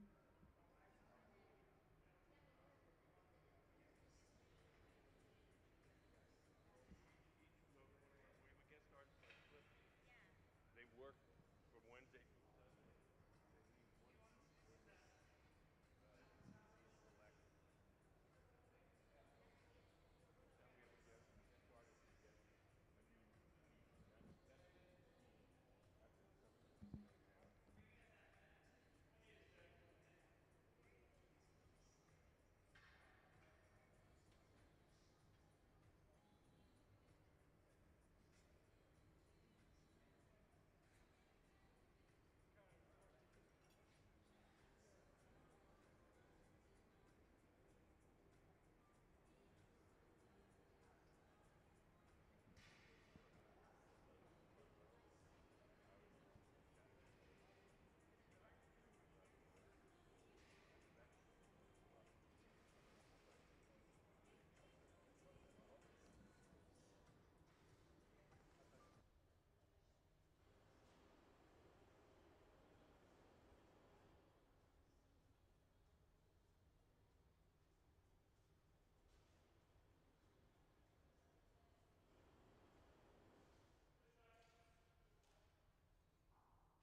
The next thing we're going to do is transfer the glass from the rod it's on now, the blowpipe, to a second steel rod called the punty, P-U-N-T-Y.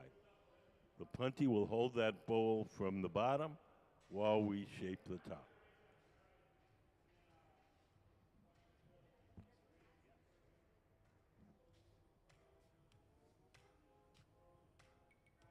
Do you guys back there have any questions?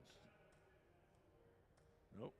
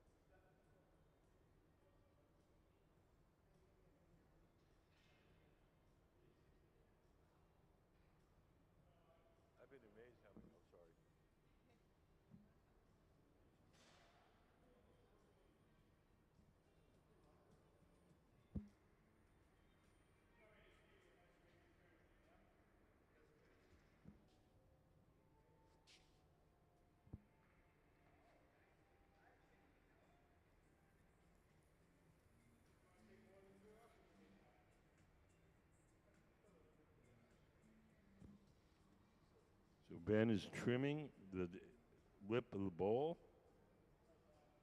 When the glass is hot, you can cut it with the scissors.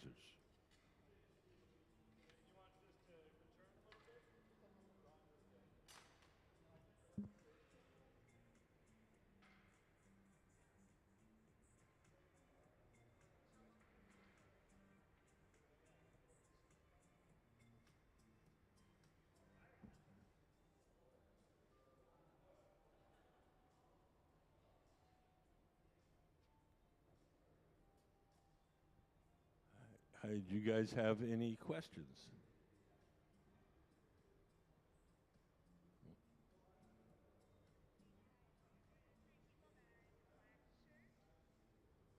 Uh-huh. They are employees of this museum, yes.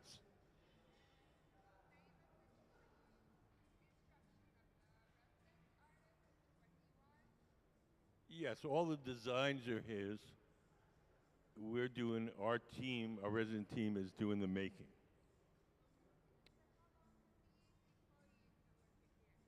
Well, let's see, Ben and Gabe, 21 years. Sarah, I would say 4, 6, and 4, maybe 16, 17, 18 years. But they've been blowing glass much longer than that. Ben's been blowing glass for 30 years. Gabe has been blowing glass for 27 years. Sarah, 23 years. So they're pretty experienced. Yes, they're, you know, I mean, they do this every, 5 days a week.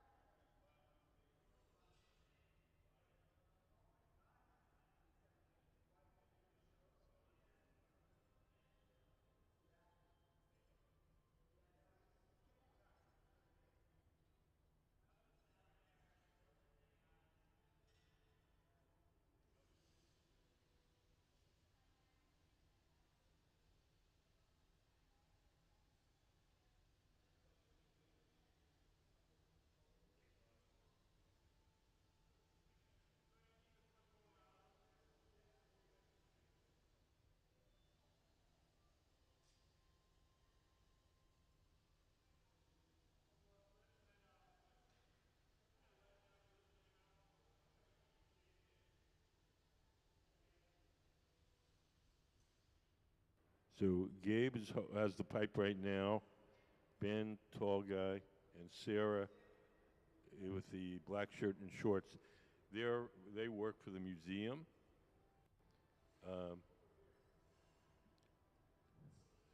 a couple of people, John in the white T-shirt, Julie in the black sweatshirt. They will come with with with Clifford, yeah. And Martin with the curly gray hair. He's a local artist. He's just visiting because he knows our team and he knows Clifford.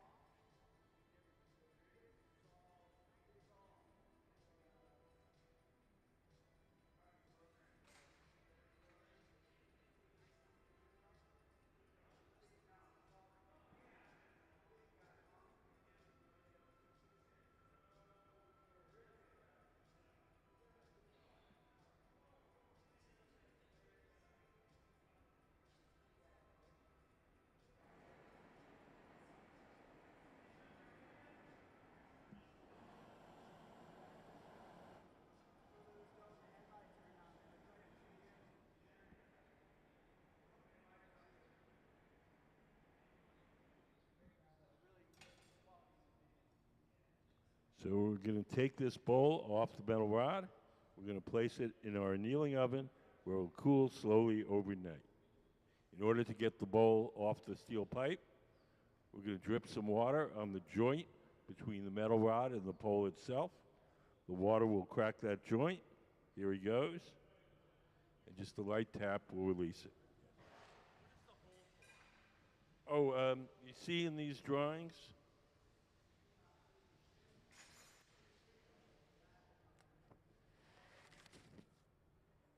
So he's cast some bronze, these bronze branches, and they're going to go through the holes.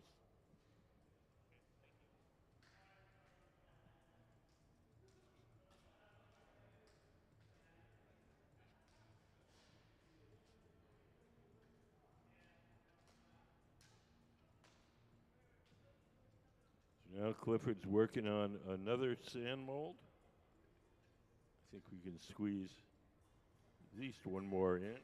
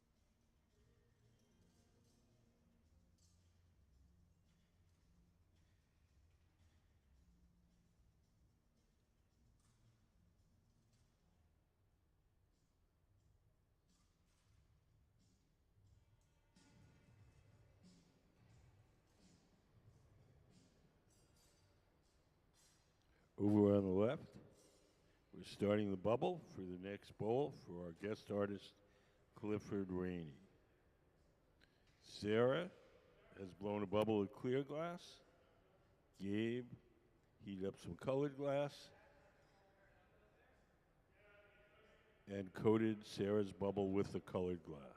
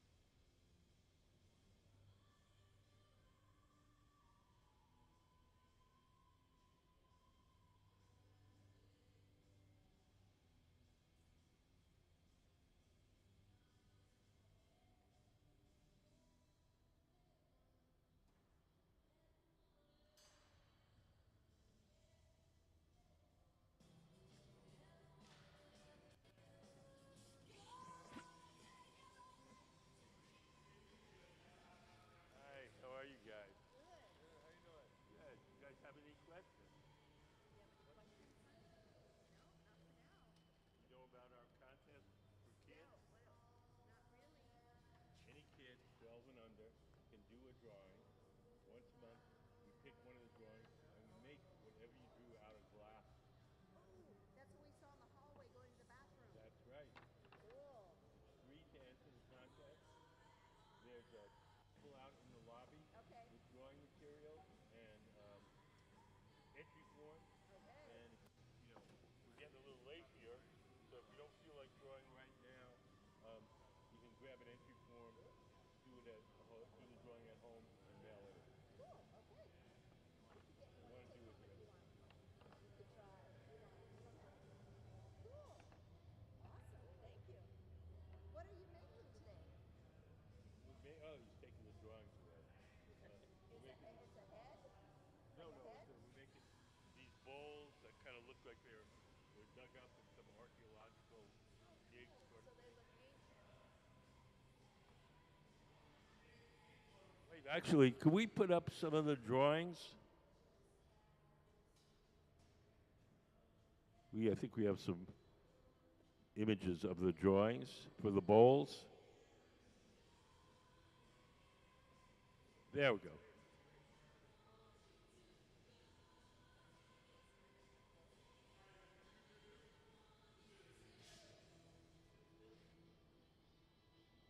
Is there another drawing? I think there were there. There's another one.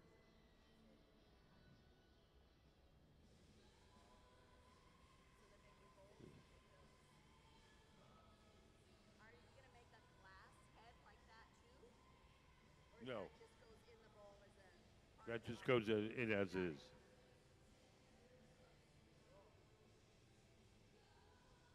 So these are all designs by our guest artist, Clifford Rainey. He's the man in the white T-shirt, frantically packing up his stuff.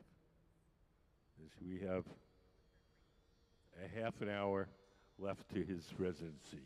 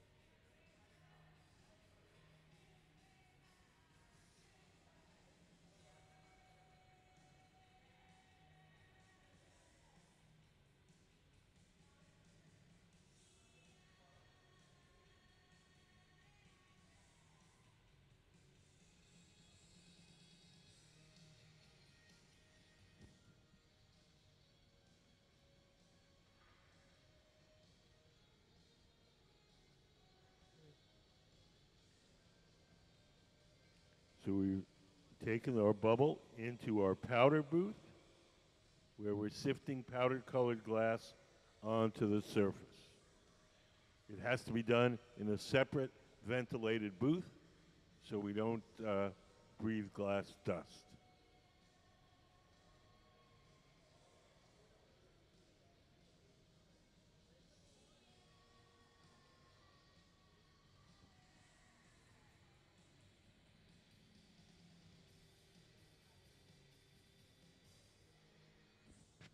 Come around and put the glass in the glory hole, the round oven, and we'll melt that colored glass onto the surface.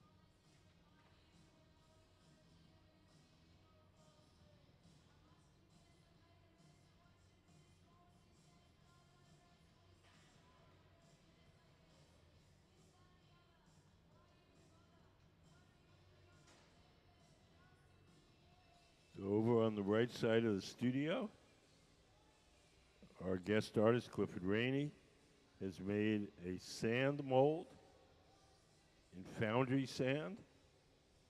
We blew into this once before, and now we're going to blow into it again and see what happens.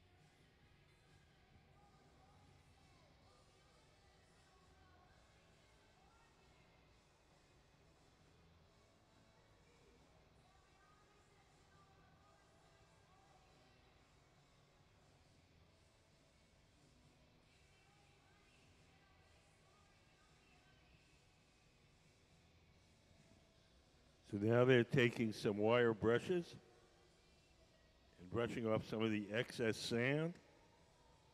We'll leave some of that sand on there to give the piece the little kind of archaeological, just dug up look.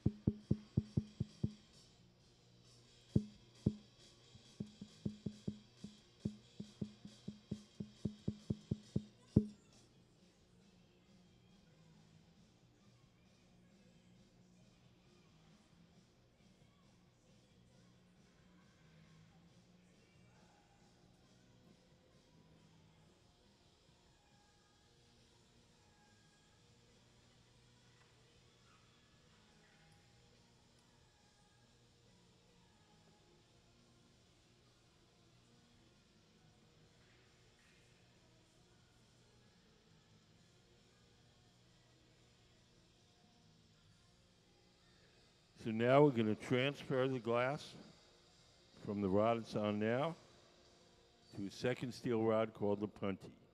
The second steel rod will hold the bowl from the bottom while we shape the top. Ben's making a little notch in the punty so we have a clean place to break it off.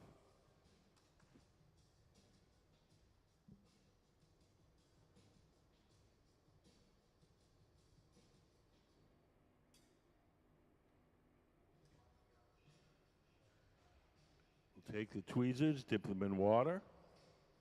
We'll drip a little water where we want the glass to break.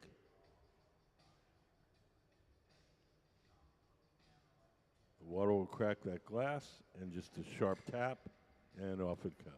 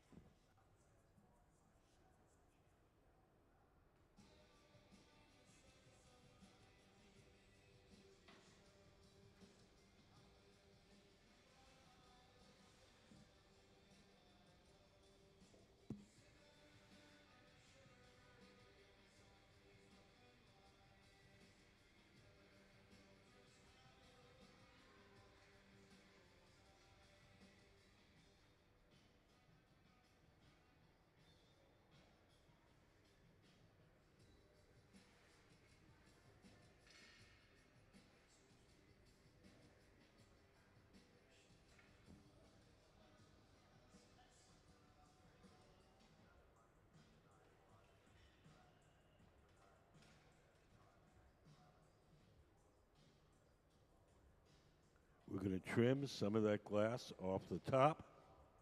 When the glass is hot, you can cut it with a scissors.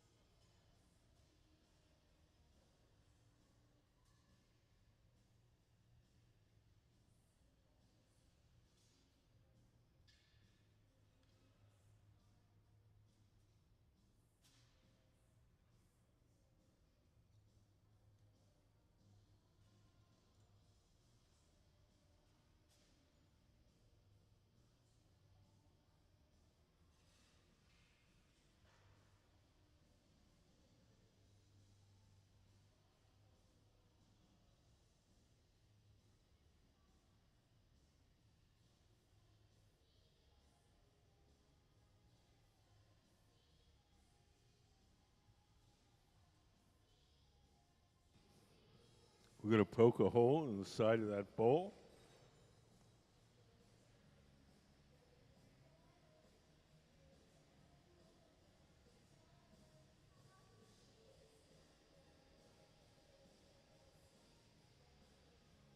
And there's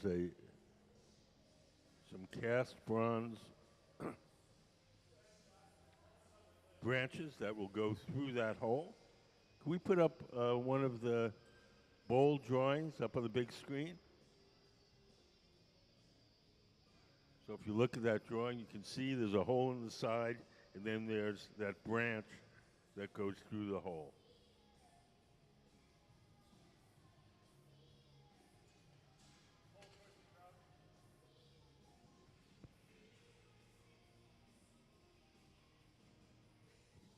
Thank you, Chris.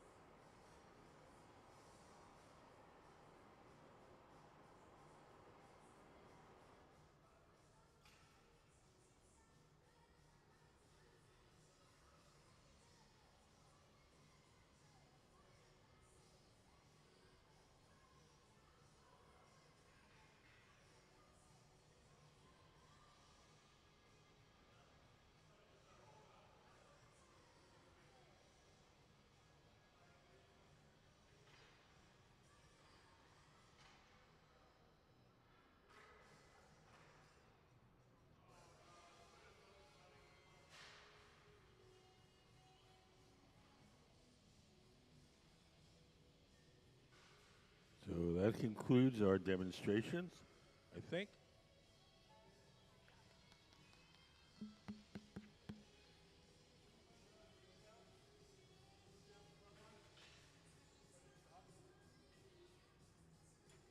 Maybe not. Is that it then?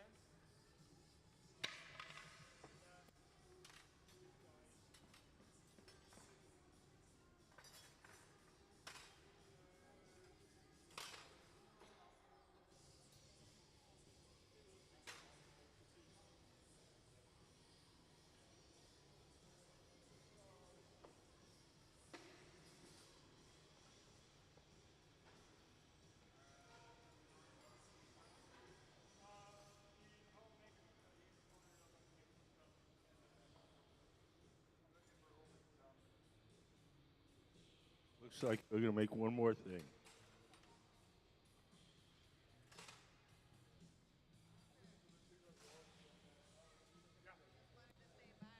Oh, yeah. Nice to meet you guys. Take care. Safe travels back to Belfast.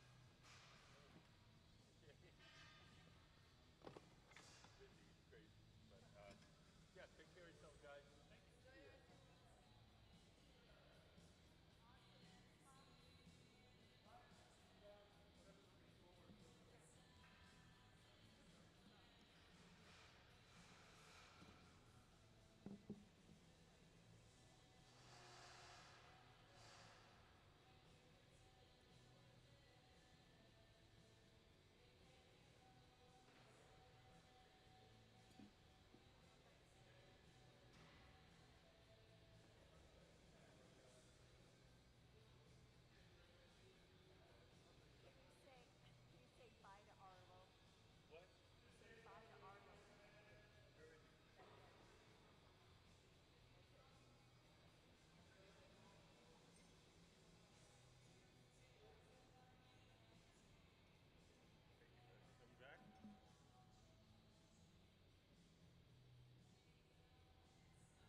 Okay. Take care, Arlo. Nice having you here. Thanks for coming in and visiting us.